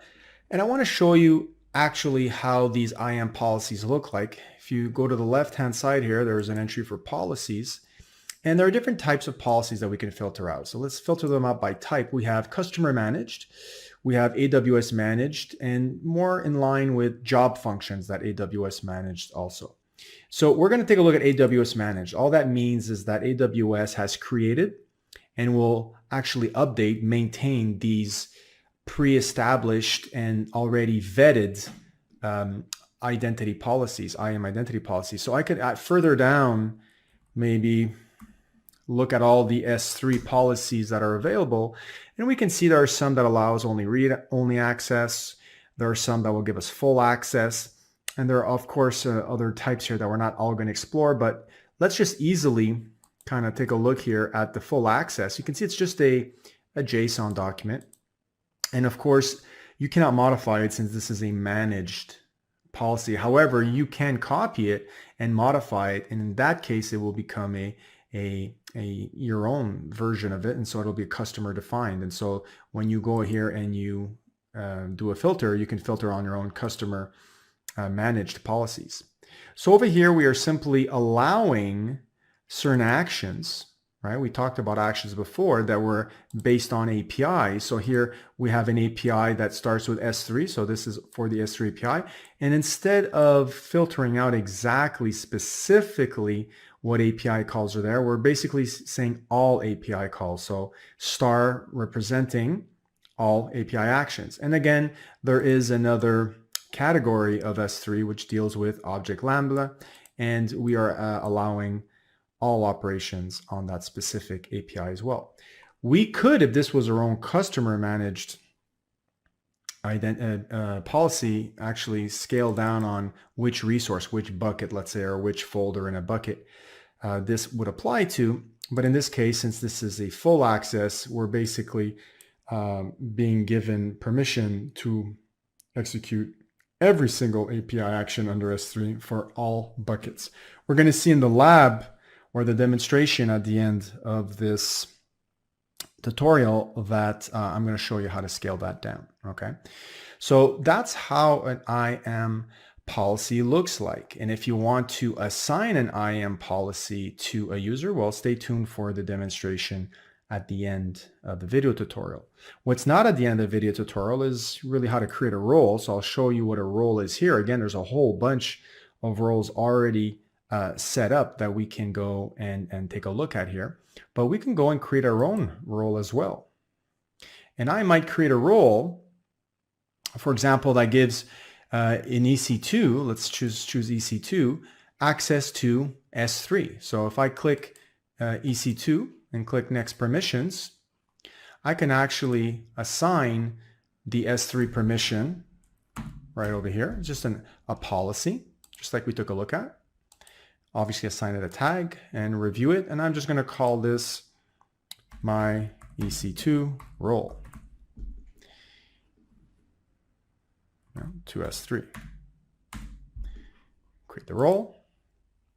And because I selected EC2 as a service, it automatically will include that in the trust policy. So now when I go and I create an EC2 instance, I can attach this role to that EC2 instance, and that EC2 instance will automatically be able to, if we're using the Linux 2AMI, let's say, have access to, or full admin access to, any S3 bucket in the AWS account. So let's go take a look at where we would actually attach that role on the EC2. So when you're creating an EC2, let's just say we go here, we say launch an EC2 instance, and we'll pick this AMI over here because it'll already include the packages necessary to perform the assume role call to STS for us, so we won't have to code that. And we don't have to embed any credential keys in order to get this running, which is really good, which is the whole point of what I'm doing, because by assuming a role, I don't have to manage that. And I'm just going to pick the free T2 micro. And it is here, once you pick whatever you need, whatever VPC and whatnot, that you come to the IAM role and you select the role to be assumed dynamically. Now I have a whole bunch of them here, but this is the one that I had created here, my EC2 role to S3. And if I go and I launch this EC2 instance, and then I had an application, let's say, that needed to contact S3, or even if I went on the command line of the EC2 instance, I would be able now to communicate with the S3 service, because they being AWS, would actually use this role to perform an assume role call to get those temporary STS tokens for me, which will then allow me to access my IAM policy, which gives me full access to S3, and off I go. So this is a great way, like I said, to avoid having to administrate any embedded keys in this EC2 instance. And I could take this role away at any time as well. So there you have it, a little demonstration on how to create a role, how to attach it to an EC2 instance, and also how managed and customer managed policies look like in IAM. Of course, there is also the fact that we have multiple accounts, and so we could assign a policy that will also allow a user in another account access to our account. So cross-account access is something that's very well needed, and also is a feature of IAM. So when you need to share access to resources from one account to another in your organization, we are in need of an IAM policy to facilitate that. So also roles can come into play here for that. By also assigning granular permissions, we can make sure that we implement the concept or the best practice of the least privilege access. And also we have secure access to AWS resources, because by default, again, we have the principle of least privilege, and no service can communicate with another until we enable it via IAM. So very, very secure out of the box. Of course, if you want to add an additional layer of authentication, of security, we have multi-factor authentication rather, and that'll allow you to ensure through a hardware device, perhaps let's say a hardware token device, or your cell phone that has some software that generates a code, that will allow you to identify you are actually the person that is typing the username and password, and not somebody who's actually stolen your username and password. So at the end of this video tutorial, we will show you, or I will show you how to enable that. And of course, identity federation is a big thing, where your users may have been defined outside of AWS. You may have thousands of users that you've already defined, let's say in an Active Directory or in an LDAP environment on-prem, and you don't want to recreate all those users again in AWS as IAM users. So we can tie in, we can link the users, your user database that's on-prem, or even users that have been your user account that's been defined, let's say on a social site like Facebook or Twitter or Google, and tie that into your AWS account. And there is an exchange of information, there is a setup to do, but at the end of the day, it is either a role in combination with an IAM policy that will allow to map what you're allowed to do once you've been authenticated by an external system. So this has to do with perhaps, like I said, LDAP or Active Directory, and you can tie that in with AWS SSO. There are many different services here that can be leveraged to facilitate what we call identity federation. And of course, IAM itself is free. So it's not a service per API request. AWS is very concerned to put security first, and so IAM is free. It's just the services that you use. For example, if you're securing an EC2, of course, that EC2 instance falls under the current pricing plan. So of course, compliance, like I mentioned, is extremely important, making sure that it's business as usual in the cloud. And so, for example, if you were using the payment card industry data security standard to make sure that you're storing and processing and transmitting credit card information appropriately in order to do your business, well, you can be assured that the services you use in AWS are PCI DSS compliance. And there's many, many other types of compliance that AWS adheres to as well. So password policies, of course, are important. By default, we do have a password policy in place, but when you go to the IAM console, you're free to update that password policy, make it more restrictive based on whatever policy you have at your company. So many features. And so I think we're ready now to go into a full demonstration, and I will show you how to incorporate IAM users, groups, and also multi-factor authentication. So get ready, let's do it. I'm going to demonstrate now how to attach an S3 bucket policy via IAM. I've already created a bucket called Simplilearn S3 IAM demo. And what we're going to do is we're going to attach a bucket policy right over here. We're going to have to edit it, of course. And the basis of the demonstration will be to allow a user that has MFA, so multi-factor authentication, set up to have access to the contents of a folder within this bucket. So of course, now I have to create a folder. Just simply call it folder 1. Create that folder. And now I'm going to go into that folder and upload a file so that we can actually see this in action. So I'm going to select a demo file that I prepared in advance called demo file user2 MFA. I'm going to upload that. All right, and now what's going to happen is eventually when I create our two IAM users, one will have access to view the contents of this file, which should look like something very simple. If I open this up within the console, you'll be able to see, well, it's pretty small right now. I'll make this a little bit bigger, of course.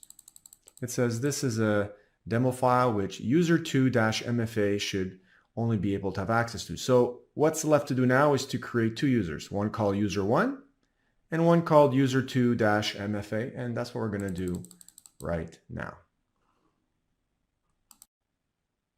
Let's head over to IAM, Identity and Access Management.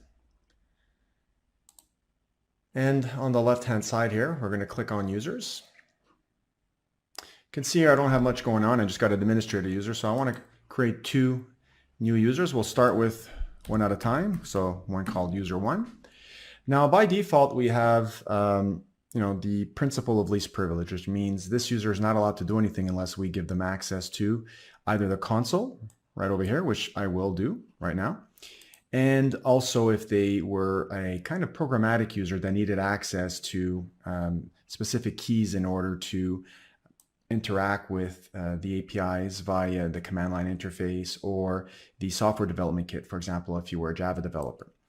So in this case, that is not what I want. So I'm just going to assign console access, and I'm also going to create a default password for this user, but I will not allow them to reset it on the first login, just for demonstration purposes. Now over here, we have the chance to add the user straight to a group, but I'll only do that later on at the end of the demonstration.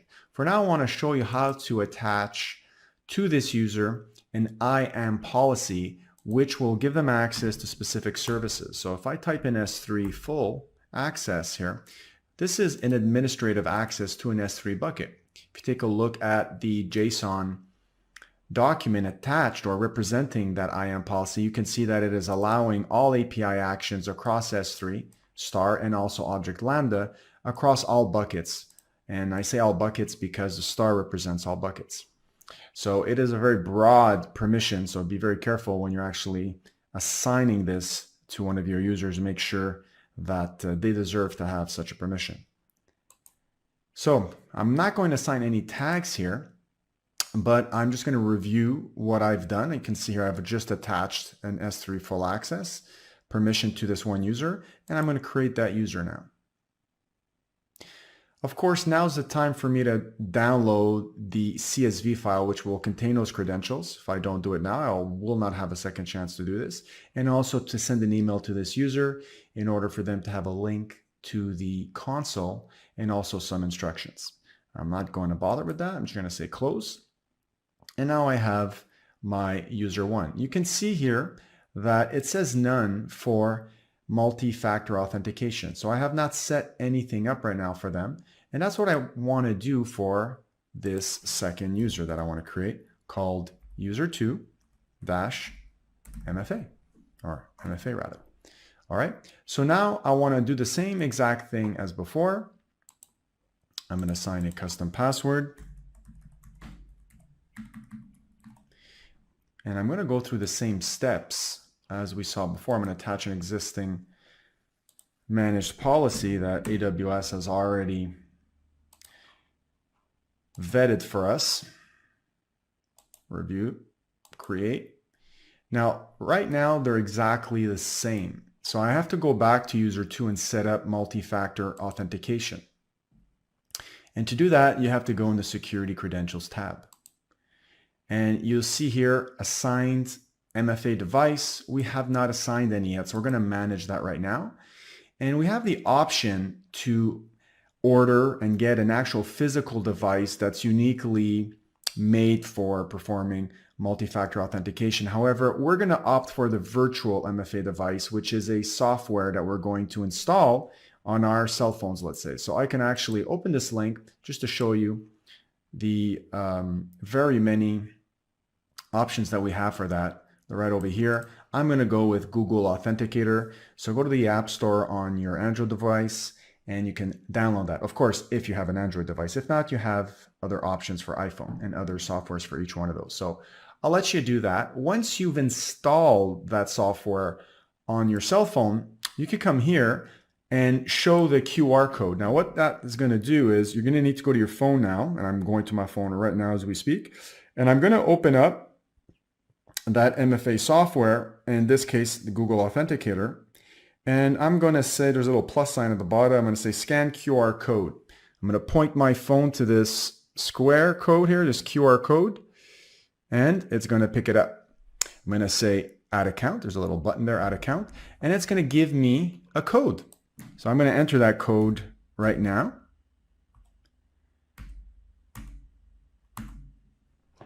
So once I've entered the code, I have to wait for a second code, and that's because this code on the screen of my cell phone is going to expire. It's only there for about 20 to 30 seconds. Once that token expires, it refreshes the display with another token. So I have another token now. That's only good for a couple of seconds again. And now I'm going to say assign MFA. What this does is it completes the link between my personal cell phone and this user right now. So now that this has been set up, we can see we actually have an ARN to this device, which we are going to possibly need depending on how we write our policies. In our case here, I'm going to show you a way to kind of bypass having to put that.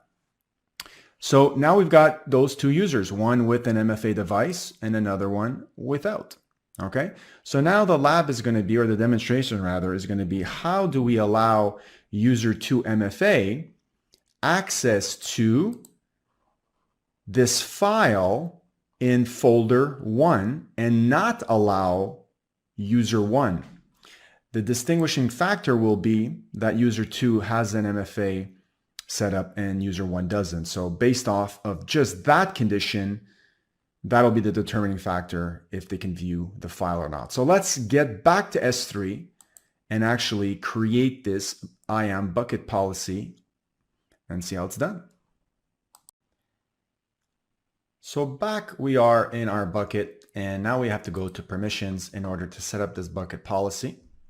We're going to click on edit over here, and we're going to click on policy generator to help us generate that JSON file through a user interface. Of course, we're dealing with an S3 bucket policy. Now, what we're going to do is we're going to deny all users and services, so star. S3 is grayed out here because we selected S3 up here.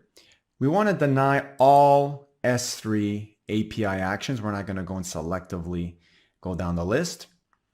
The specific bucket and the folder. So in this case here, we're missing the Amazon resource name. So we have to go back here and we have to copy the ARN of our bucket, right? So we're going to copy that, come back, Control V, and we're going to, of course, have to specify the folder as well. So I'm going to just do /folder1, and then I'm also going to do /star for all the objects in that folder, okay? So here's the MFA condition that I want to add though, because we cannot assign the MFA condition up here. We have to say add conditions. Very powerful feature here. That's optional, but very powerful. We want to look for a condition that says Boolean if exists, or bool if exists, all right? So there's got to be a key value pair that exists, and there are many, but we're going to look for one that is specifically known as multi-factor authentication present. And we want to make sure that value is equal to false. So I'm going to add that condition, and then I'm going to add that statement. And I want to generate the policy just to show you now how that user interface has generated this JSON document for us that we're going to attach to our S3 bucket. What I want to do is I want to take this in its entirety, copy it, and go back to our S3 bucket that's just waiting for us to paste our policy in here. Okay, so let's see what's actually going on here. We've created a policy. Again, this policy could have any ID. It's just an ID that was given by the user interface. You could name that whatever you want. Of course, something that makes total sense. And then we have one or more statements, and then we only have actually one statement. And again, you can select any ID here. That was just auto-generated by the IDE. We're saying that all actions on the simple storage service, I say all again because of the star, are denied specifically on this resource, which is our bucket and the folder named folder1 and all the objects within that folder under the certain conditions. So the condition is if you have a Boolean value of false associated with a key called multi-factor authentication present, and it has to exist, okay? Then if that value is equal to false, you don't have access to the objects in this folder, which means that if you do have MFA set up, you will be allowed access to the contents of this folder.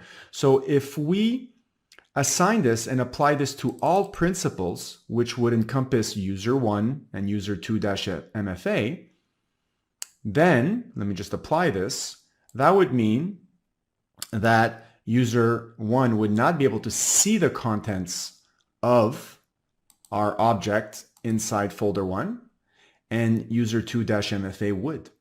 So let's go take a look and log into, let's log out first, and then when we're going to log back in, we're going to log in as the individual user 1 and user 2-MFA and prove this is actually the case. So I am now logging back in as user 1 that we created moments ago. And of course, if I, for example, go see a service like EC2, we don't have access to EC2. We've just given ourselves access to S3. So this makes total sense. We're just going to go see what we have access to, which is S3. Should be able to list and describe all the buckets there because we've been given pretty much administrative access. Now, if we go here to our created bucket and go inside folder 1 and want to actually open up this document, we can see now that that's not happening, okay? And that's because of that condition that is checking if we actually have a value of true for that MFA key that we specified, okay? So this is expected and this is exactly what we wanted.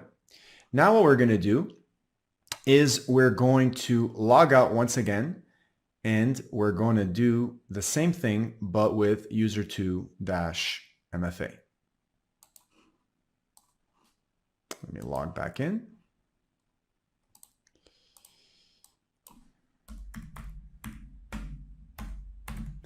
And then specify the new password we created. Now, of course, now I have an MFA code, right? Because I've set that up for user2. So back on my cell phone I go.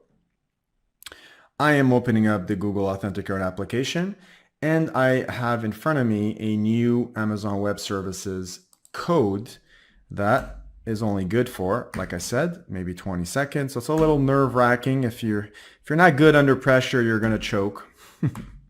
So I just entered the code, and I have to wait for that to actually work. Now, it looks like I actually didn't check off not to recreate the password. So unfortunately, I must have missed that check mark. So I wanted to kind of avoid this here.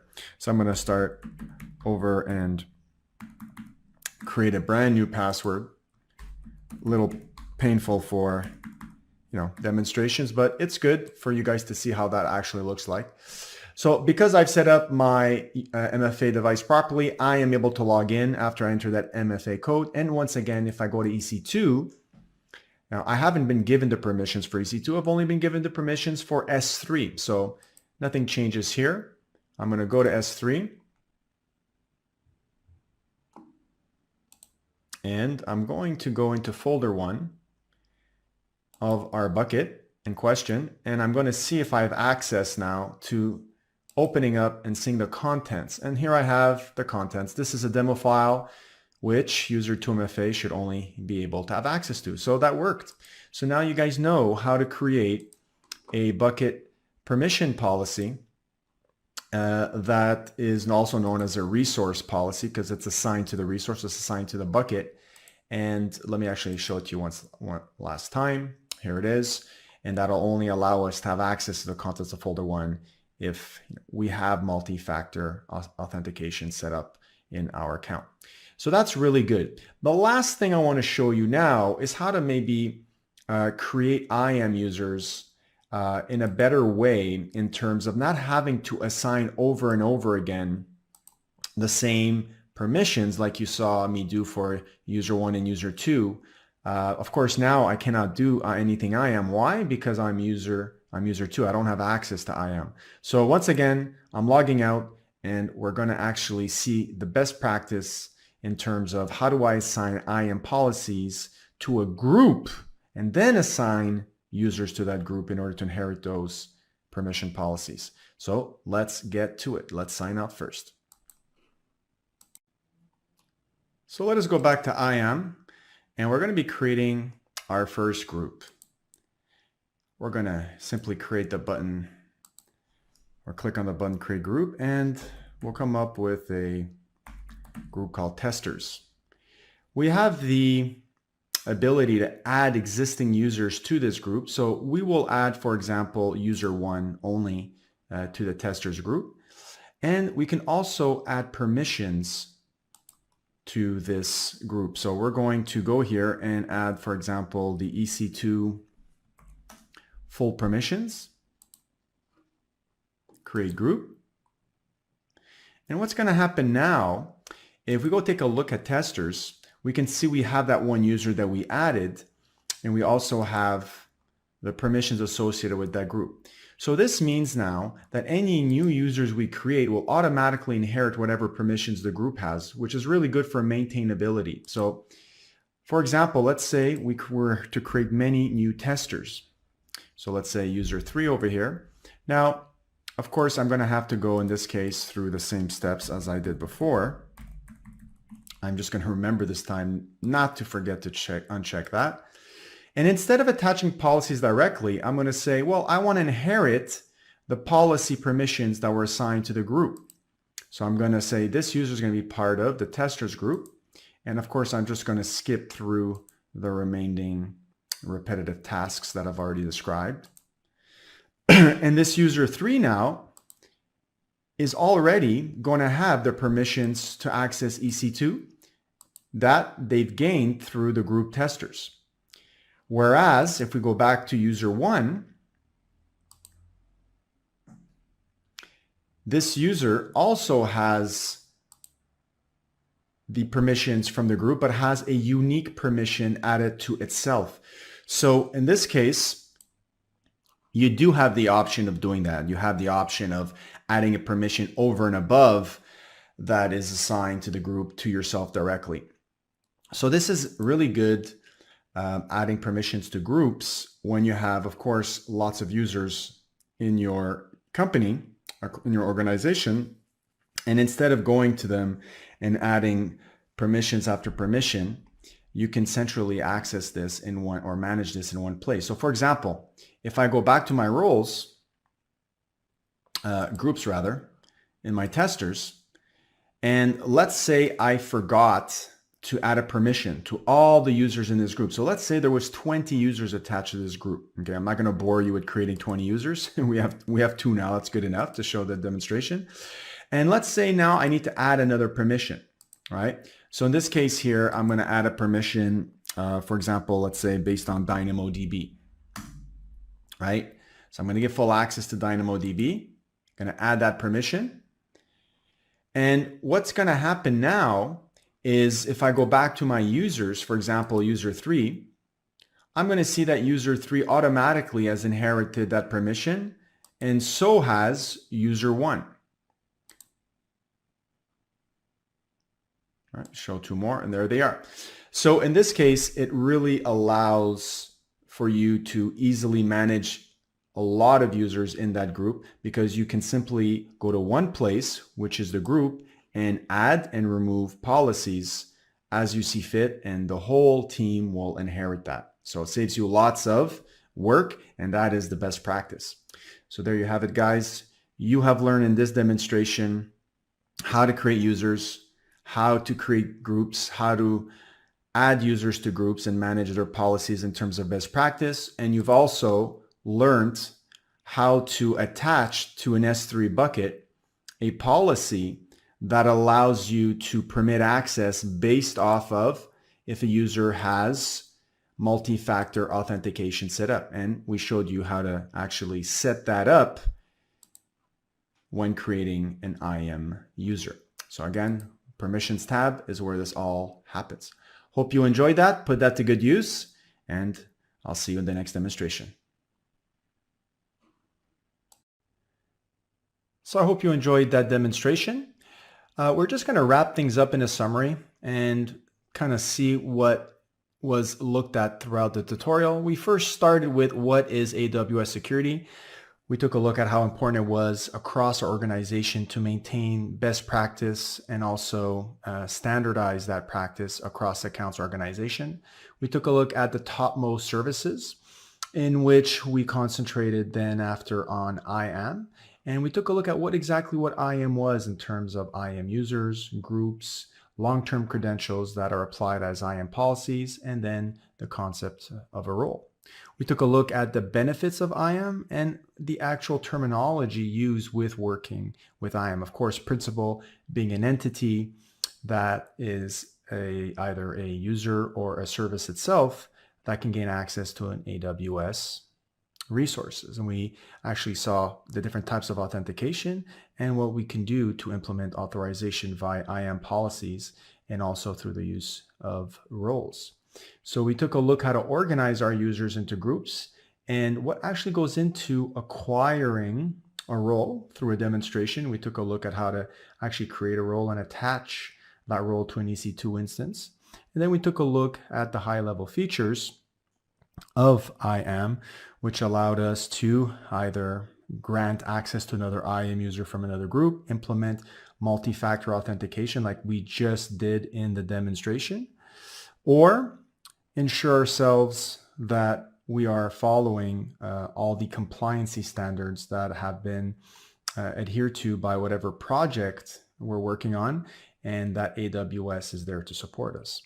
So here we're going to talk about Amazon ECS, a service that's used to manage Docker containers. So without any further ado, let's get started. In this session, we would like to talk about some basics about AWS, and then we're going to immediately dive into why Amazon ECS and what is Amazon ECS in general, and then it uses a service called Docker, so we're going to understand what Docker is. And there are competitive services available for ECS. I mean, ECS is not the own and only service to manage Docker containers. But why ECS? Advantage of ECS. We will talk about that. And the architecture of ECS. So how it functions, what are the components present in it, and what are the functions that it does. I mean, each and every component, what are all the functions that it does. All those things will be discussed in the architecture of Amazon ECS. And how it works, how it all connects together. That's something we will discuss. And what are the companies that are using ECS? What were the challenge and how ECS helped to fix the challenge? That's something we will discuss. And finally, we have a wonderful lab that talks about how to deploy Docker containers on an Amazon ECS. So let's talk about what is AWS. Amazon Web Service, in short called as AWS, is an web service in the cloud that provides a variety of services such as compute power, database storage, content delivery, and a lot of other resources, so you can scale your business and grow, not focus more on your IT needs and the rest of the IT demands. Rather, you can focus on your business and let Amazon scale your IT, or let Amazon take care of your IT. So what is that you can do with AWS? With AWS, we can create, deploy any application in the cloud. So it's not just deploying, you can also create your application in the cloud. It has all the tools and services required, the tools and services that you would have installed in your laptop or you would have installed in your on-premises desktop machine for your development environment. You know, the same thing can be installed and used from the cloud. So you can use cloud for creating, and not only that, you can use the same cloud for deploying and making your application available for your end user. The end user could be internal users, the end user could be in the internet, the end user could be kind of spread all around the world. It doesn't matter. So it can be used to create and deploy your applications in the cloud. And like you might have guessed, now it provides service over the internet. That's how your users worldwide would be able to use the service that you create and deploy, right? So it provides service over the internet. So that's for the end customer. And how will you access those services? That's again through the internet. It's like the extension of your data center in the internet. So it provides all the services in the internet. It provides compute service through the internet. So in other words, you access them through the internet. It provides database service through the internet, over the internet. In other words, you can securely access your database through the internet, and a lot more. And the best part is this is pay as you go, or pay only for what you use. There is no long-term or beforehand commitment. Here, most of the services does not have any commitment.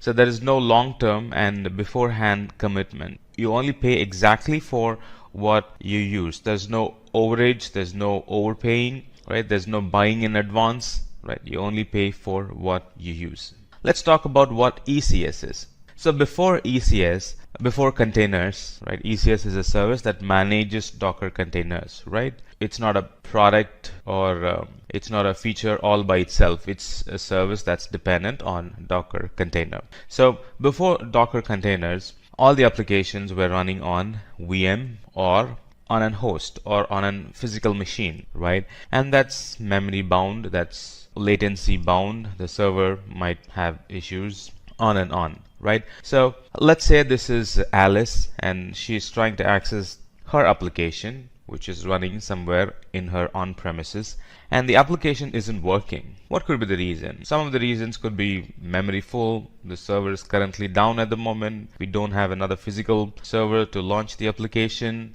a lot of other reasons. So a lot of reasons why the application wouldn't be working in on-premises. Some of them are memory full issue and server down issue, very less high availability, or in fact single point of failure and no high availability, if I need to tell it correctly. With ECS, the services can kind of breathe free, right? The services can run seamlessly. Now how is that possible? Now, those things we will discuss in the upcoming sessions. So because of containers and ECS managing containers, the applications can run in a high available mode.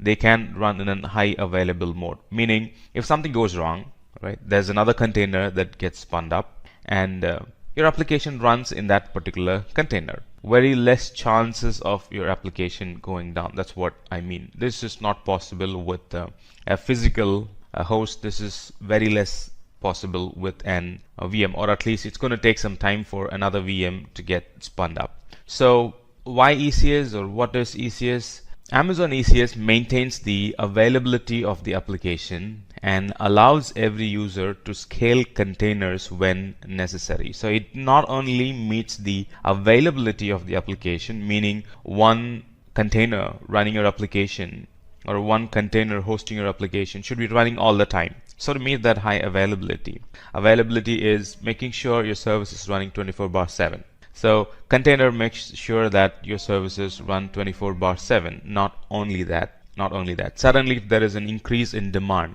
how do you meet that demand? Right? Let's say you have like 1,000 users. Suddenly the next week there are like 2,000 users.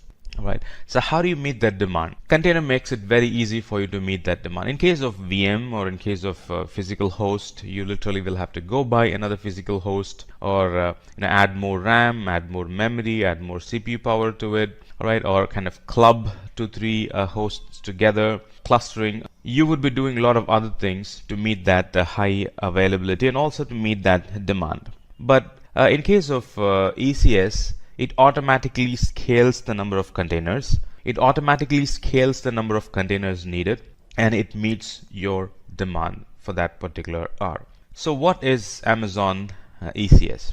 The full form of ECS is Elastic Container Service, right? So it's basically a container management service which can quickly launch and exit and manage Docker containers on a cluster. So what's the function of ECS? It helps us to quickly launch and quickly exit and manage Docker containers. So it's kind of a management service for the Docker containers you will be running in Amazon or running in the AWS environment. So in addition to that, it helps to schedule the placement of container across your cluster. So it's like this. You have two physical hosts, joined together as a cluster. And ECS helps us to place your containers. Now, where should your container be placed? Should it be placed in host 1? Should it be placed in host 2? So that logic is defined in ECS. We can define it. You can also let ECS take control and define that logic. Most cases you will be defining it. So schedule the placement of containers across your cluster. Let's say two containers want to interact heavily. You really don't want to place them in two different hosts, right? You would want to place them in one single host so they can interact with each other. So that logic is defined by us. And these container services, you can launch containers using AWS Management Console, and also you can launch containers using SDK kits available from Amazon. You can launch through a Java program. You can launch container using an .NET program. You can launch container using an Node.js program, as in when the situation demands. So there are multiple ways you can launch containers through Management Console and also programmatically. And ECS also helps to migrate application to the cloud without changing the code. So anytime you think of migration, the first thing that comes to your mind is that how will that environment be? Based on that, I'll have to alter my code. What's the IP? What is the storage that's being used? What are the different parameters I'll have to include? The environment parameters of the new environment. with containers, now that worry is already taken away, because we can create an pretty exact environment. The one that you had on premises, the same environment gets created in the cloud. So no worries about changing the application parameter, no worries about changing the code in the application. Right? You can be like, if it ran in my laptop, a container that I was running in my laptop, it's definitely going to run in the cloud as well, because I'm going to use the same container in the laptop and also in the cloud. In fact, you're going to ship it. You're going to move the container from your laptop to Amazon ECS and make it run there. So it's like the very same image, the very same container that was running in your laptop will be running in the cloud or production environment. So what is Docker? We know that ECS helps to quickly launch, exit, and manage Docker containers. What is Docker? Let's answer that question. What is Docker? Now, Docker is a tool that helps to automate the development of an application as a lightweight container so that the application can work efficiently in different environments. This is pretty much what we discussed right before the slide. I can build an application in my laptop or in on-premises in a container environment, Docker container environment, and anytime I want to migrate, right, I don't have to kind of rewrite the code and then rerun the code in that new environment. I can simply create an image, a Docker image, and move that image to that production or the new cloud environment and simply launch it there. Right, so no compiling again, no relaunching the application. Simply pack all your code in a Docker container image and ship it to the new environment and launch the container there. That's all. So Docker container is a lightweight package of software that contains all the dependencies. So because, when packing, you'll be packing all the dependencies. You'll be packing the code. You'll be packing the framework. You'll be packing the libraries that are required to run the application. So in the new environment, you can be pretty sure, you can be guaranteed that it's going to run because it's the very same code, it's the very same framework, it's the very same libraries that you have shipped, right? There's nothing new in that new environment. It's the very same thing that's going to run in that container. So you can be rest assured that they are going to run in that new environment. And these Docker containers are highly scalable and they are very efficient. Suddenly you wanted like 20 more Docker containers to run the application.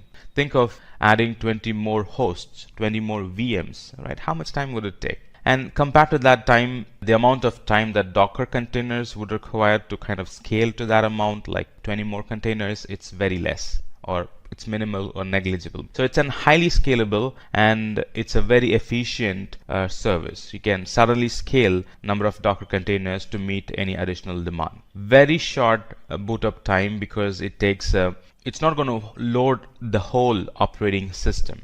And these Docker containers, they use the Linux kernel and features of the kernel like C groups and namespaces to kind of segregate the processors so they can run independently any environment, and it takes very less time to boot up.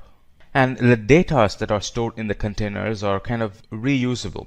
So you can have an external data volume and I can map it to the container, and whatever the space that's occupied by the container and the data that the container puts in that volume, they are kind of reusable. You can simply remap it to another application. You can kind of remap it to the next successive container. You can kind of remap it to the next version of the container, next version of the application you'll be launching, and you don't have to go through building the data again from the scratch. Whatever data the container was using previously or the previous container was using, that data is available for the next container as well. So the volumes that the containers uses are very reusable volumes. And like I said, it's isolated application, so it kind of isolates by its nature. It kind of, by the way it's designed, by the way it is created, it isolates one container from another container, meaning anytime you run applications on different containers, you can be rest assured that they are very much isolated. Though they are running on the same host, though they are running on the same laptop, let's say, though they are running on the same physical machine, let's say, running 10 containers, 10 different applications, you can be sure that they are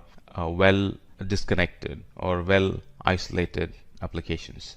Now let's talk about the advantages of ECS. The advantage of ECS is improved security. Its security is inbuilt in ECS.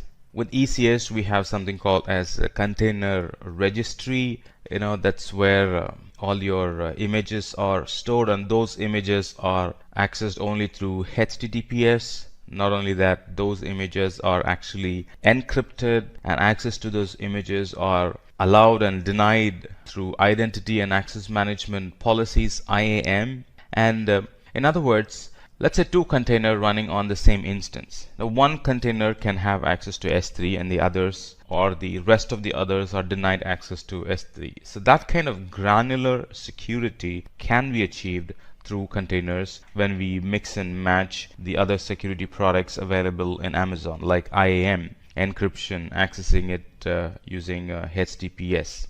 These containers are very cost efficient. Like I've already said, these are lightweight processes. Right? We can schedule multiple containers on the same node, and this actually allows us to achieve high density on an EC2 instance. Imagine an EC2 instance that's very less utilized.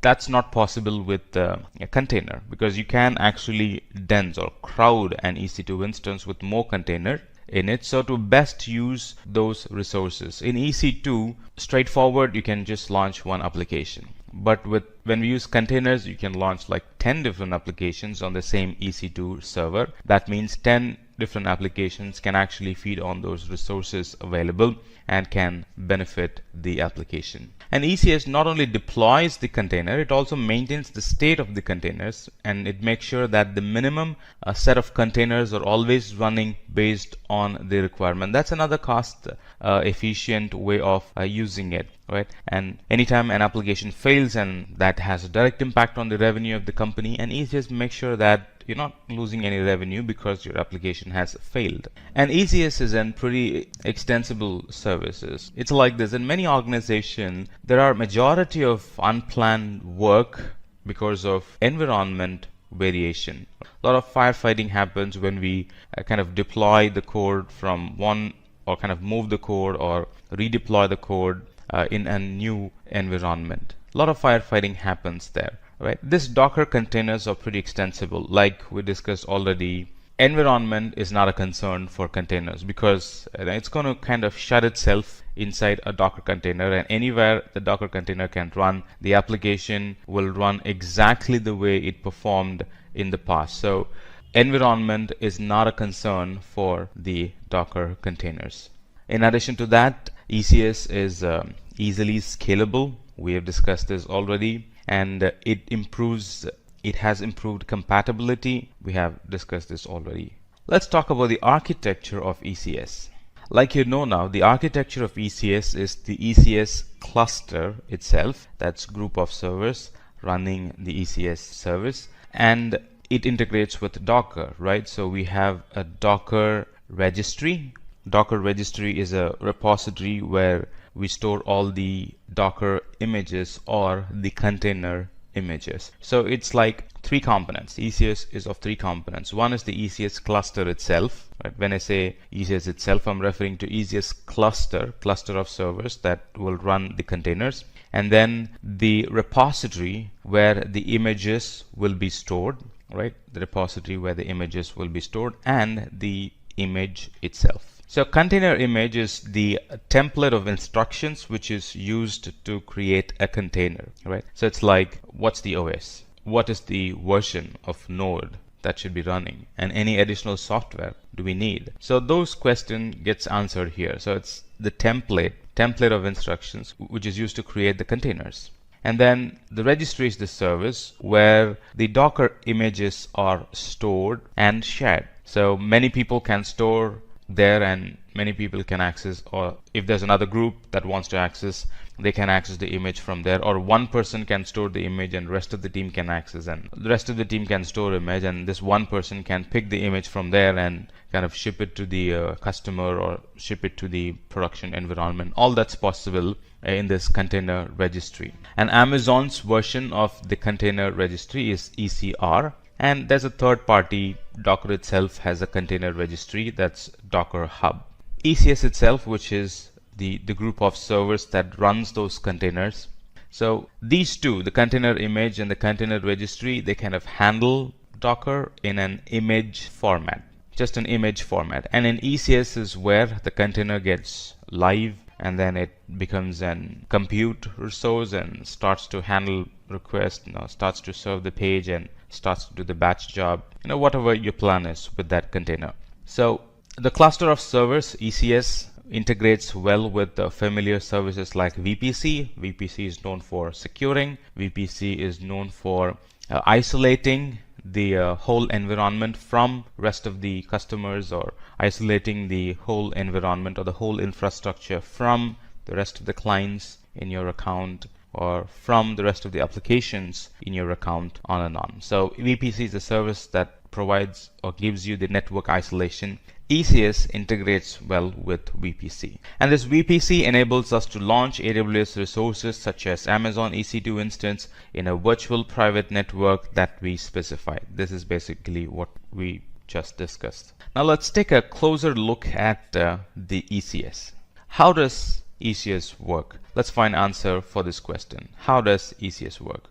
ECS has got a couple of components within itself. So these ECS servers can run across availability zone. As you can see, there are two availability zones here. They can actually run across availability zones. And ECS has got two modes, Fargate mode and the EC2 mode. Right here we're seeing Fargate mode, and then here we're seeing nothing. That means it's an EC2 mode. And then it has got different network interfaces attached to it, because they need to be running in an isolated fashion, right? So anytime you want network isolation, you need separate IP, and if you want separate IP, you need separate network interface card, and that's what you have, elastic network interface card, separate elastic network interface card for all those tasks and services. And this runs within an VPC. Let's talk about the Fargate service. Tasks are launched using the Fargate service. So we will discuss about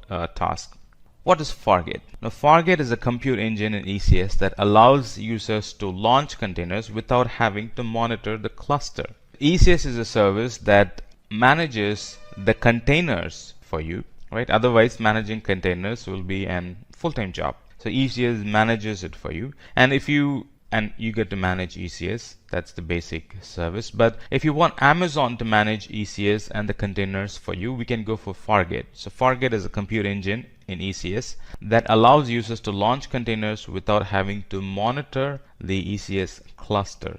And the tasks that we discussed, the tasks has two components. You see task right here. So they have two components. We have ECS container instance, and then the container agent.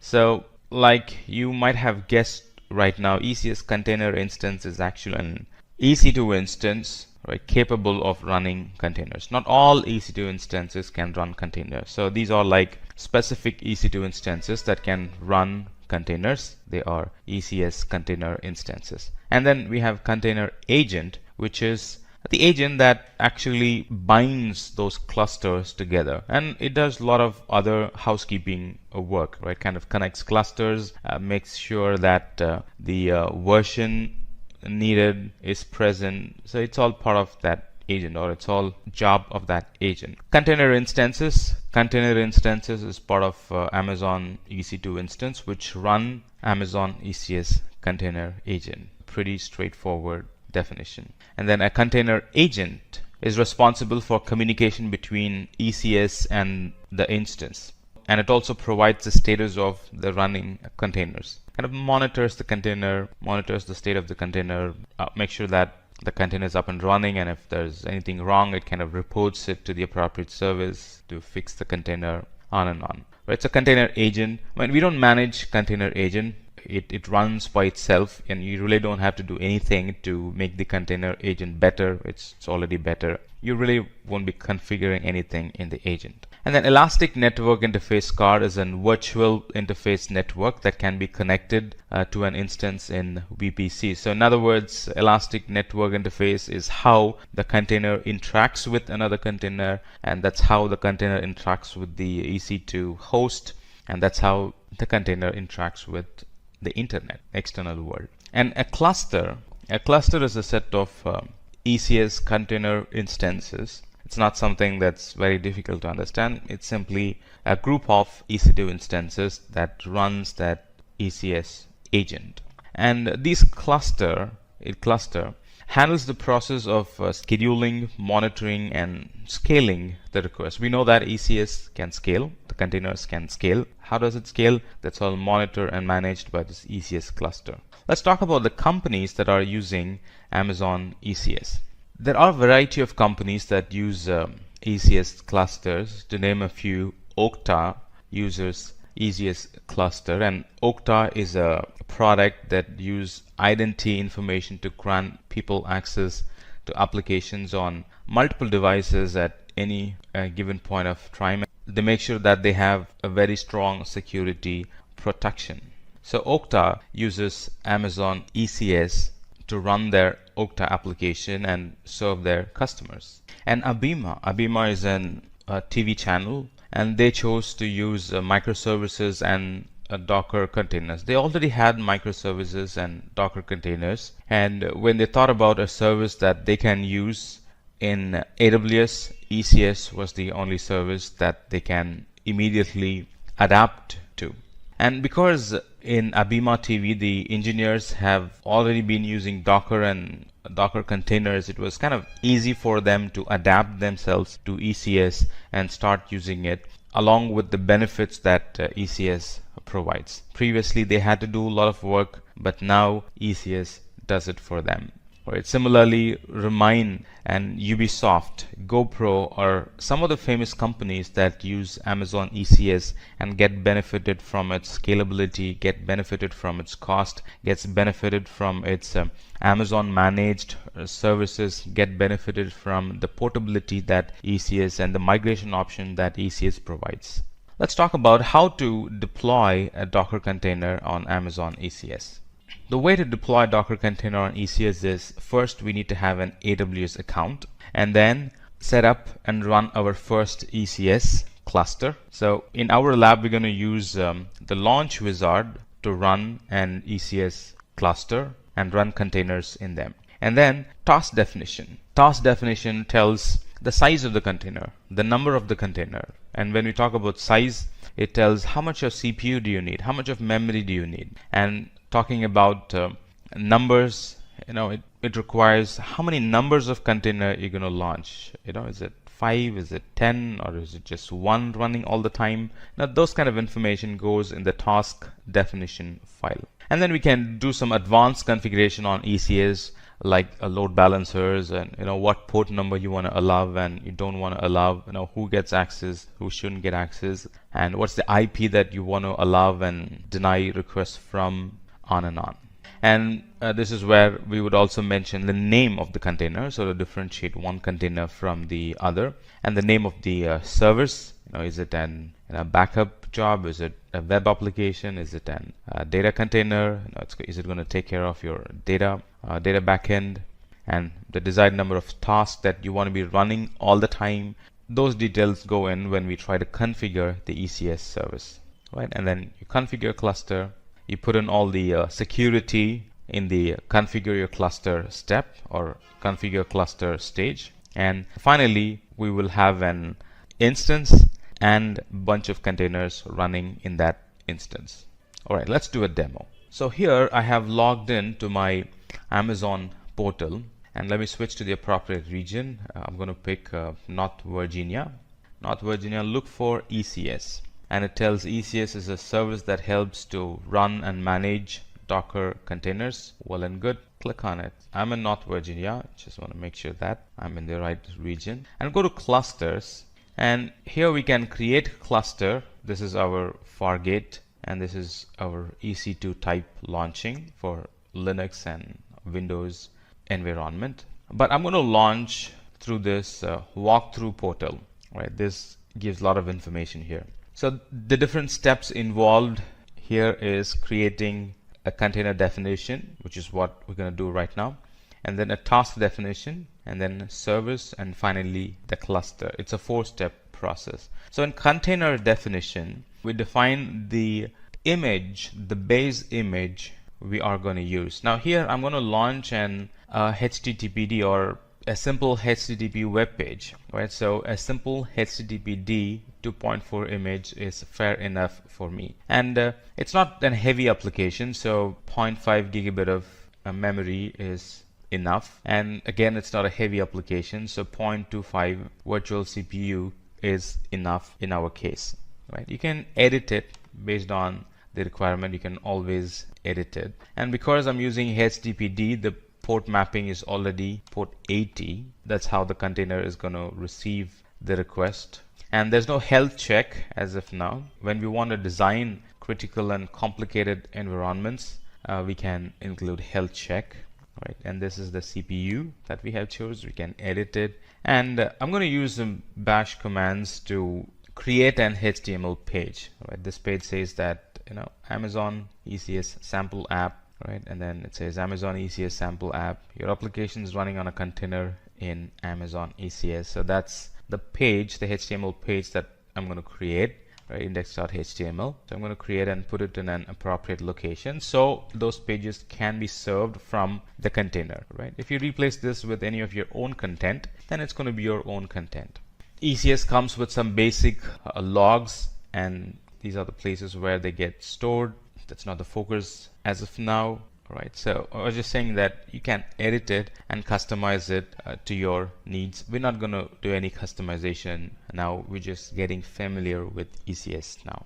And the task definition, name of the task definition is first run task definition, and then we are running it in a VPC. And then this is an Fargate mode, meaning the servers are completely handled by Amazon, and the task memory is 0.5 gigabit, and the task CPU is 0.25 virtual CPU. Name of the service: is it a batch job? Is it an a front end? Is it a back end? Or is it a simple copy job? What's the service? Name of the service goes here. Again, this you can edit it. And here's our security group. As of now, I'm allowing port 80 to the whole world. If I want to restrict to a certain IP, I can do that. The default option for load balancing is no load balancer, but I can also choose to have a load balancer and use port 80 to map that port 80 to the container port 80, right? I can do that. The default is no load balancer. All right, let's do one thing. Let's use load balancer. Let's use load balancer and port 80 that receives information on port 80 HTTP. What's going to be the cluster name? We're in the last step. What is the cluster name? Cluster name can be Simplilearn ECS demo. Next, we're done and we can create. So it's launching a cluster, as you can see, and it's picking the task definition file that we've created, and it's using that to launch an service. And then these are the log groups that we discussed, and it's creating a VPC. Remember, ECS clubs well with the VPC. It's creating a VPC, and it's creating two subnets here for high availability. It's creating that security group, port 80, allowed to the whole world, and then it's putting it behind an load balancer. It generally would take like 5 to 10 minutes, so we just need to be patient and let it complete its creation.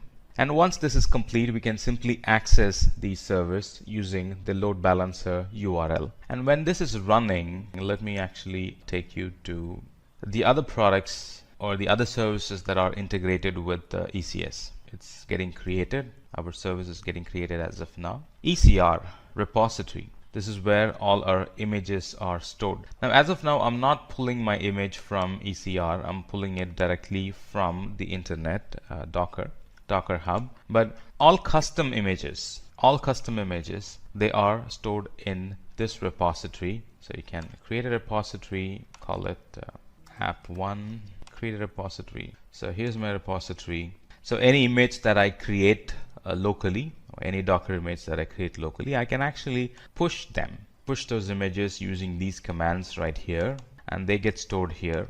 And I can make my ECS connect with ECR and pull images from here. So they would be my custom images. And as of now, because I'm using a default image, it's directly pulling it from the internet. Let's go to EC2 and look for a load balancer, because we wanted to access the application from behind a load balancer, right? So here is a load balancer created for us. And anytime I put the URL, so a cluster is now created. You see there's one service running. All right, let's click on that cluster.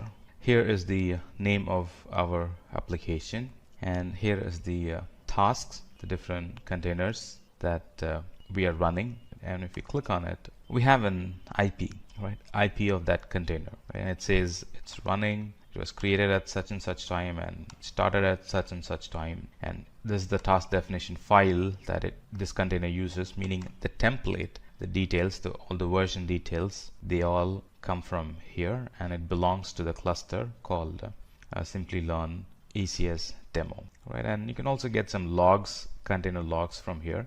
So let's go back. And there are no ECS instances here because remember, this is Fargate. You're not managing any ECS instance, right? So that's why you're not seeing any ECS instance here. So let's go back to tasks and go back to the same page where we found the IP.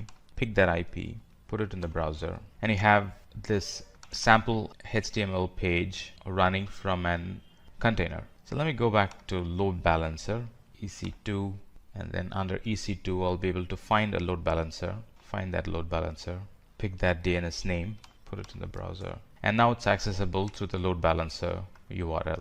Right now this URL can be mapped to other services like DNS. This URL can be embedded in any of your application if you want to make that application connect with this container. Now using IP is not all that advisable because these containers can die and then a new container gets created, and when a new container gets created it gets a new IP, right? So hard-coding IP is not, hard-coding dynamic IPs are not advisable. So you would be using load balancer and putting that URL in that application that you want to make it interact with this container instance. It was a wonderful experience in walking you through this ECS topic, and in here we learned about what AWS is and why we're using ECS and what is ECS in general, what is Docker in specific, and we also learned about the advantages of ECS, the architecture, the different components of ECS, and how ECS works when they're all connected together. And we also looked at the companies that use ECS and their use cases, and finally a lab, how we can launch ECS Fargate through the portal. I'm very glad to walk you through this lesson about Route 53. So in this section, we are going to talk about basics of AWS, and then we're going to immediately dive into why we need Amazon Route 53. And then we're going to expand and talk about the details of Amazon Route 53, the benefits it provides over its competitors, and the different types of routing policy it has, and some of Amazon Route 53's key features. And we're going to talk about how to access Route 53, the different ways, the different methods you can access Route 53. And finally, we're going to end with a wonderful demo in Route 53. So let's talk about what is AWS. Amazon Web Services, or AWS in short, is a cloud provider that offers a variety of services such as a variety of IT services or infrastructure services such as compute power, database, content delivery, and other resources that helps us to scale and grow our business. And AWS is hot, AWS is picking up, AWS is being adapted by a lot of customers. That's because AWS is easy to use even for a beginner. And talking about safety, the AWS infrastructure is designed to keep the data safe irrespective of the size of the data. Be it small data, be it very minimal data, be it all the data that you have in terabytes and in petabytes, Amazon can keep it safe in their environment. And the wonderful thing and the most important reason why a lot of customers move into the cloud is that the pay-as-you-go pricing. There is no long-term commitment and it's very cost effective. What this means is that you're not paying for a resource that you're not using. In on-premises, you do pay for resources you're not using a lot, meaning you go and buy a server, you do the estimate for the next 5 years, and only after like 3 or 4 years you'll be hitting the peak capacity, but still you would be buying that capacity before 4 years. right? And then you will gradually be, utilizing it from 40%, 60%, 70, 80, and then 100. So what you have done is that even though you're not using the full capacity, you still have bought it and are paying for it from day one. But in the cloud, it's not like that. You only pay for the resources that you use. Anytime you want more, you scale up the resource and you pay for the scaled up resource. And anytime you want less, you scale down the resource and you pay less for that scaled down resource. Let's talk about why Amazon Route 53. Let's take this scenario where Rachel is trying to open her web browser and the URL that she hit isn't working. A lot of reasons behind why the URL isn't working. It could be the server utilization that went high. It could be the memory usage that went high. A lot of reasons. And she starts to think, is there an efficient way to scale resources according to the user requirements? Or is there an efficient way to kind of mask all those failures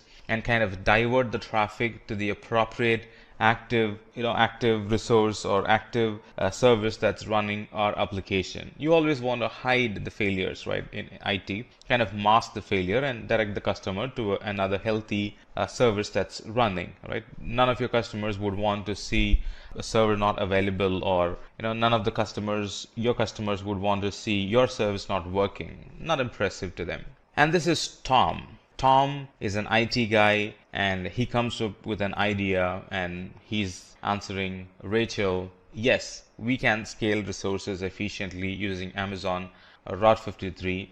In a sense, he's saying that yes, we can mask the failure and we can keep the services up and running, meaning we can provide more high availability to our customers with the use of Route 53.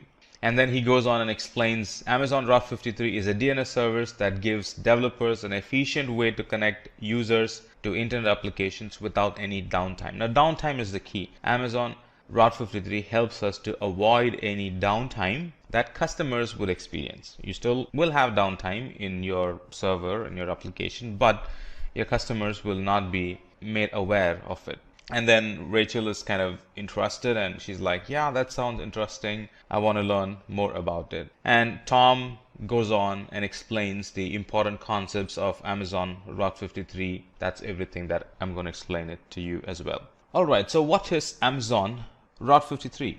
Amazon Route 53 is an highly scalable DNS or domain name system web service. This service, this Amazon Route 53, it functions three main things, or it has three main functions. So the first thing is, if a website needs a name, Route 53 registers the name for the website domain. Let's say you want to buy google.com. You want to buy the domain name. Let's say you want to buy that domain name. You buy that through Route 53. Secondly, Route 53 is the service that actually connects your server, which is running your application or which is serving your web page. So that's the service that actually, Route 53 is the service that connects the user to your server when they hit google.com in the browser or whatever domain name that you have purchased. So you bought a domain name and the user types in your domain name.com, and then Route 53 is a service that helps the user to connect their browser to the application that's running in an EC2 instance or any other server that you are using to serve that content. Now, not only that, Route 53 checks health of the resource by sending automated requests over the internet to a resource. So that's how it identifies if there is any resource that has failed. When I say resource, I'm referring to any infrastructure failure, any application level failure. So it kind of keeps checking. So it understands it first before the customer notices it, and then it does the magic, kind of shifts the connection from one server to the other server. We call it routing. We will talk about that as we progress. So the benefits of using Route 53. It's highly scalable, meaning suddenly, let's say, the number of requests, the number of people trying to access your website through that domain name that you have bought, let's say it has increased. Route 53 is highly scalable, right? It can handle even millions and millions of requests because it's highly scalable and it's managed by Amazon. The same thing, it's reliable, it's highly scalable, it can handle large queries without the users, without you interacting, without the user who bought it interact with it. You don't have to scale up, when you're expecting more requests, it automatically scales. And it is very reliable in a sense that it's very consistent. It has the ability to route the users to the appropriate application through the logic that it has. It's very easy to use. When we do the lab, you're going to see that. It's very easy to use. You buy the domain name and then you simply map it to the application. You simply map it to the server by putting in the IP, or if you can simply map it to another load balancer by putting in the load balancer URL. You can simply map it to another S3 bucket by simply putting the S3 bucket name or the S3 bucket URL. It's pretty straightforward, easy to set up. And it's very cost effective in a way that we only pay for the service that we have used. So no wastage of money here. So the billing is set up in such a way that you are paying only for the amount of requests that you have received, right? The amount of traffic, the amount of requests that you have received, and a couple of other things. The number of hosted zones that you have created, right? And a couple of other things. It's very cost effective in such a way that you only pay for the service that you are using. And it's secure in a way that access to Route 53 is integrated with the Identity and Access Management, IAM. So you only have authorized users gain access to Route 53. The trainee who just joined yesterday won't get access. And the contractor or the consultant, the third-party consultant you have given access, or who is using your environment, you can block access to that particular person because he's not the admin or he's not a privileged user in your account. So only privileged users and admin gain access to Route 53 through IAM. Now let's talk about the routing policies. So when you create a record in Route 53, record is nothing but an entry. So when you do that, you choose a routing policy. Right? Routing policy is nothing but it determines how Route 53 responds to your queries, how the DNS queries are being responded. Right? That's a record, or that's a routing policy. So the first one is a simple routing policy. So we use simple routing policy for a single resource. In other words, simple routing allows to configure DNS with no special Route 53 routing. It's kind of one-to-one. You use a single resource that performs a given function to your domain. For example, if you want to simply map an URL to a web server, that's pretty straightforward, simple routing. So it routes traffic to a single resource, example, web server to a website. And with simple routing, multiple records with the same name cannot be created, but multiple values can be created in the same record. The second type of routing policy is failover routing. So we would be using failover routing when we want to configure active, passive failover. If something failed, right, you want to fail over to the next resource, which was previously the backup resource, now the active resource, or which was previously the backup server, now it's an active server. So you would be failing over to that particular resource or that particular IP. If you want to do that, we use failover routing. So failover routing routes traffic to a resource when the resource is healthy, or to a different resource when the previous resource is unhealthy. In other words, anytime a resource goes unhealthy, it does all that's needed to shift the traffic from the primary resource to the secondary resource. In other words, from the unhealthy resource to the healthy resource. And this records can route traffic to anything from an Amazon S3 bucket, or you can also configure a complex tree of records. Now, when we configure the records, it will be more clear to you. So as of now, just understand that Route 53 can route, or this routing policy, the failover routing policy, can route traffic to Amazon S3 bucket or to a website that has complex tree of records. Geolocation routing policy. Now, geolocation routing, just like the name says, it takes that routing decision based on the geographic location of the user. In other words, when you want to route traffic based on the location of the user, that's your primary criteria for sending that request to the appropriate server, we would be using geolocation routing. So it localizes the content and presents a part or the entire website in the language of the user. For example, a user from US, you would want to direct them to an English website, and a user from German, if you want to send them to the German website, and a user from France, you want to send those requests, or you want to show content specific to a customer who lives in France, a French website. So this is, if that's your condition, this is the routing policy we would be using. And the geographic locations are specified by either continent or by country or by state in the United States. So only in the United States you can actually split it to state level, and for the rest of the countries you can do it on a country level. On a high level you can also do it on a continent level. The next type of routing policy would be geo-proximity routing. Geo-proximity routing policy, when we want to route traffic based on the location of our resource and optimally shift traffic from resources in one location to resource in another location, we would be using geo-proximity routing.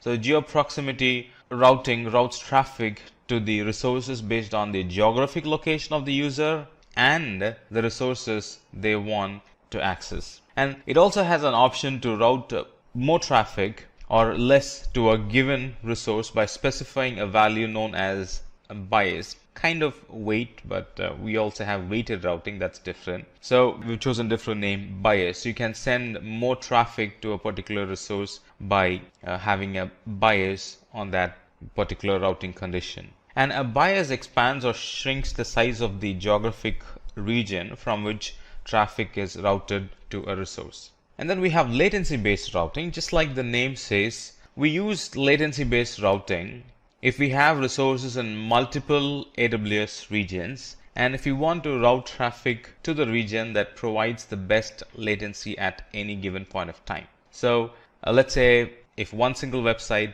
needs to be installed and hosted on multiple AWS regions, then latency routing policy is what is being used. It improves the performance of the users by serving the request from the AWS region that provides the lowest latency.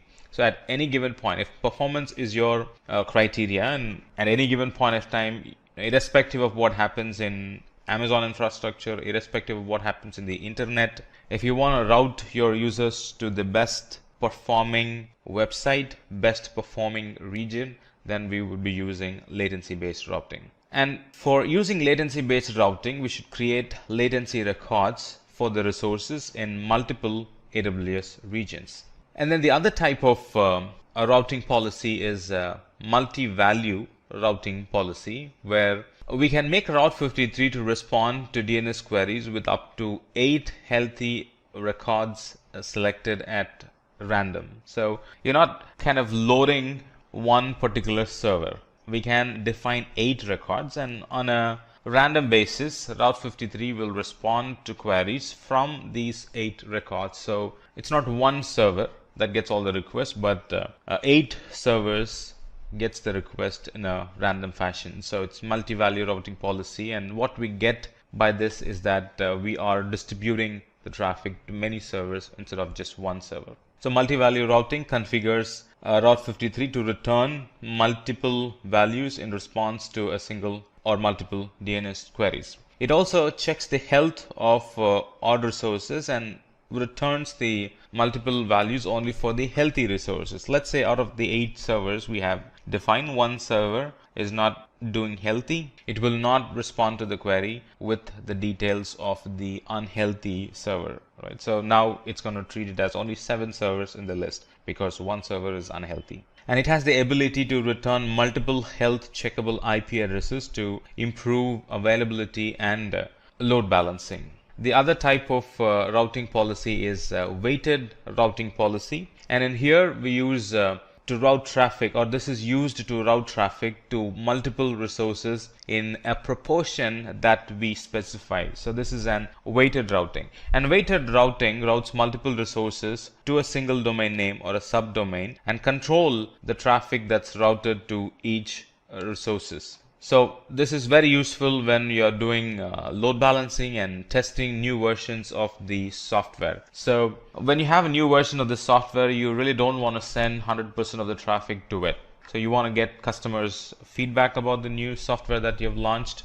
new version or new application that you've launched. So you would kind of send only 20% of the traffic to that application, get customer feedback, and if all is good, then we would move the rest of the traffic to that new application. So any software launches, application launches will be using weighted routing. Now let's talk about the key benefits or key features of Route 53. Some of the key features of Route 53 are traffic flow. It routes end users to the endpoint that should provide the best user experience. That's what we discussed in the routing policies, right? It uses a routing policy, a latency-based routing policy, and geo-based routing policy, and then failover routing policy. So it kind of improves the user experience. And the other key feature of Route 53 is we can buy domain names using Route 53 console. We can buy it from here and use it in Route 53.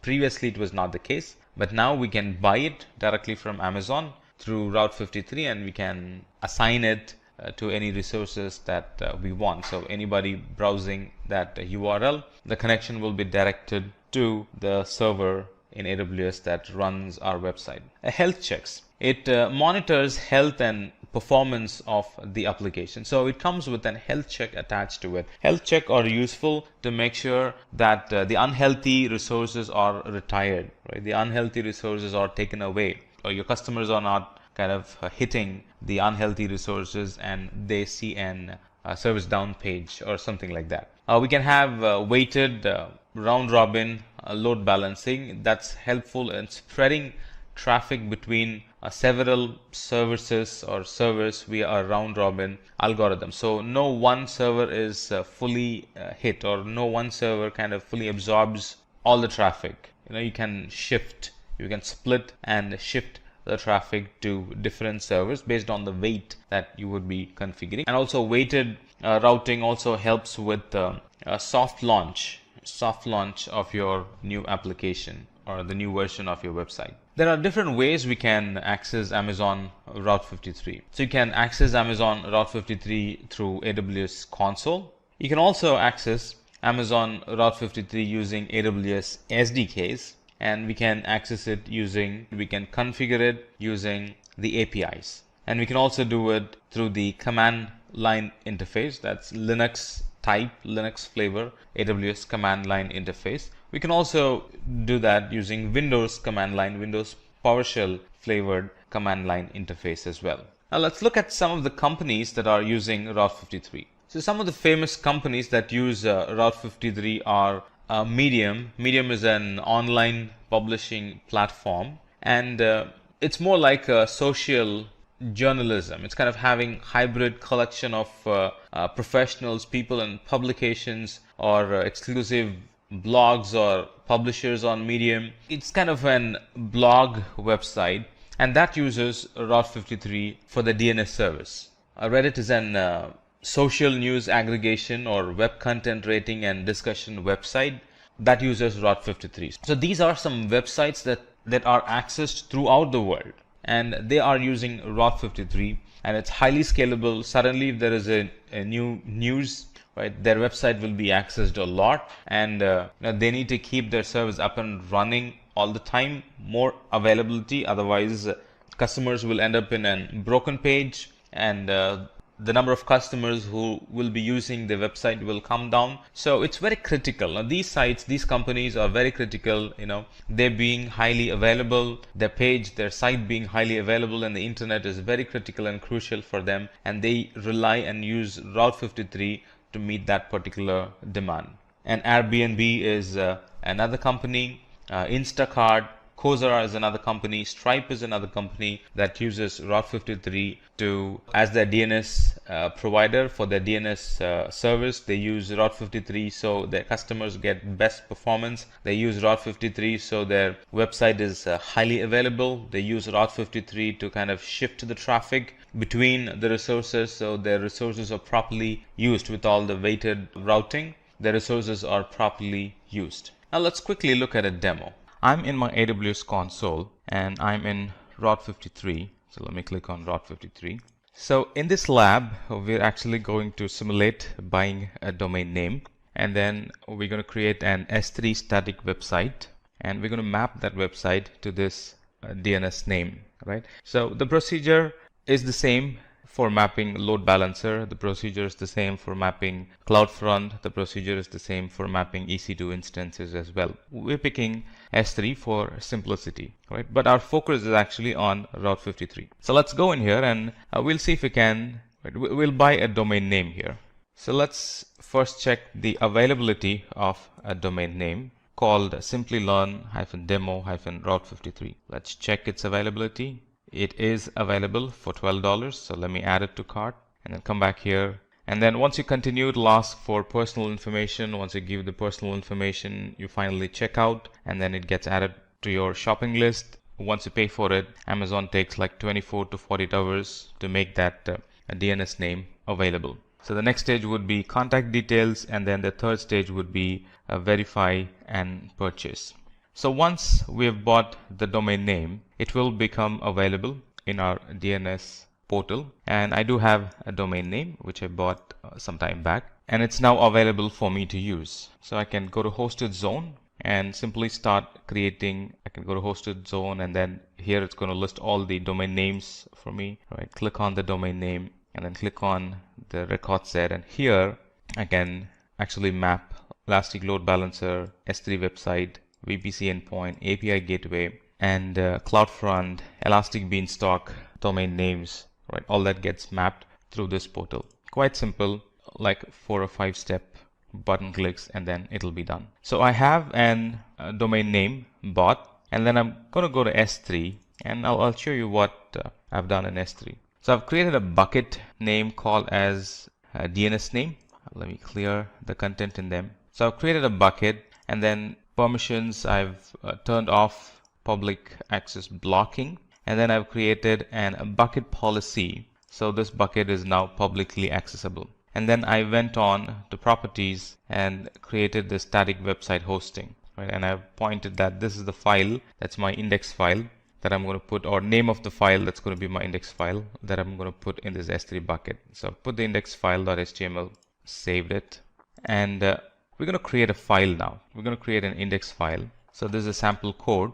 It says Amazon Route 53 getting started, routing internet traffic to S3 bucket for your website, and then a couple of other information. So I've saved it as an index.html file in my desktop. So let me upload that from my desktop into this bucket. So that's index.html, and it's in capital I. So let me go to properties and go to static website hosting and make sure that I spell it properly, right? It's case sensitive, and then save it. So now this means that my website should be running through this URL, and it does.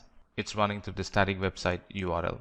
We're halfway through. So now let me go back to Route 53. Go back to Route 53, go back to hosted zones, go into the domain name, and then create a record set. And it's going to be an alias record. And I see my S3 static website endpoint there. Right, so click on it and create. It has now created an record that's pointing my domain name to the S3 endpoint that I have created, and my static website is running from it. So let me test it.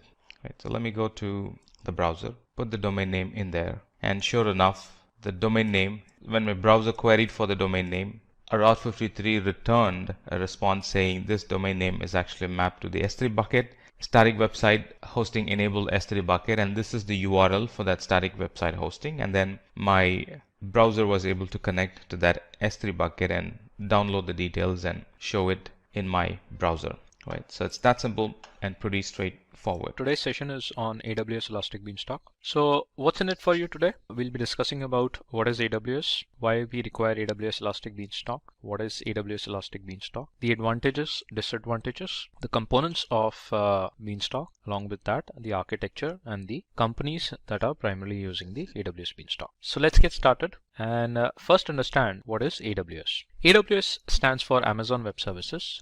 It's a cloud provider and that offers a very variety of services such as compute power, database storage, content delivery, and many other resources. So we know that AWS is the largest cloud provider in the market, and so many services are available in the AWS where you can apply the business logics and create the solutions using the cloud platforms. Now, why AWS Elastic Beanstalk? Now, what happened earlier and that whenever the developer used to create the software or the modules related to the softwares, it has to be joined together to create a big application. Now, one developer creates a module that has to be shared with another developer. And if the developers are geographically separated, then it has to be shared over a medium, probably an internet. So that is going to take some time. It would be a difficult process, and in return it makes the application or a software development a lengthier process, the building of the software development a lengthier process. So there were challenges which the developers were facing earlier, and to overcome that we have the Beanstalk as a service available in the AWS. So why AWS Elastic Beanstalk is required? AWS Elastic Beanstalk has made the life of the developers quite easy in terms of that they can share the applications across different devices at a shorter time duration. Now let's understand what is AWS Elastic Beanstalk. AWS Elastic Beanstalk is a service which is used to deploy and scale web applications by developers. Not only web application, any application that is being developed by the developers. This is a symbol representation of the AWS Elastic Beanstalk. Now, along with that, the AWS Elastic Beanstalk supports the programming language, the runtime environments that are Java, .NET, PHP, Node.js, Python, RubyGo, and Docker. And in case if you're looking for any other programming language or a runtime environment, then you can make a request with AWS to arrange that for you. Now, what are the advantages associated with the Elastic Beanstalk? First advantage is that it's a highly scalable service. Now, when we talk about the scalability, it means that whenever we require the resources in demand, we can scale up the resources or we can scale down the resources. So that is kind of a flexibility we get in terms of changing the type of resources whenever we need it. And in that case, the Elastic Beanstalk is a highly scalable service. Now that is something which is very difficult to achieve in case of an on-prem environments, because you have to plan for the infrastructure, and in case if you're short of the resources within that infrastructure, then you have to procure it again. The second advantage associated with the Beanstalk is that it's a fast and simple to begin. Now when we say it's fast and simple, that means that you just have to focus on the development of an application, building an application, and then you can just deploy the application directly using the Beanstalk. What the Beanstalk is going to do, that every networking aspect is being taken care by the Beanstalk. It deploys your application in the backend on the servers, and then you can directly access your application using the URL or through the IP address. The third advantage is that it offers the quick deployment. That is what we discussed in the fast and simple to begin as well. So why it offers a quick deployment? You don't have to bother about the networking concepts. You just have to focus on the application development, and then you can just upload your application, deploy that, and then you are good to go. The other advantage is that it supports multi-tenant architecture. When we talk about tenants or multi-tenants, that means we can have a virtual environments for separate organizations or the divisions within the organizations that will be virtually isolated. So likewise, you can have virtually isolated environments created on the Beanstalk, and they can be separated, used as a separate entities or a separate divisions within the organization. And we know that it's a flexible service. Since it's a scalable, then it is a flexible also. Now coming to the simplifies operations as an advantage. Now once the application is deployed using the Beanstalk, then it becomes very easy to maintain and support that application using the Beanstalk services itself. And the last advantage that we can have from the Beanstalk is that it's a cost efficient service. The cost efficient, as we know that many of the AWS services are cost effective. The cost optimization can be better managed using the AWS Beanstalk as compared to if you are developing or if you're deploying any kind of an application or a solution on the on-prem servers. Now there are some components that are associated with the AWS Beanstalk, and it has to be created in the form of a sequence manner. So AWS Elastic Beanstalk consists of few important components which are required while developing an application. Now what are these components? These are 4 components. One is application, the second is application version, the third is environment, and the fourth one is the environment tier. And we have to progress while deploying our applications or the softwares using the same sequence. Now let's understand what are the different components of the Beanstalk are. The application. It refers to a unique label which is used as a deployable code for a web application. So generally you deploy your web application or you create your application, and that is something which is basically used as a unique label. Then the second component is application versions. So it resembles a folder which stores a collection of components such as environments, versions, and environment configurations. So all these components are being stored using the application version. The third most important component is the environment. In the environment, only the current versions of the applications runs. Now remember that Elastic Beanstalk supports multiple versions as well. And using the environment, you can only run the current version of the application. For if you wanted to have another version of an application to be running, then you have to create another environment for that. Then comes the environment tier. And in the environment tier, it designates the type of application that the environment runs on. Now generally there are two types of environment tier. One is the web and the other one is the worker node, and that's something which we'll be discussing later as well. Now let's understand how does Elastic Beanstalk in AWS works. So first we have to create an application, and this is a task that would be done by the developers. And for that you can actually select any runtime environment or a programming language like Java, Docker, Ruby, Go, Perl, or Python as well. And once you select that environment, you can develop your application using that runtime environments. Now after that, once the application is created, then you have to upload the version of an application on the AWS. And after that, once the version is uploaded, and then you have to launch your environment. So just have to click on the buttons, that's it, nothing more you have to do. Once the environment is launched, then you can actually view that environment using a web URL or using the IP address. Now what happens in that case is when you launch an environment in the backend, the Elastic Beanstalk automatically runs an EC2 instance. And using a metadata, the Beanstalk deploys your application within that EC2 instance. That is something which you can look into the EC2 dashboard as well. So you don't have to take care of the security groups, you don't have to take care of the IP addressing, and even you don't have to log in into the instance and deploy your application. It would be done automatically by the Beanstalk. It's just that you just have to monitor the environment, and the statistics will be available there itself in the Beanstalk dashboard. Otherwise you can view those statistics in the CloudWatch logs as well. Now in case if you wanted to update any kind of a version, then you just upload a new version and then just deploy that and then monitor your environment. So these are the essentials to create a local applications for any platform, whether it's a Node.js, Python, etc. These are the things that you have to actually take care, and this is the sequence you have to follow while creating an environment. So you can say that it's a 4 steps creation of or deployment of your application. That's it. Now after users upload their versions, the configuration is automatically deployed with a load balancer. Yes, and with a load balancer, that means you can access the applications using the load balancer DNS also. And apart from load balancer, if you wanted to put any other feature that includes the auto scaling, for example, if you wanted to create your EC2 instances where the application will be deployed within the virtual private cloud or in a particular subnet within the VPC, all those features that are available, and you can select them using the Beanstalk itself. You don't have to move out to the VPC. You don't have to actually go to the EC2 dashboard and select all those separately. Everything would be available within the Beanstalk dashboard. So that's what it says in the presentation, that after creating an application, the deploy service can be specifically accessed using the URL. So once the environment is created, there will be a URL defined. Now you can put a URL name also. That is something which you wanted to put for your application. You can define that. You can check for the availability of that URL, and then you have to use that URL to access your application over the browser. Now once it is done, then in the monitor environment, it says the environment is monitored, provided capacity provisioning, load balancing, auto scaling, and then monitor features. All those features are available there itself in the Beanstalk.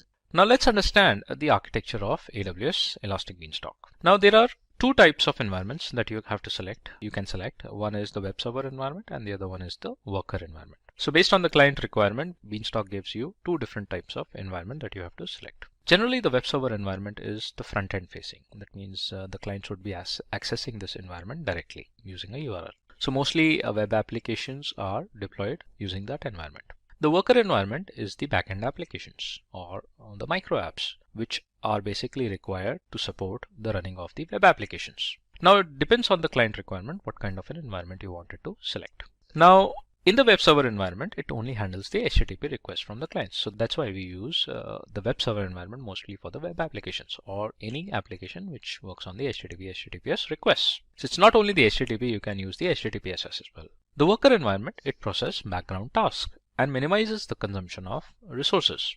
So again, it is just like a kind of a microservice or an application services that are running in the backend to support the web server environment. Now, coming to the understanding of the AWS Beanstalk. So this is how the architecture of the AWS Beanstalk is designed, and you can refer to that image also. Now, in the web server environment, let's say if we select a web server environment, and it says that if the application receives client requests, the Amazon Route 53 sends these requests to the Elastic Load Balancer. Now, obviously, we discussed here that the web server environment is primarily an environment which receives the HTTP requests. It's a kind of a client-facing environment.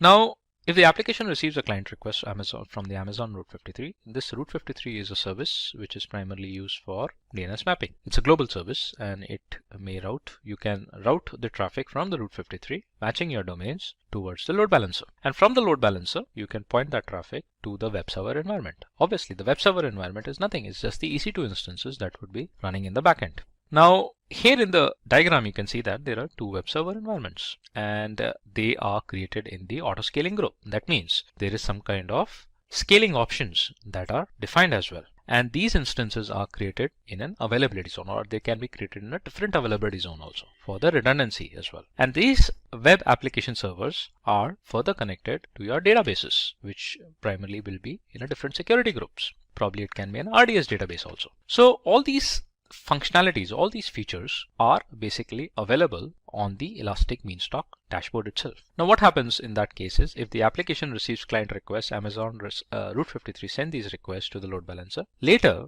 the load balancer shares those requests among the EC2 instances. How does that happen? It happens using a predefined algorithm. The equal distribution of a load is distributed to both the EC2 instances or n number of EC2 instances running in the availability zone. Now in the availability zones, every EC2 instance would have its own security group. They can have a common security group also. They can have their own security group as well.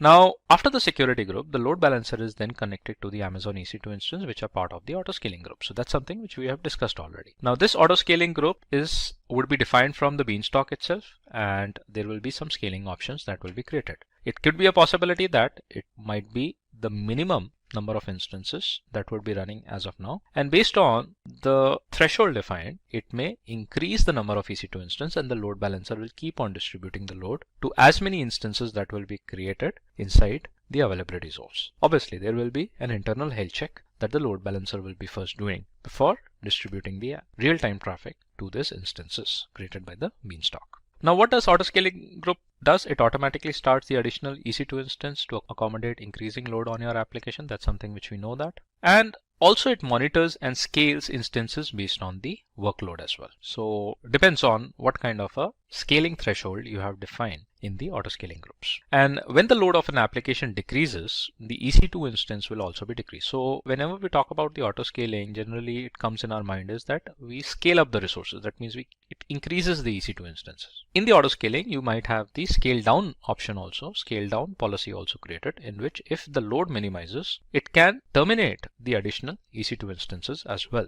So that is something which will be automatically managed. All these features can be achievable using the Elastic Beanstalk, and with this feature accommodated, it gives you the better cost optimization in terms of managing your resources. Now it says that Elastic Beanstalk has a default security group, and the security group acts as a firewall for the instances. Now here in this diagram, it says about the security group auto scaling also. You might create it in a default VPC also. You might create it in your custom VPC also, where you can have the additional level of security is also created. You can have the NACLs, NACLs also defined here before the security groups. So that would give you the additional filtering option or the firewall option. Now it says that with these groups, with these security groups, it allows establishing security groups to the database server as well. So every database would also have its own security group, and the connection can be created between the web servers environment that is created by the Beanstalk to the database security groups as well. Now let's discuss about the worker environment. Now, understanding the worker environment, what happens is that the web server environment is the client facing. The client sends a request for an access to the web server. And in this diagram, the web server further sends it to the SQS, which is a simple queue service. And the queue service sends it to the worker environment. And then whatever the worker environment is created for doing some kind of a processing or some kind of an application that is running in the backend, that environment initiates and then send back the results to this SQS and vice versa. So let's understand the architecture of a AWS Elastic Beanstalk with the worker environment. So when a worker environment here is launched, AWS Elastic Beanstalk installs a server on every EC2 instance. So that is in the case of a web server environment also. And later the server passes the request to the simple queue service. Now this service is an asynchronous service. Instead of a simple queue service, you can have other services also. It is not necessary that you need to have the SQS also. This is an example that we are discussing about. And the SQS shares those messages via a post request to the HTTP path over the worker environment. And there are many case studies also with respect to this kind of an environment that is being created, that is being done on many customers. And you can search for these kind of a case studies available on the internet. Now the worker environment executes the task given by the SQS with the HTTP response after the operation is completed. Now here what happens is a quick recap. The client requests for an access of an application to a web server using an HTTP request. The web server passes that request to the queue service. The queue service shares the message with the worker. Probably a worker might be the manual worker, and generally it's an automated worker. So it would be shared via the worker environment only. And the worker sends back the response with the HTTP response back to the queue. That response can be viewed directly from the queue service by the client using the web server. So this is one of the examples. Likewise, as I said, that there can be many other examples also where you can have the worker environments defined. Now, what are the companies that are using the Elastic Beanstalk? These are few of the companies that are primarily using. One is Zillow, Jelly Button Games, then you have League of Women Voters, eBury. These are some of the few listed companies, and obviously you search on the AWS site and you'll find many more organizations that are using the Elastic Beanstalk primarily for deploying their applications. Now, the next thing is to go with the practicals, that how actually we use the Elastic Beanstalk. So let's look into the demo using the AWS Elastic Beanstalk. Now first you have to log in into the AWS console, and I'm sure that you might be having the accounts created, or you can use the IAM credentials as well. And then you have to select the region also. Now I am in the North Virginia region. Likewise, you can select any of the regions that are listed here. Now click on the services and you have to search for the Elastic Beanstalk. You can find the Elastic Beanstalk under the compute section. So here itself, you'll find the Elastic Beanstalk as a service. Now open this service, and there it will give you an option to create an environment. You have to specifically select an environment, probably a worker environment or a web service environment. So let's wait for the service to open. So we have the dashboard now available with us. This is how the Elastic Beanstalk looks, and this is the symbol representation of a beanstalk. Now what we have to do is we have to click on Get Started, and that will load, and you have to create a web app. So instead of creating a web app, what we'll do, we'll create a new application. So just click on Create a New Application. Put an application name. Let's say we put something like XYZ. You can put any description to your application. Let's say it's a demo app, and click on Create. Now it says you have to select an environment. Now the environment, the application name XYZ is created. You just have to select an environment. So click on Create One now, and it is going to ask you that what kind of an environment tier you wanted to select. So as we discussed, that there are two types of environments. One is the web server and the other one is the worker environment. Let's look into it, what is defined by the AWS. AWS says that it has two types of environment tiers to support different types of web applications. Web servers are standard applications that listen for and then process HTTP requests, typically over port number 80. Workers are specialized applications that have a background processing task that listens for message on an Amazon SQS queue.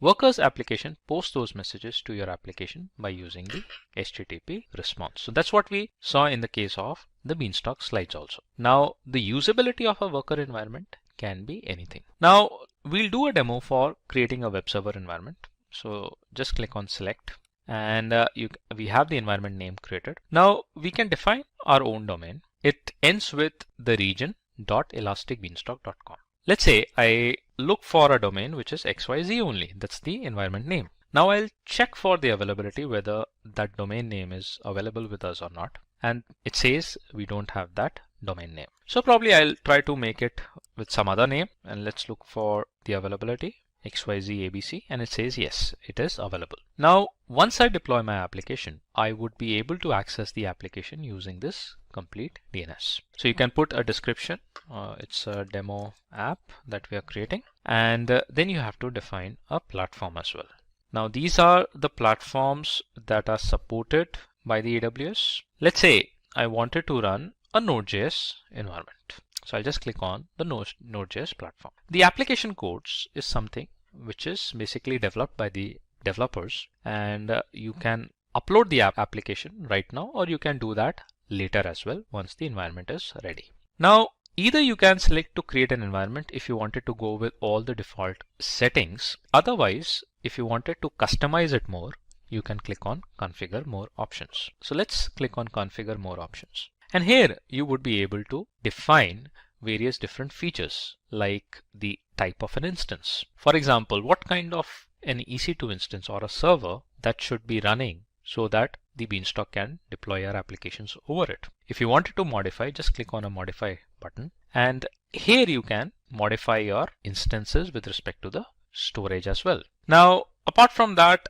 if you wanted to do some modification in the case of monitoring, in the case of databases, in the case of security, or in the case of a capacity, let's look into the capacity. So here you can actually do the modification. So in the capacity, you can select the instance type also. By default, it is t2.micro, but in case if your application requires a larger type of an instance, then you can actually go for the instance type as well. Similarly, you can define your AMI IDs also, because obviously for the application to run, you would require the operating system also. So you can select that particular AMI ID for your operating system as well. Let's cancel that.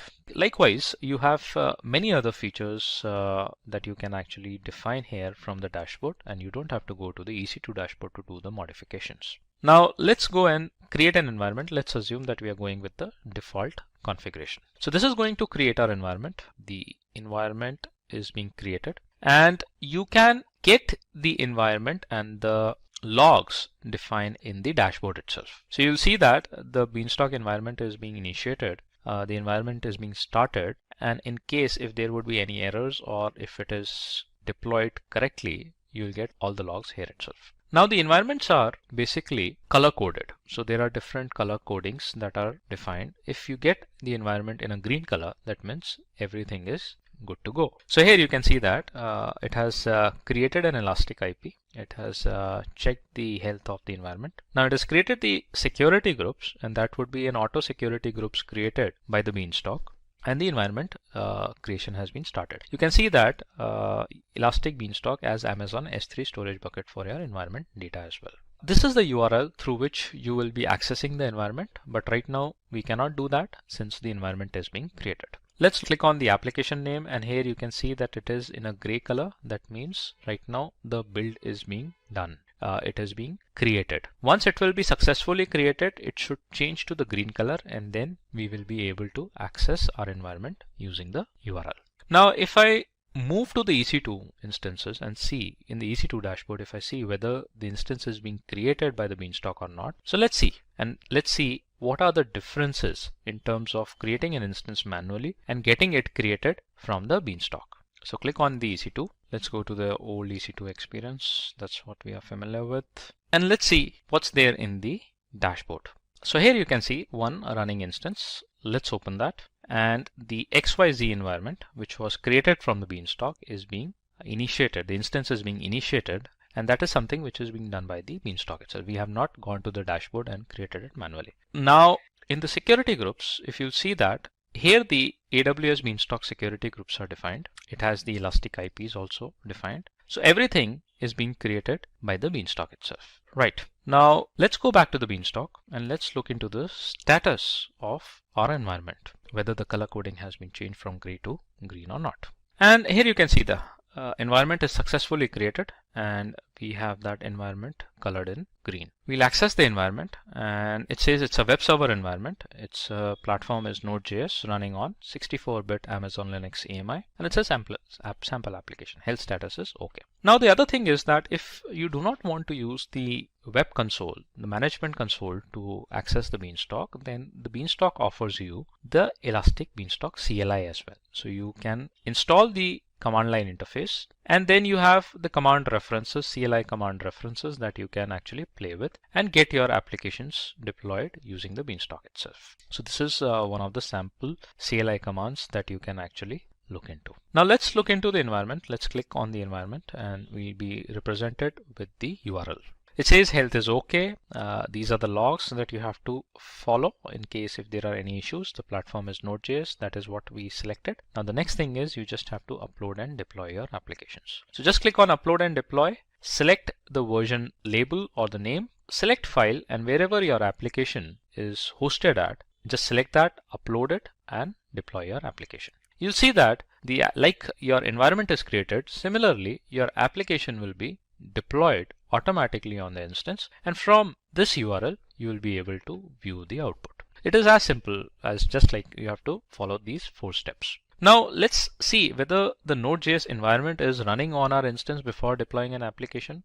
So we'll just click on this URL. Since the Beanstalk has already opened up the security groups on HTTP port 80 for all, we can actually view that output directly from the URL. So we have the Node.js running, that's visible here, and after that you just have to upload and deploy your application, and then from that URL you can get the output. Now this URL you can map it with the Route 53 service. So using the Route 53 DNS services, the domain names can be pointed to the Elastic Beanstalk URL, and from there it can be pointed to the applications that are running on the EC2 instance. Whether you wanted to point it to the URL directly using the Beanstalk, you can do that. Otherwise, as we saw in the slides, you can use the Route 53, point it to the load balancer, and then point it to the instances directly also once it is created by the Beanstalk. So that was the demo, guys, with respect to the Beanstalk and how we can actually run the environments. Apart from that, the operational tasks like system operations, you can manage all these things from the environment dashboard itself. So you have the configurations, you have the logs, you can actually check the health status of your environment, you can do the monitoring, and you can actually get the alarms and the events here.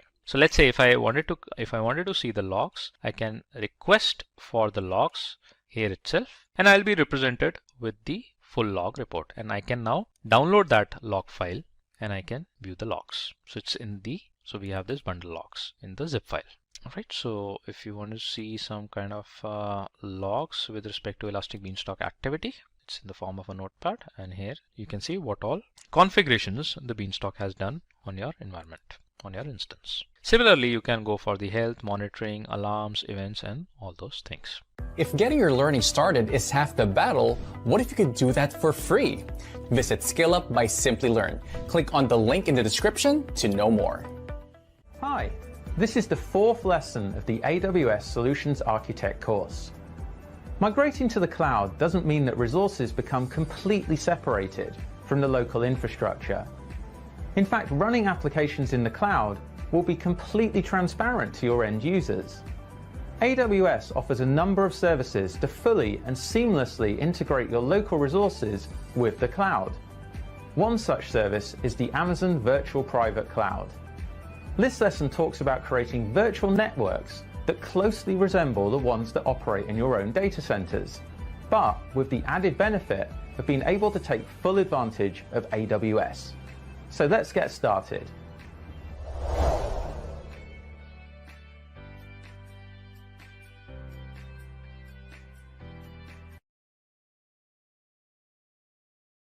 In this lesson, you'll learn all about virtual private clouds and understand their concept.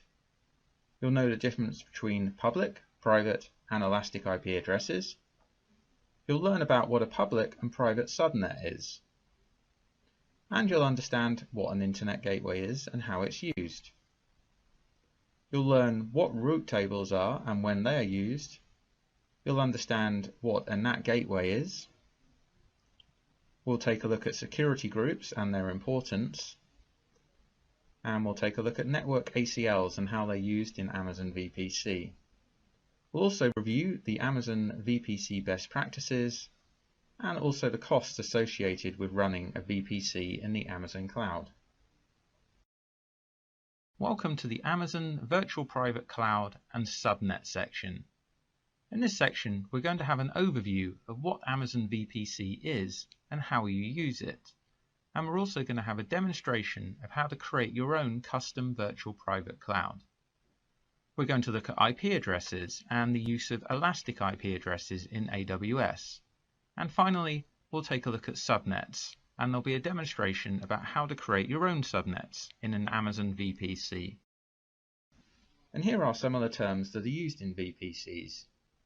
There's subnets, route tables, elastic IP addresses, internet gateways, NAT gateways, network ACLs, and security groups. And in the next sections, we're going to take a look at each of these and build our own custom VPC that we'll use throughout this course. Amazon defines a VPC as a virtual private cloud that enables you to launch AWS resources into a virtual network that you've defined. This virtual network closely resembles a traditional network that you'd operate in your own data center, but with the benefits of using the scalable infrastructure of AWS. A VPC is your own virtual network in the Amazon cloud, which is used as the network layer for your EC2 resources. And this is a diagram of the default VPC. Now there's a lot going on here, so don't worry about that. What we're going to do is break down each of the individual items in this default VPC over the coming lesson. But what you need to know is that a VPC is a critical part of the exam, and you need to know all the concepts and how it differs from your own networks. Throughout this lesson, we're going to create our own VPC from scratch, which you'll need to replicate at the end of this so you can do well in the exam. Each VPC that you create is logically isolated from other virtual networks in the AWS cloud. It's fully customizable. You can select the IP address range, create subnets, configure route tables, set up network gateways, define security settings using security groups, and network access control lists. So each Amazon account comes with a default VPC that's pre-configured for you to start using straight away, so you can launch your EC2 instances without having to think about anything we mentioned in the opening section. A VPC can span multiple availability zones in a region, and here's a very basic diagram of a VPC. It isn't this simple in reality. And as we saw in the first section, here's the default Amazon VPC, which looks kind of complicated. But what we need to know at this stage is that the CIDR block for the default VPC is always a 16 subnet mask. So in this example, it's 172.31.0.0/16. What that means is this VPC will provide up to 65,536 private IP addresses. So in the coming sections, we'll take a look at all of these different items that you can see on this default VPC. But why wouldn't you just use the default VPC? Well, the default VPC is great for launching new instances when you're testing AWS. But creating a custom VPC allows you to make things more secure, and you can customize your virtual network as you can define your own IP address range. You can create your own subnets that are both private and public, and you can tighten down your security settings. By default, instances that you launch into a VPC can't communicate with your own network. So you can connect your VPCs to your existing data center using something called hardware VPN access, so that you can effectively extend your data center into the cloud and create a hybrid environment. Now to do this, you need a virtual private gateway, and this is the VPN concentrator on the Amazon side of the VPN connection. Then on your side, in your data center, you need a customer gateway, which is either a physical device or a software application that sits on your side of the VPN connection. So when you create a VPN connection, a VPN tunnel comes up when traffic is generated from your side of the connection. VPC peering is an important concept to understand. A peering connection can be made between your own VPCs or with a VPC in another AWS account, as long as it's in the same region. So what that means is if you have instances in VPC A, they wouldn't be able to communicate with instances in VPC B or C unless you set up a peering connection. Peering is a one-to-one relationship.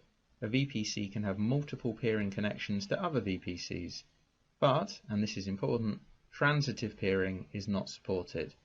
In other words, VPC A can connect to B and C in this diagram, but C wouldn't be able to communicate with B unless they were directly peered. Also, VPCs with overlapping CIDRs cannot be peered. So in this diagram you can see they all have different IP ranges, which is fine, but if they had the same IP ranges, they wouldn't be able to be peered. And finally for this section, if you delete the default VPC, you have to contact AWS support to get it back again. So be careful with it and only delete it if you have good reason to do so and know what you're doing. This is a demonstration of how to create a custom VPC.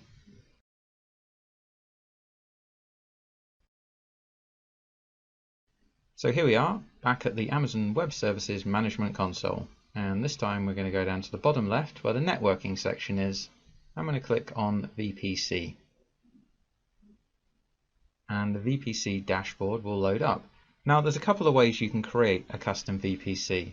There's something called the VPC wizard, which will build VPCs on your behalf from a selection of different configurations. For example, a VPC with a single public subnet, or a VPC with public and private subnets.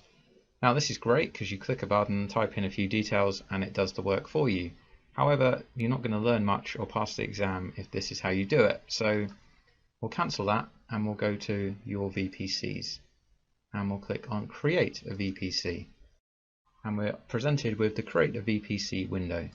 So let's give our VPC a name. I'm going to call it Simplilearn_VPC. And this is the kind of naming convention I'll be using throughout this course. Next we need to give it the CIDR block, or the classless interdomain routing block. So we're going to give it a very simple one, 10.0.0.0, and then we need to give it the subnet mask. So you're not allowed to go larger than 15. So if I try to put 15 in, it says no, not going to happen. For a reference, subnet mask of 15 would give you around 131,000 IP addresses, and subnet 16 will give you 65,536, which is probably more than enough for what we're going to do. Next you get to choose the tenancy. There's two options, default and dedicated. If you select dedicated, then your EC2 instances will reside on hardware that's dedicated to you. So your performance is going to be great, but your cost is going to be significantly higher. So I'm going to stick with default, and we just click on yes, create. It'll take a couple of seconds, and then in our VPC dashboard we can see our Simplilearn VPC has been created. Now if we go down to the bottom here to see the information about our new VPC, we can see it has a route table associated with it, which is our default route table. So there it is, and we can see that it's only allowing local traffic at the moment. We go back to the VPC again, we can see it's been given a default network ACL, and we'll click on that and have a look. And you can see this is very similar to what we looked at in the lesson. So it's allowing all traffic from all sources, inbound and outbound. Now if we go to the subnet section and just widen the VPC area here, you can see there's no subnets associated with the VPC we just created. So that means we won't be able to launch any instances into our VPC. And to prove it, I'll just show you. We'll go to the EC2 section. So this is a glimpse into your future. This is what we'll be looking at in the next lesson. And we'll just quickly try and launch an instance. We'll select any instance, it doesn't matter. Any size, not important. So here, the network section, if I try and select Simplilearn VPC, it's saying no subnets found, this is not going to work. So we basically need to create some subnets in our VPC. And that is what we're going to look at in the next lesson.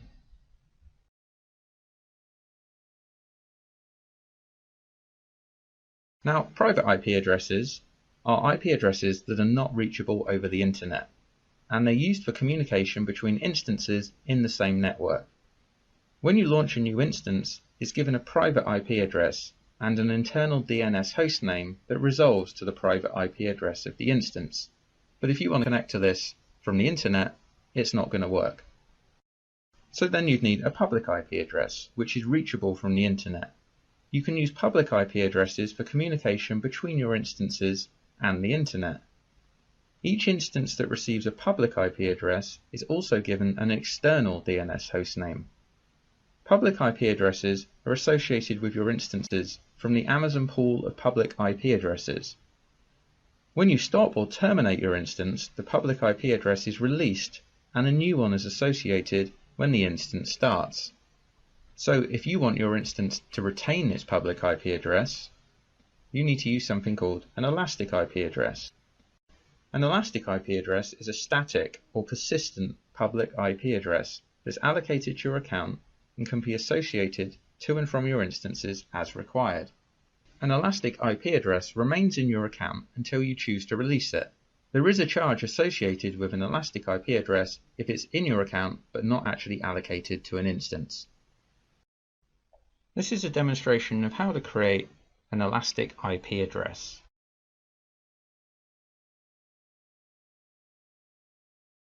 So we're back at the Amazon Web Services Management Console. We're going to head back down to the Networking VPC section and we'll get to the VPC dashboard.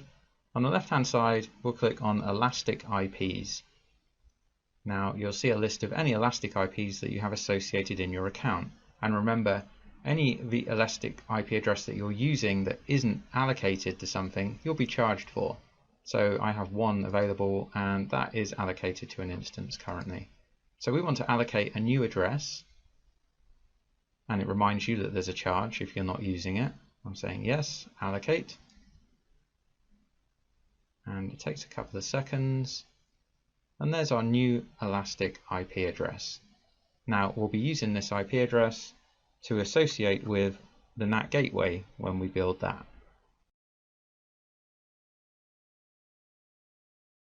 AWS defines a subnet as a range of IP addresses in your VPC. You can launch AWS resources into a subnet that you select. You can use a public subnet for resources that must be connected to the internet, and a private subnet for resources that won't be connected to the internet. The net mask for the default subnet in your VPC is always 20, which provides up to 4,096 addresses per subnet, and a few of them are reserved for AWS use. A VPC can span multiple availability zones, but a subnet is always mapped to a single availability zone. This is important to know. So here's our basic diagram, which we're now going to start adding to. So we can see the virtual private cloud, and you can see the availability zones, and now inside each availability zone we've created a subnet. Now you won't be able to launch any instances unless there are subnets in your VPC. So it's good to spread them across availability zones for redundancy and failover purposes. There's two different types of subnet, public and private. You use a public subnet for resources that must be connected to the internet, for example web servers. A public subnet is made public because the main route table sends the subnet's traffic that is destined for the internet to the internet gateway, and we'll touch on internet gateways next. Private subnets are for resources that don't need an internet connection or that you want to protect from the internet, for example database instances. So in this demonstration we're going to create some subnets, a public and a private subnet, and we're going to put them in our custom VPC in different availability zones.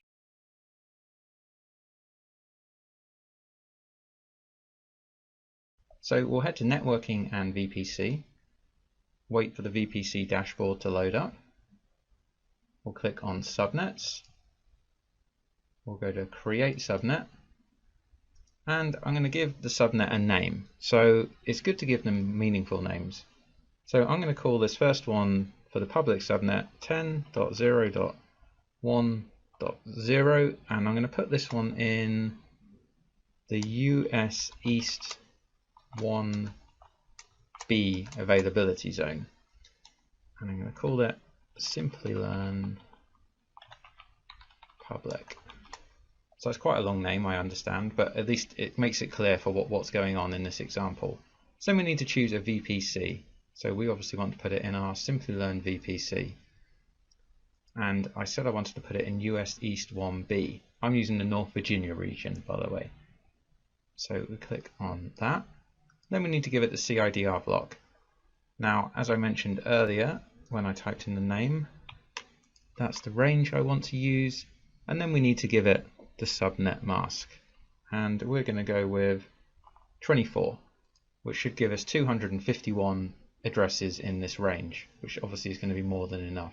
If I try and put a different value in that's unacceptable to Amazon, it's going to say, it's going to give me an error and tell me not to do that. Let's go back to 24 and click. I'm going to cut and paste this, by the way, just because I need to type something very similar for the next one. Click create.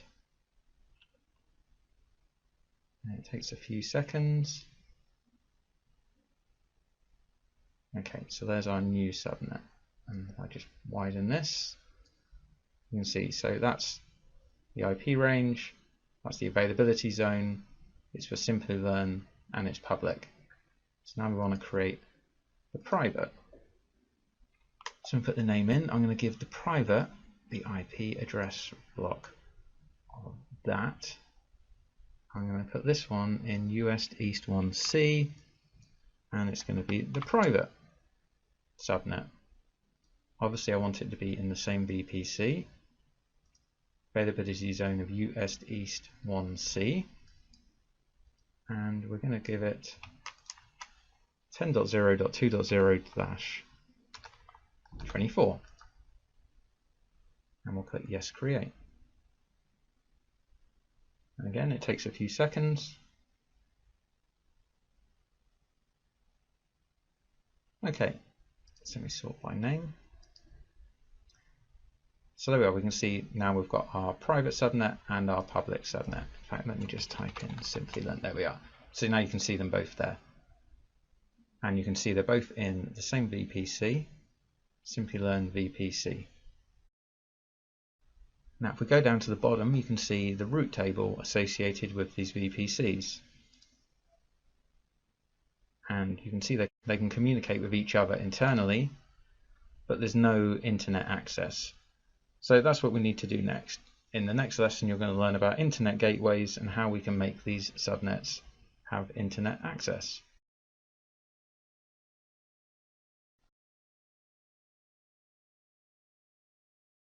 Welcome to the networking section. In this section, we're going to take a look at internet gateways, route tables, and NAT devices. And we'll have a demonstration on how to create each of these AWS VPC items.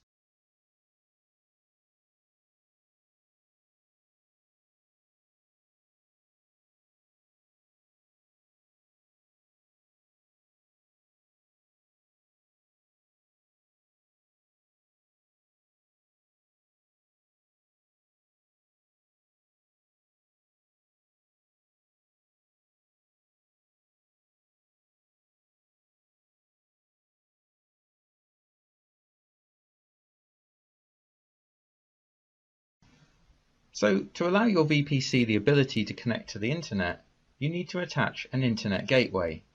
And you can only attach one internet gateway per VPC. So attaching an internet gateway is the first stage in permitting internet access to instances in your VPC. Now here's our diagram again, and now we've added the internet gateway, which is providing the connection to the internet to your VPC. But before you can configure internet correctly, there's a couple more steps. For an EC2 instance to be internet connected, you have to adhere to the following rules. Firstly, you have to attach an internet gateway to your VPC, which we just discussed. Then you need to ensure that your instances have public IP addresses or elastic IP addresses, so they're able to connect to the internet.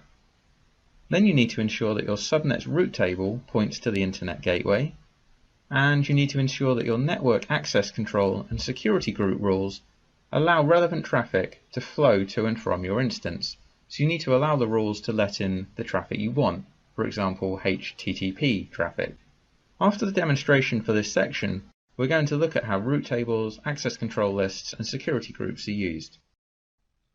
In this demonstration, we're going to create an internet gateway and attach it to our custom VPC.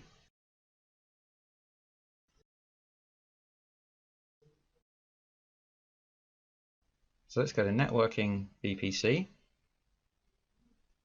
bring up the VPC dashboard, and on the left hand side we click on Internet Gateways. So here's a couple of internet gateways I have already, but I need to create a new one. So create Internet Gateway. I'll give it a name, which is going to be Simplilearn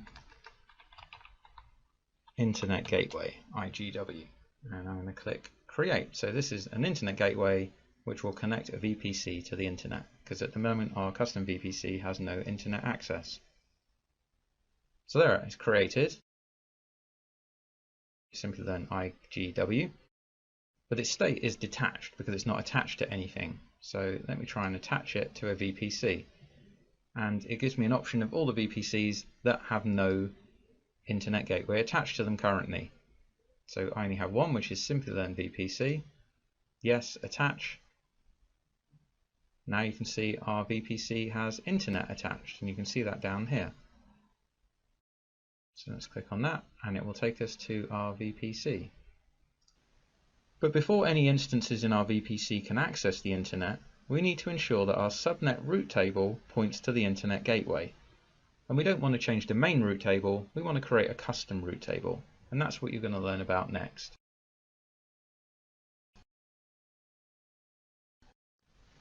A route table determines where network traffic is directed. It does this by defining a set of rules. Every subnet has to be associated with a route table, and a subnet can only be associated with one route table. However, multiple subnets can be associated with the same route table. Every VPC has a default route table, and it's good practice to leave this in its original state and create a new route table to customize the network traffic routes associated with your VPC. So here's our example, and we've added two route tables, the main route table and the custom route table. The new route table, or the custom route table, will tell the internet gateway to direct internet traffic to the public subnet. But the private subnet is still associated to the default route table, the main route table, which does not allow internet traffic to it. All traffic inside the private subnet is just remaining local. In this demonstration, we're going to create a custom route table, associate it with our internet gateway, and associate our public subnet with it.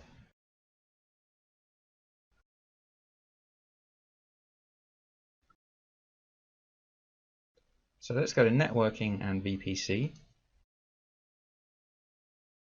The dashboard will load, and we're going to go to Route Tables. Now our VPC only has its main route table at the moment, the default one it was given at the time it was created. So we want to create a new route table, and we want to give it a name. So we're going to call it Simplilearn. I'm going to call it route table, RTB for short. And then we get to pick which VPC we want to put it in. So obviously we want to use Simplilearn VPC. So we click Create. It'll take a couple of seconds, and here you are. Here's our new route table. So what we need to do now is change its route so that it points to the internet gateway. So if we go down here to routes, at a minute you can see it's just like our main route table. It just has local access. So we want to click on Edit, and we want to add another route. So the destination is the internet, which is all the zeros, and our target, and we click on this, it gives us the option of our internet gateway, which we want to do. So now we have internet access to this subnet, to this route table. And we click on Save. Save was successful. So now we can see that as well as local access, we have internet access. Now at the moment, if we click on subnet associations, you do not have any subnet associations. So basically, both our subnets, the public and private subnets, are associated with the main route table, which doesn't have internet access. So we want to change this. So we'll click on Edit, and we want our public subnet to be associated with this route table. Let's click on Save. So it's just saving that. So now we can see that our public subnet is associated with this route table, and this route table is associated with the internet gateway. So now anything we launch into the public subnet will have internet access. But what if we wanted our instances in the private subnet to have internet access? Well, there's a way of doing that with a NAT device, and that's what we're going to look at in the next lecture.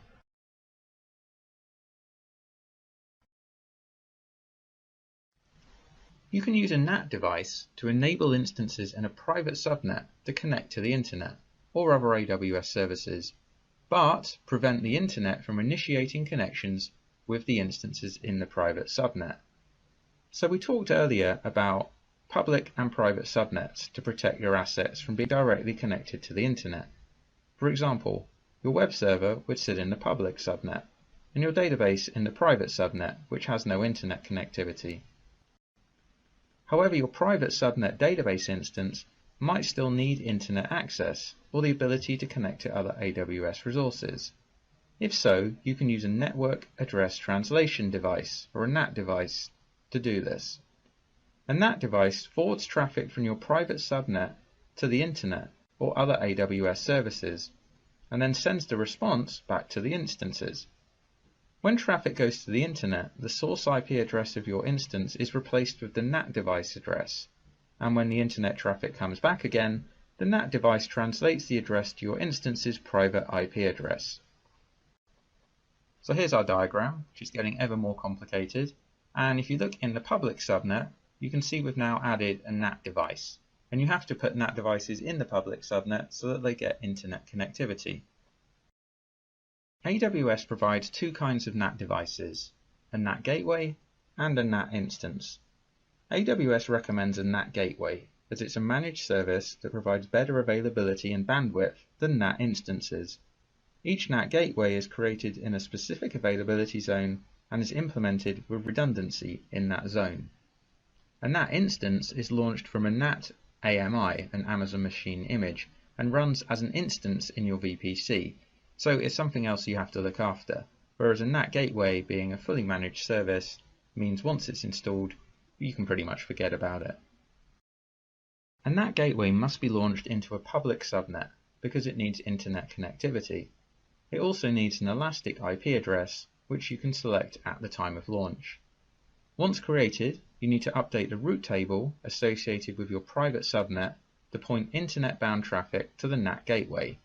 This way, the instances in your private subnets can communicate with the internet. So if you remember back to the diagram when we had the custom route table, which was pointed to the internet gateway, now we're pointing our main route table to the NAT gateway, so that the private subnet also gets internet access, but in a more secure manner. Welcome to the Create a NAT Gateway demonstration, where we're going to create a NAT gateway so that the instances in our private subnet can get internet access.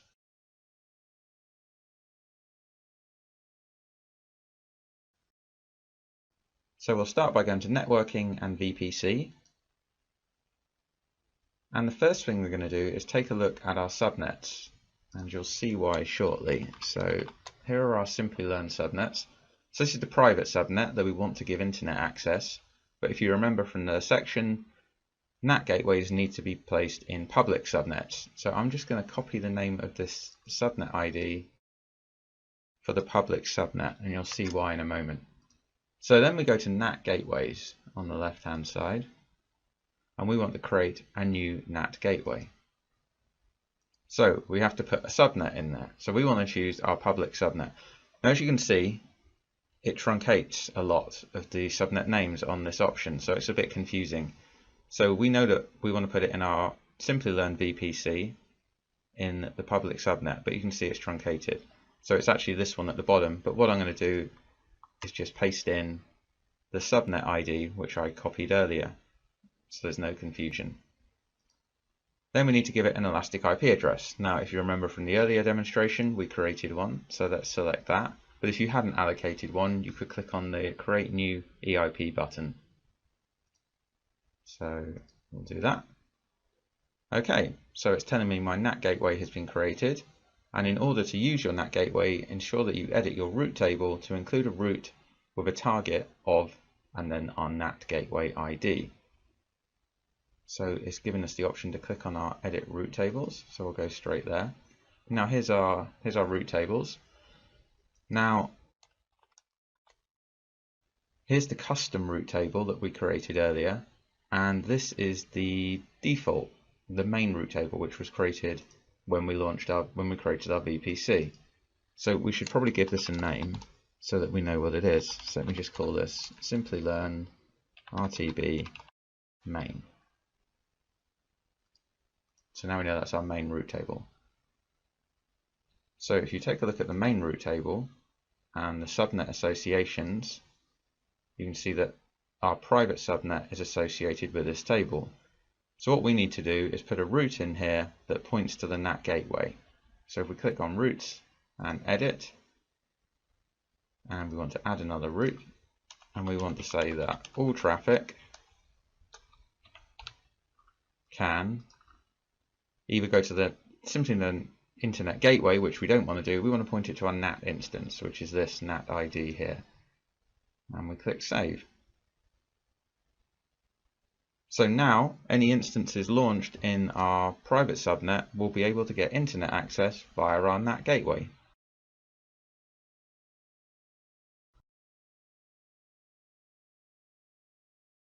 Welcome to the Using Security Groups and Network ACL section.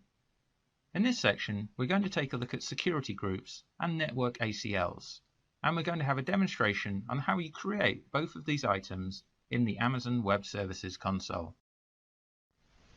A security group acts as a virtual firewall that controls the traffic for one or more instances.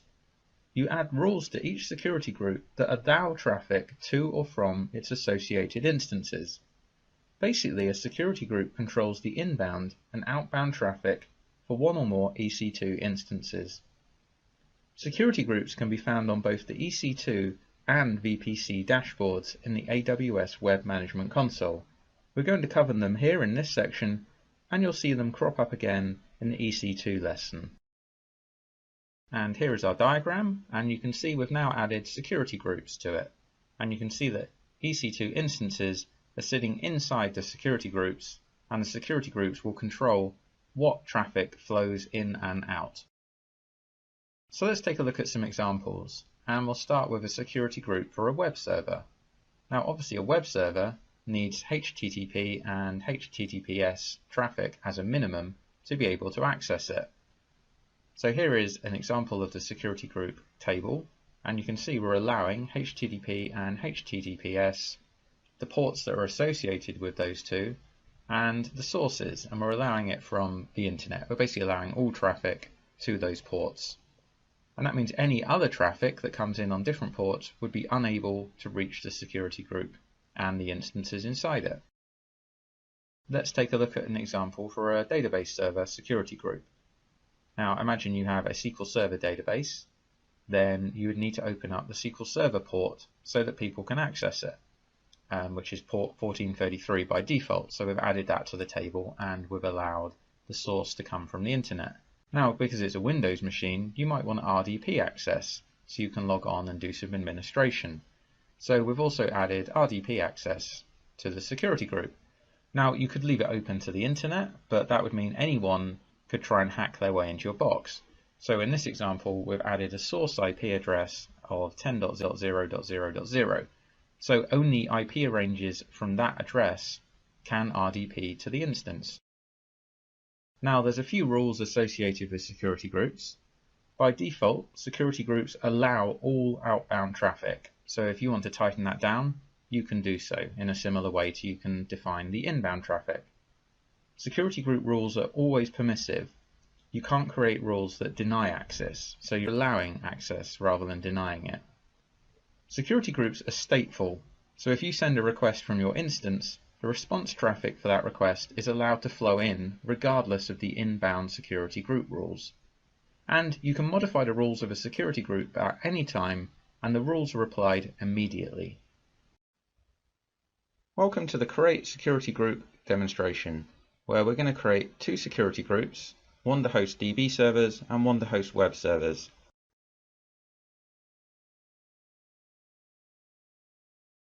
Now, if you remember from the best practices section, it said it was always a good idea to tier your applications into security groups, and that's exactly what we're going to do. So if we go to networking and VPC to bring up the VPC dashboard, on the left hand side under security, we click on security groups. Now you can also get to security groups from the EC2 dashboard as well. So here's a list of my existing security groups, but we want to create a new security group, and we're going to call it Simplilearn Web Server SG Security Group, and we'll give the group name as the same, and our description is going to be Simplilearn Web Servers Security Groups.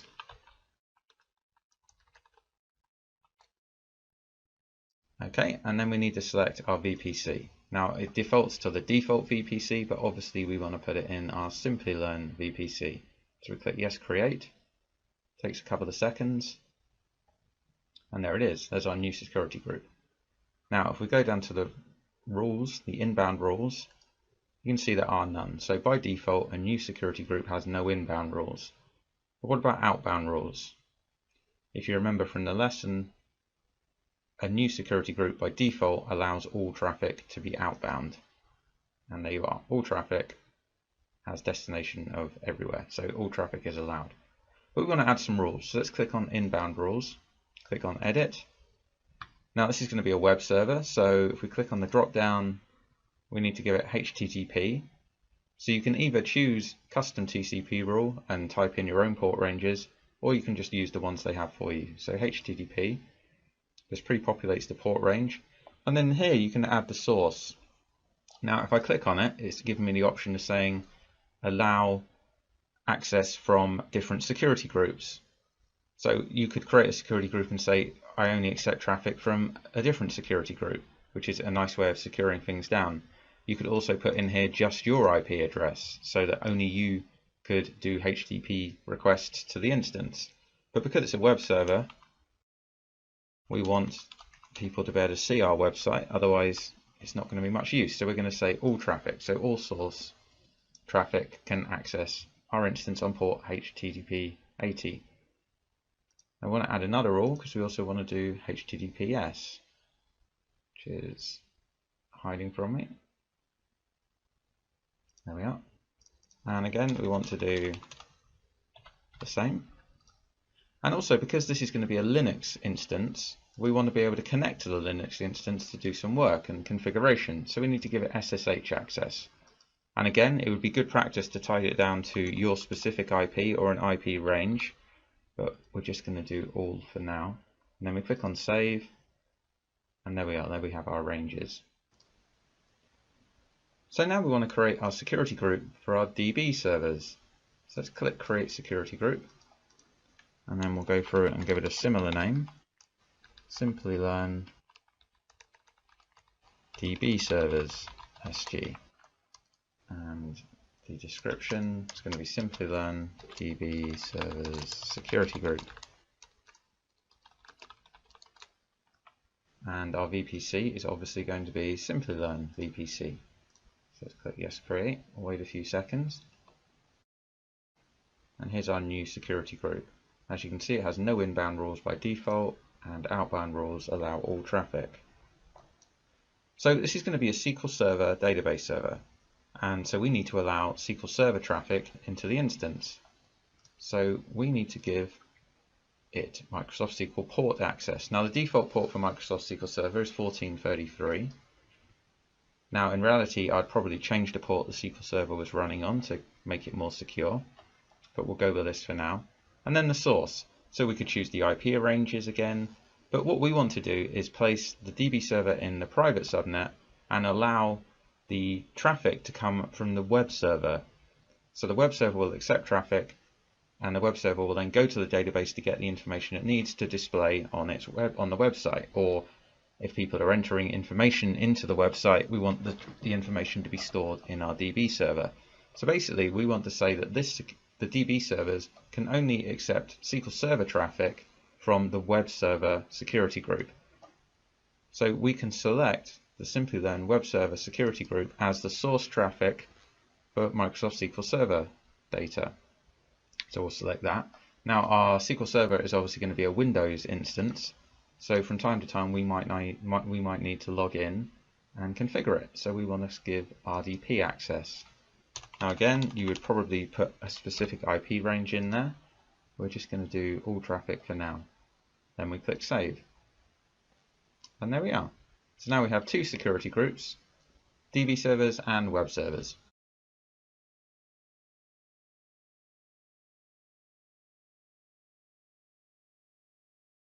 A network ACL is a network access control list, and it's an optional layer of security for your VPC that acts as a firewall for controlling traffic in and out of one or more of your subnets.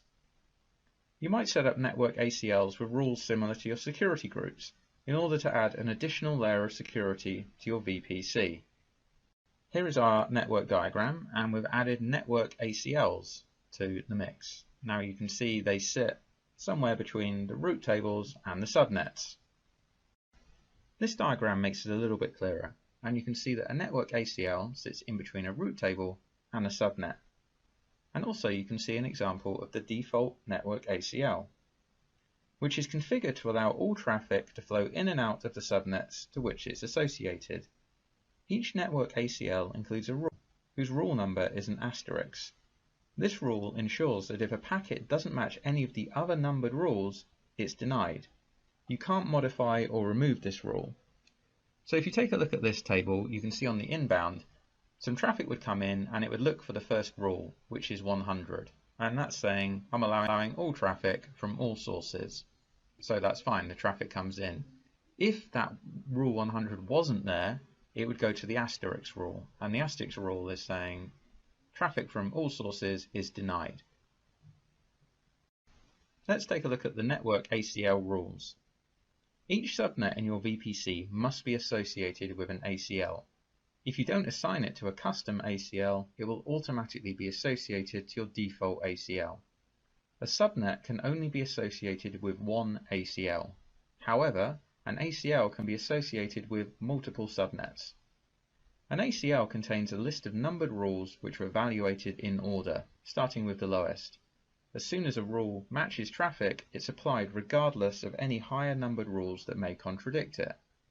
AWS recommends incrementing your rules by a factor of 100, so there's plenty of room to implement new rules at a later date. Unlike security groups, ACLs are stateless. Responses to allowed inbound traffic are subject to the rules for outbound traffic. Welcome to the network ACL demonstration, where we're just going to have an overview of ACLs where they are in the dashboard.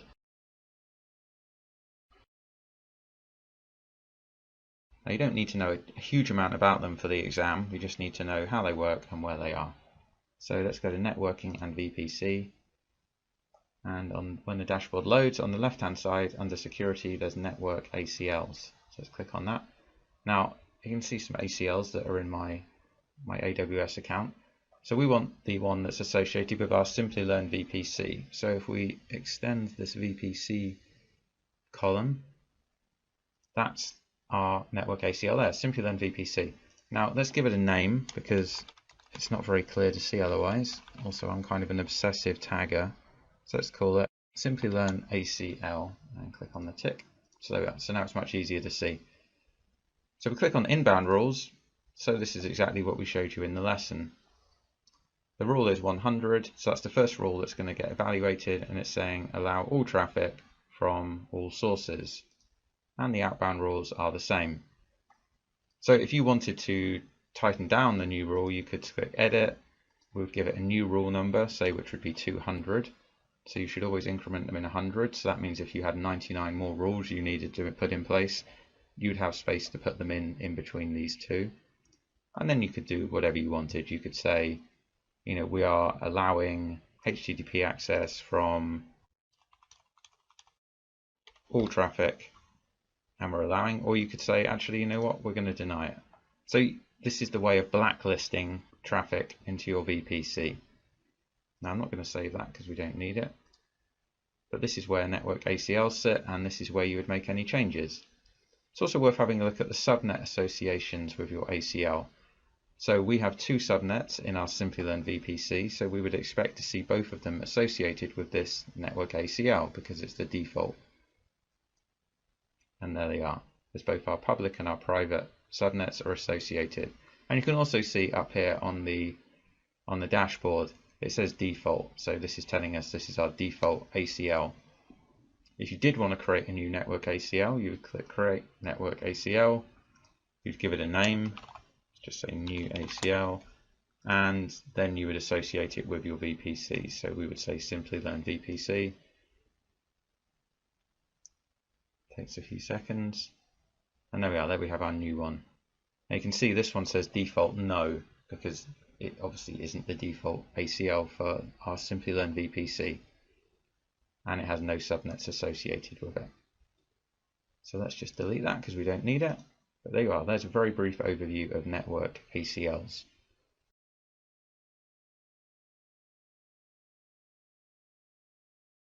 Welcome to the Amazon VPC Best Practices and Costs, where we're going to take a look at the best practices and the costs associated with the Amazon Virtual Private Cloud.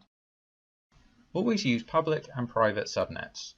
You should use private subnets to secure resources that don't need to be available to the internet, such as database services. To provide secure internet access to the instances that reside in your private subnets, you should provide a NAT device. When using NAT devices, you should use a NAT gateway over NAT instances because they're a managed service and require less administration effort.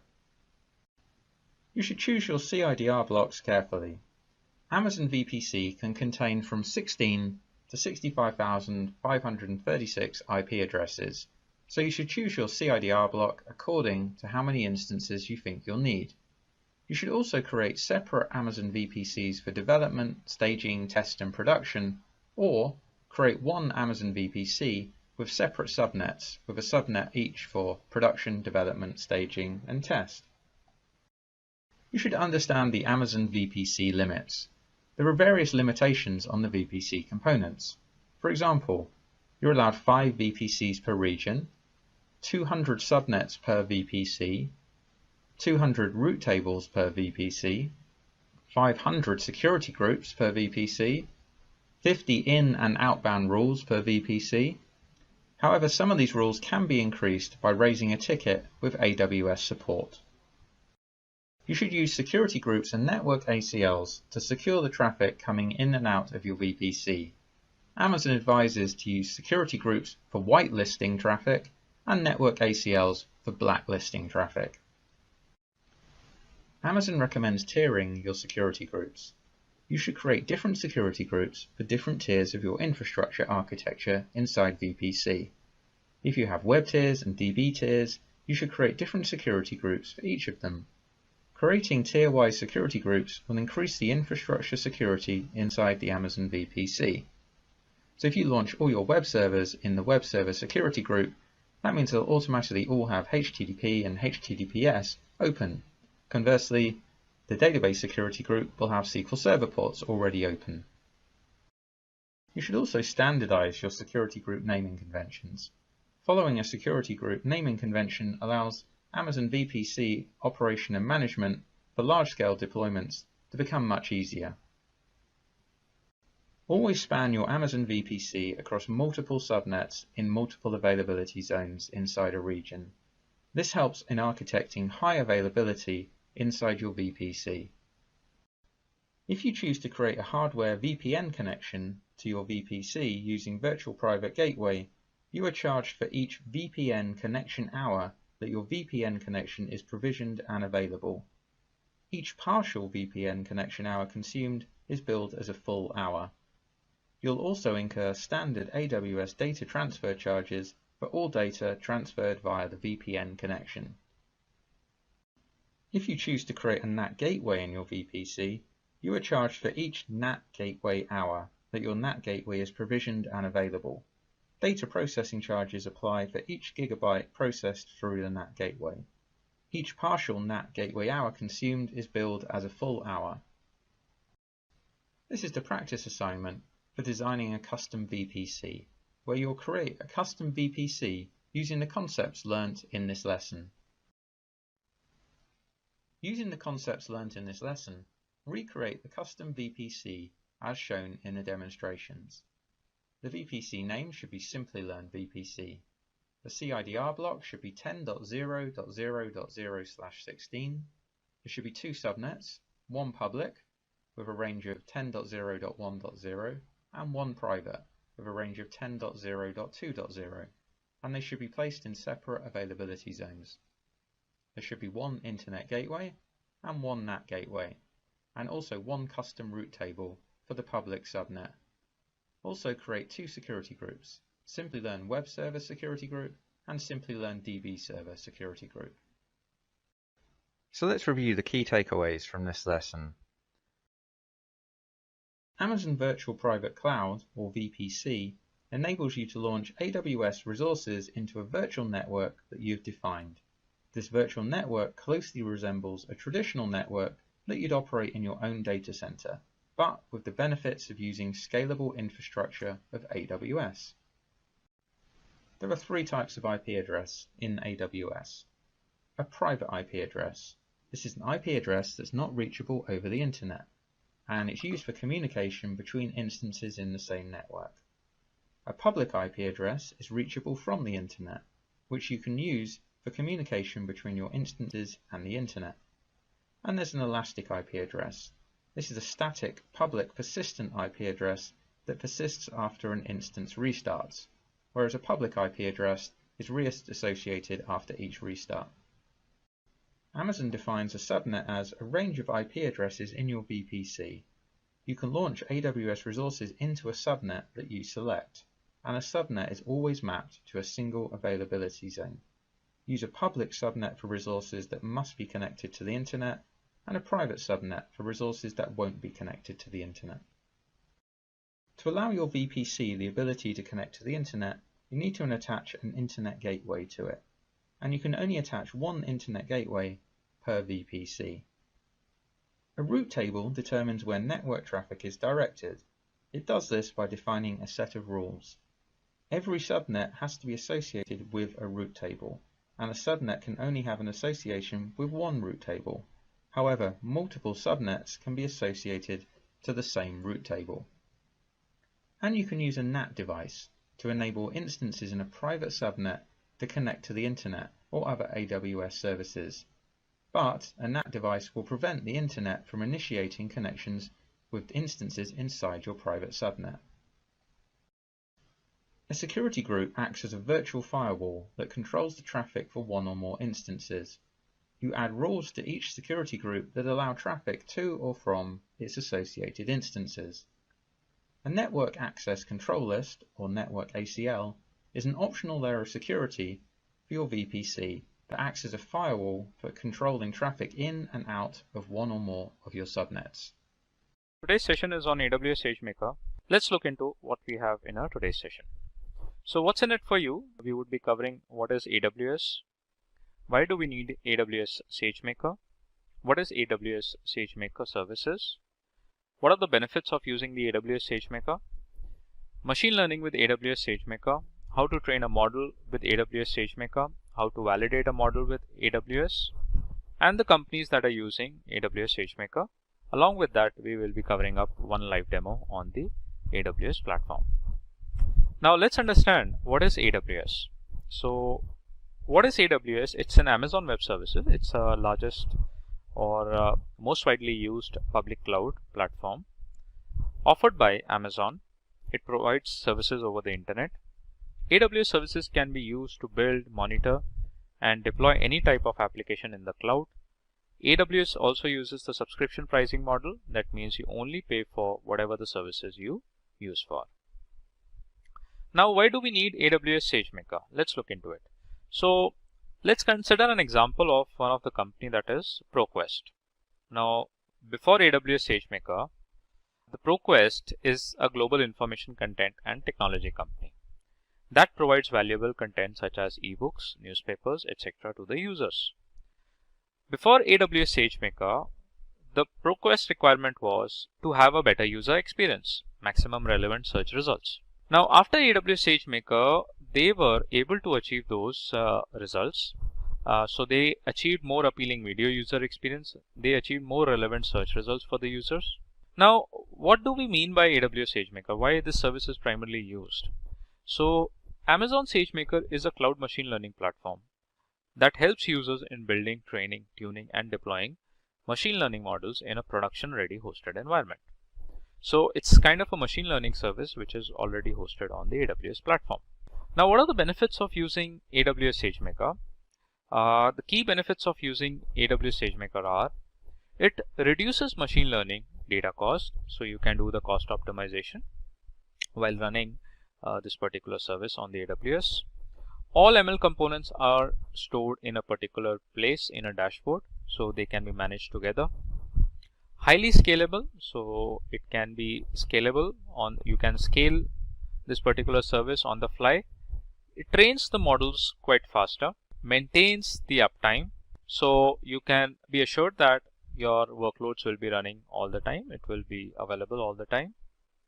High data security, so security becomes a major concern on the cloud platforms, and it ensures that you have the high data security. Along with that, you can do a data transfer to different AWS services like S3 bucket and all with the simple data transfer techniques. Now, machine learning with AWS SageMaker, let's look into it. So machine learning with AWS SageMaker is a 3-step function. So one is to build, second is to test and tune the model, and third is to deploy the model. Now, with the build, it provides more than 15 widely used ML algorithms for training purpose. Now, to build a model, you can collect and prepare training data, or you can select from the Amazon S3 bucket also. Choose and optimize the required algorithm. So some of the algorithms that you can select are k-means, linear regressions, logistic regression. SageMaker helps developers to customize ML instances with the Jupyter Notebook interface. In the test and tune, you have to set up and manage the environment for training. So you would need some sample data to train the model. So train and tune a model with the Amazon SageMaker. SageMaker implements hyperparameter tuning by adding a suitable combination of algorithm parameters. Also, it divides the training data and stores that in the Amazon S3. S3 is a simple storage service which is primarily used for storing the objects and the data. Hence, it is used for storing and recovering data over the internet. And below you can see that AWS SageMaker uses Amazon S3 to store data as it's safe and secure. Also, it divides the training data and stores in Amazon S3, where the training algorithm code is stored in the ECR. ECR stands for Elastic Container Registry, which is primarily used for containers and Dockers. ECR helps users to save, monitor, and deploy Docker and the containers. Later, SageMaker sets up a cluster for the input data, trains it, and stores it in the Amazon S3 itself. So this is done by the SageMaker itself. After that, you need to deploy it. So suppose you want to predict limited data at a time, you use Amazon SageMaker hosting services for that. Okay. But if you want to get prediction for an entire data set, prefer using Amazon SageMaker batch transform. Now, the last step, that is to deploy the model. So once tuning is done, models can be deployed to SageMaker endpoints. And in the endpoint, real-time prediction is performed. So you would have some data which you would reserve and validate your model whether it is working correctly or not. Now evaluate your model and determine whether you have achieved your business goals. Now the other aspect is how we can train a model with AWS SageMaker. So this is basically a flow diagram which shows you how to train a model with the AWS SageMaker, and here we have used a couple of services of an AWS to get that done. So model training in AWS SageMaker is done on machine learning compute instances, and here we can see there are two machine learning compute instances used as helper code and the training code. Along with that, we are using two S3 buckets and the ECR for the container registry. Now let's look into what are the ways to train the model as per the slides. So below are the following requirements to train a model. So here in the diagram you can see these are the following requirements to train a model. The URL of an Amazon S3 bucket where the training data is stored, that is mentioned. The compute resources on machine learning compute instances. So these are all your machine learning compute instances. Then the URL of an Amazon S3 bucket where the output will be stored. And the path of AWS Elastic Container Registry where the code data is saved. The inference code image lies in the Elastic Container Registry. Now, what are these called? These are called as the training jobs. Now, when a user trains a model in Amazon SageMaker, he/she creates a training job. So we need to first create a training job, and then the input data is fetched from the specified Amazon S3 bucket. Once the training job is built, Amazon SageMaker launches the ML compute instances. So these compute instances will be launched once the training job is built. Then it trains the model with the training code and the data set, and it shows the output and model artifacts in the AWS S3 bucket. So this is done automatically.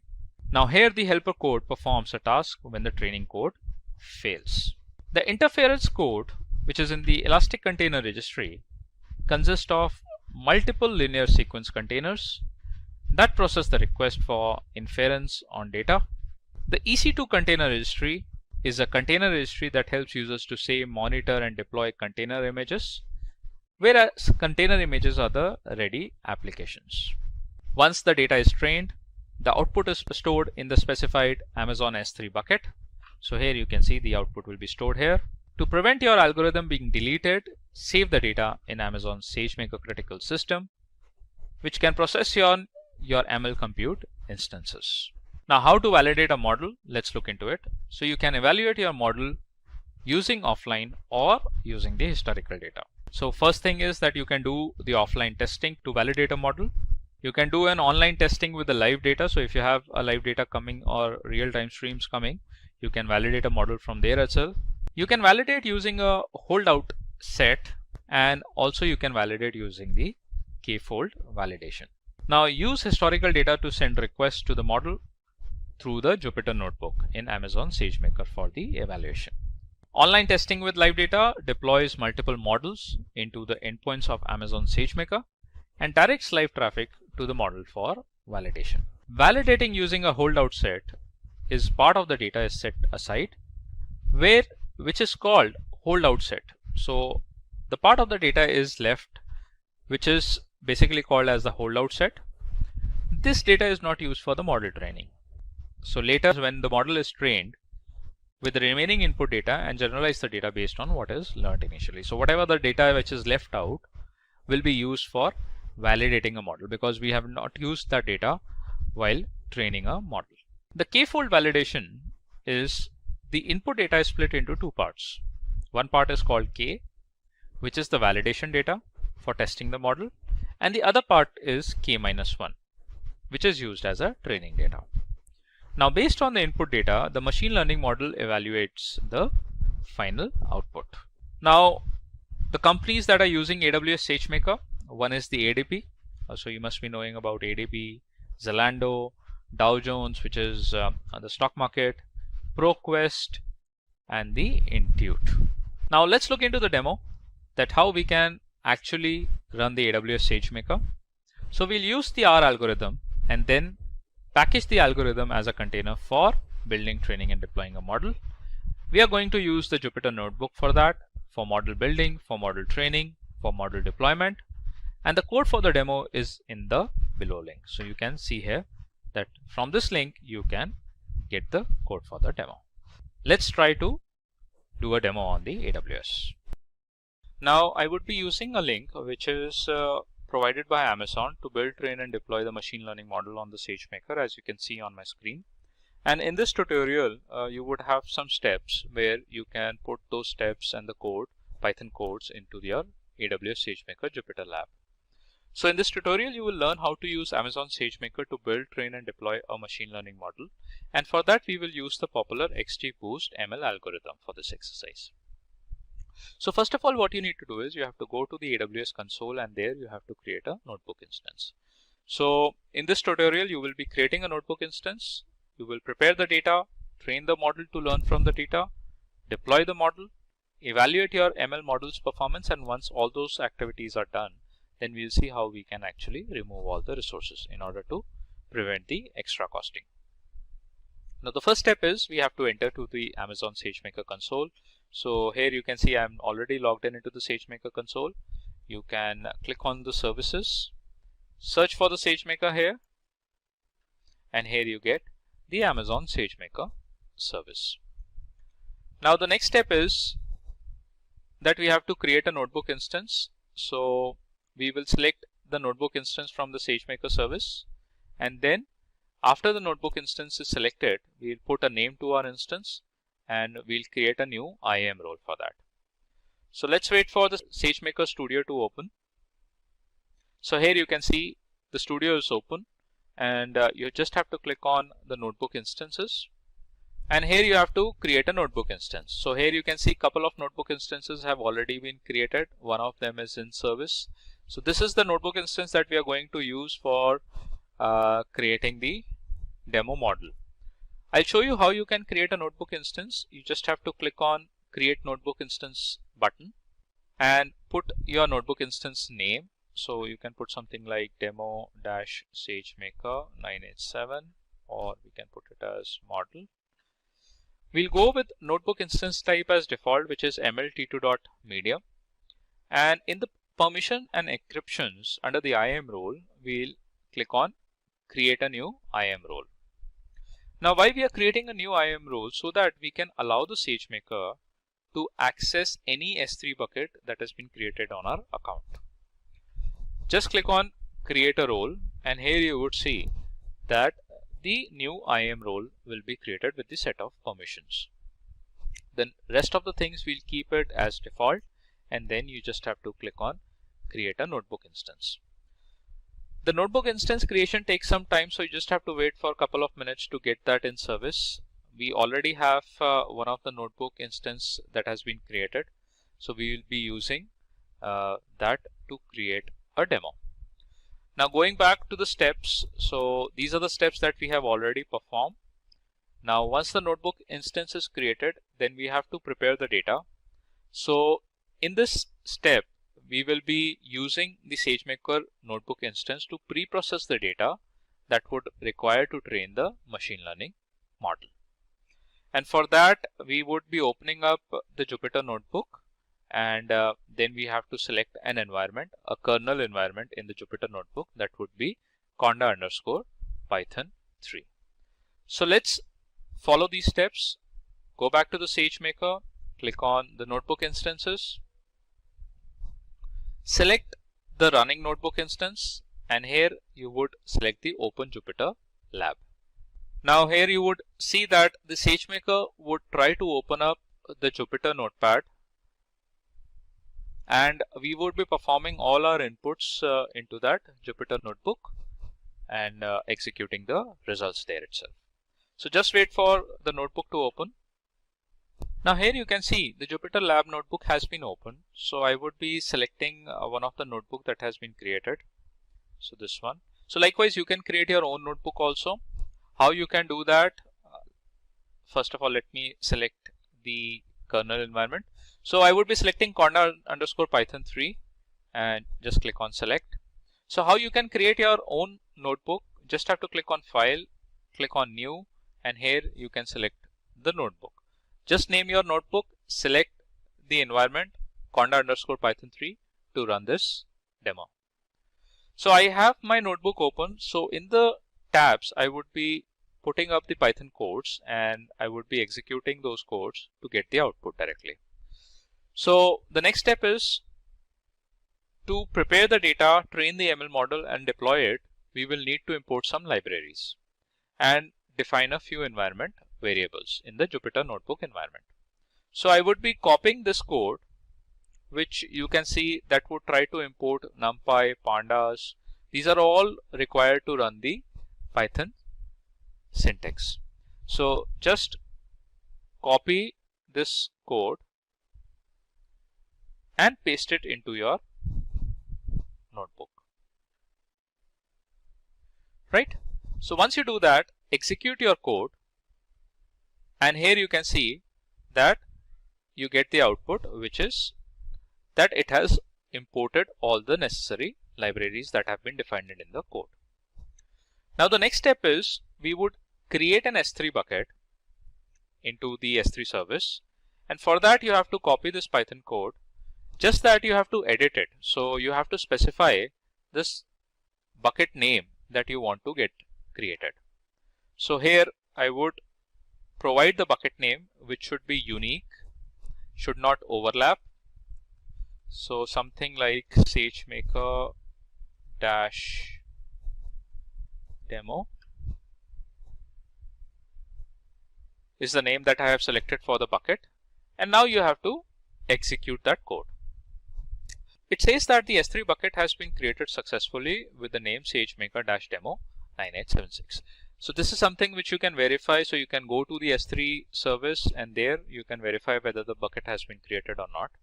Now the next task is that we need to download the data to the AWS SageMaker instance and load it into the data frame. And for that, we have to follow this URL. So from this URL, which is build, train, deploy machine learning model, would have a data in the form of bank_clean.csv, and this will be deployed onto our SageMaker instance. We'll copy this code and paste it here and execute the code. So it says that it has successfully downloaded bank_clean.csv, which has the data inside it, and that has been loaded into the SageMaker data frame successfully. Now we have a data to build and train our machine learning model. So what we are going to do, we are going to shuffle the data and we are going to split it, one into the training data set and the other one into test data set. So for the training data set, we are going to use 70% of the customers that are listed in the CSV file, and 30% of the customers in the CSV file data, we will be using it as a test data to train the model. So we will copy the following code into a new code cell, and then we are going to run that code cell. So I'll just copy it for training the data so that we can segregate the data model, 70% for building the model and 30% for testing the data. So click on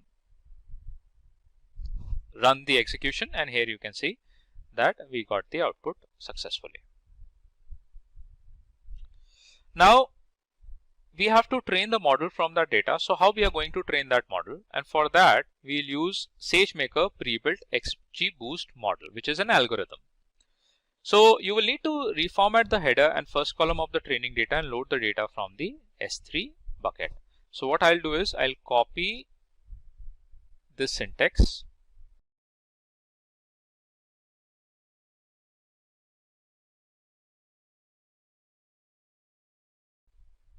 and paste it in the node cell.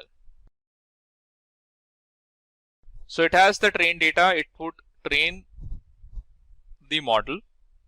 Click on run execution. Now it is changing the S3 input class, which will be renamed to training input, because now we are training the model with the training data. So we just have to wait for some time till it gets executed completely. Now the next thing is that we need to set up the Amazon SageMaker session to create an instance of the XGBoost model. So here we are going to create this SageMaker session. Say we are going to create an instance of the XGBoost model, which is an estimator. So just copy that code and paste it here. Execute it. And here you can see that it will start. It has basically changed the parameter image name to the image underscore URI in the SageMaker Python SDK v2. Now we'll follow the next step, that is with the data loaded in the XGBoost estimator, we'll set up train the model using gradient optimization. And we'll copy the following code, and that would actually start the training of the model. So copy this code, and this would actually start training the model using our input data that we have reserved, 70% of that data that we have reserved for training the model. So just copy that, again initiate the execution, and it will start the training job. Now we'll deploy the model, and for that I would copy the deploy code, put that in the cell,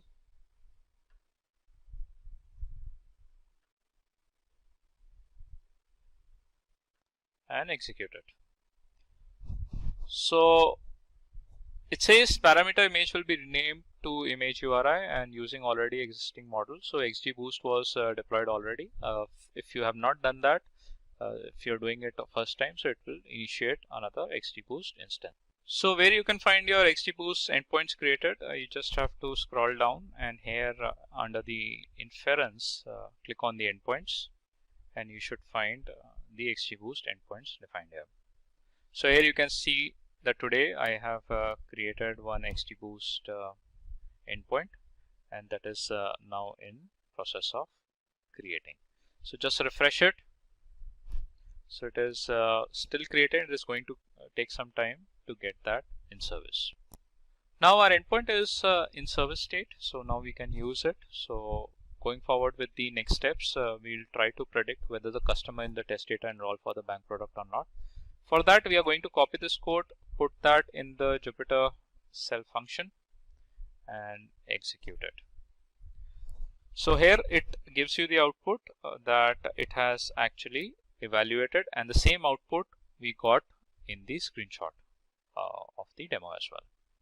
Now we are going to evaluate the model performance. So what we are going to do, we are going to get the prediction done. So based on the prediction, we can conclude that you predicted a customer that will enroll for a certificate of deposit accurately for 90% of the customers in the test data, with a precision of 65% for enrolled and 90% which haven't enrolled for it.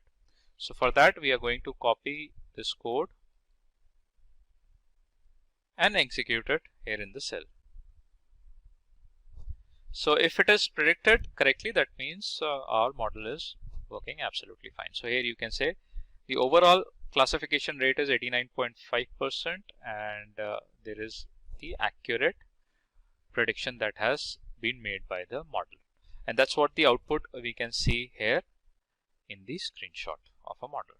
So that means our model is absolutely working fine. It has been built, deployed, and trained correctly. Now the next thing is that once you are done with that, you terminate your resources, and for that you just have to copy this code and put that in the cell function, so that the additional resources and the endpoints and the buckets that have been created by the Jupyter Notepad should be terminated, so that you would not be incurred with the extra costing.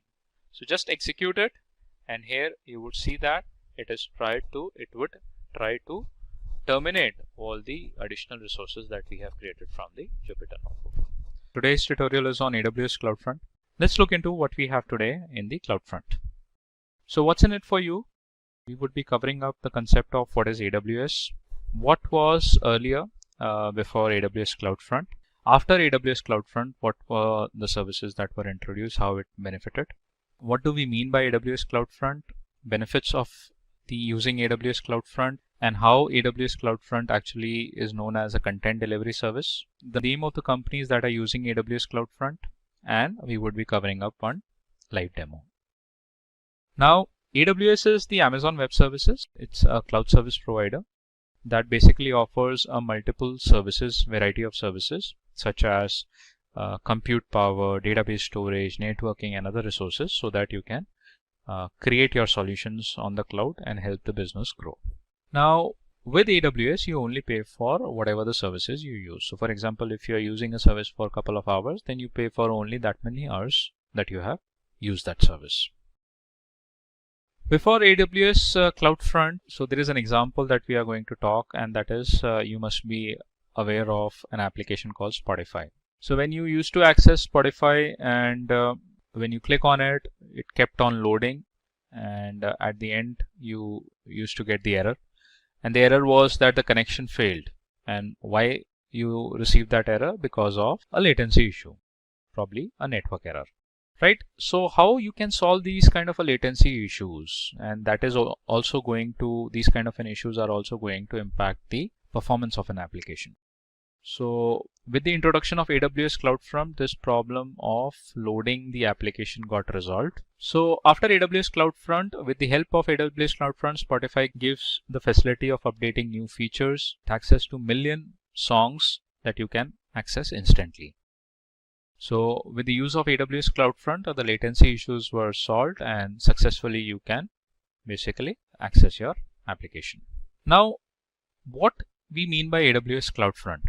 So AWS CloudFront is a globally distributed network that is offered by AWS, Amazon Web Services, which securely delivers content to the end users across any geography with a higher transfer speed and an improved or a low latency. Now, what are the benefits of AWS CloudFront? There are multiple benefits. One is the cost effective. So it helps you to do the cost optimization when you use the CloudFront. It is time saving, so it is implemented easily, and also a lot of issues with respect to accessing the application with respect to latency and all can be resolved. Content privacy, so the content is placed to the end users and also to the CloudFront servers in a secured manner, in a secured way. It is highly programmable, and you can make the changes, amend the changes on the fly, and you can target any location, any geography across the globe.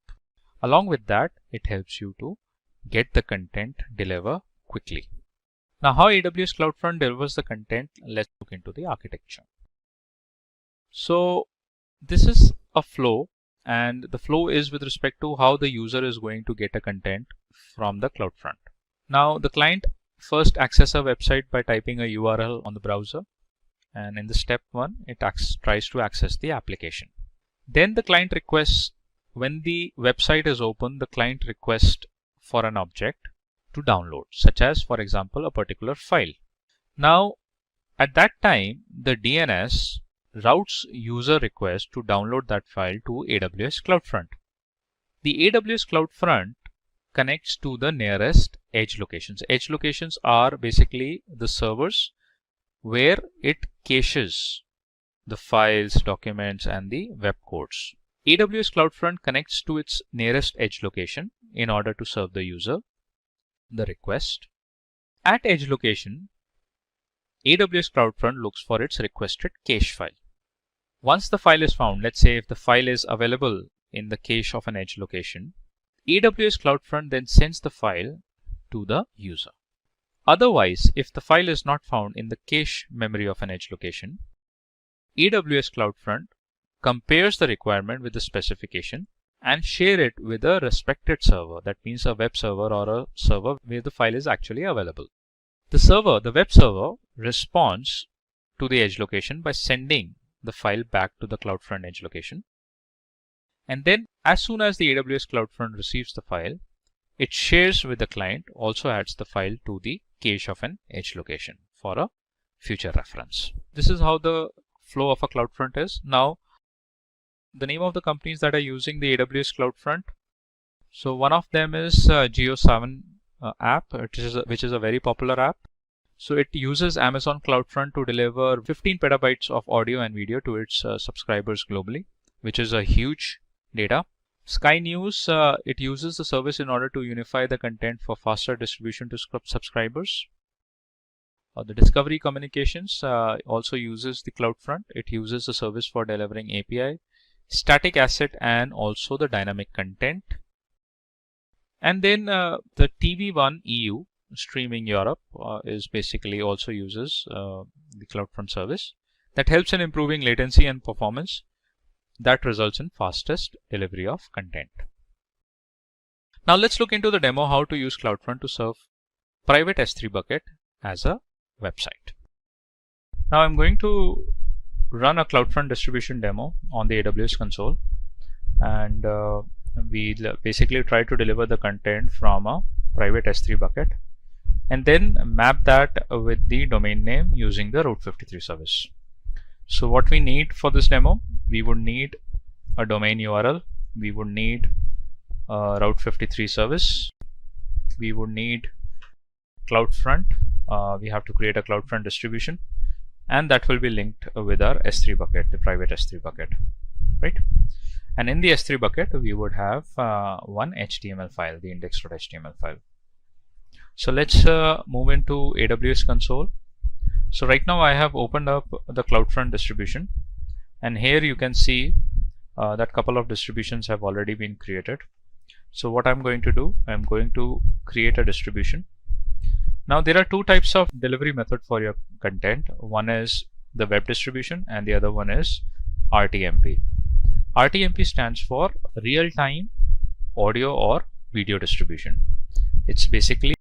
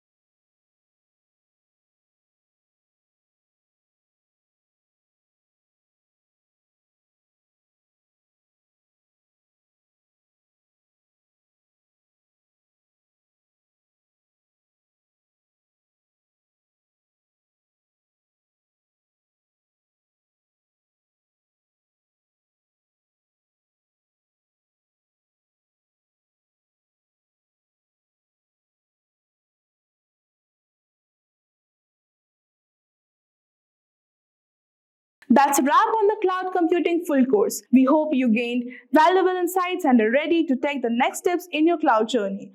Don't forget to like, share, and subscribe for more helpful content. See you in the next video. Hi there, if you like this video, subscribe to the Simplilearn YouTube channel and click here to watch similar videos. To nerd up and get certified, click here.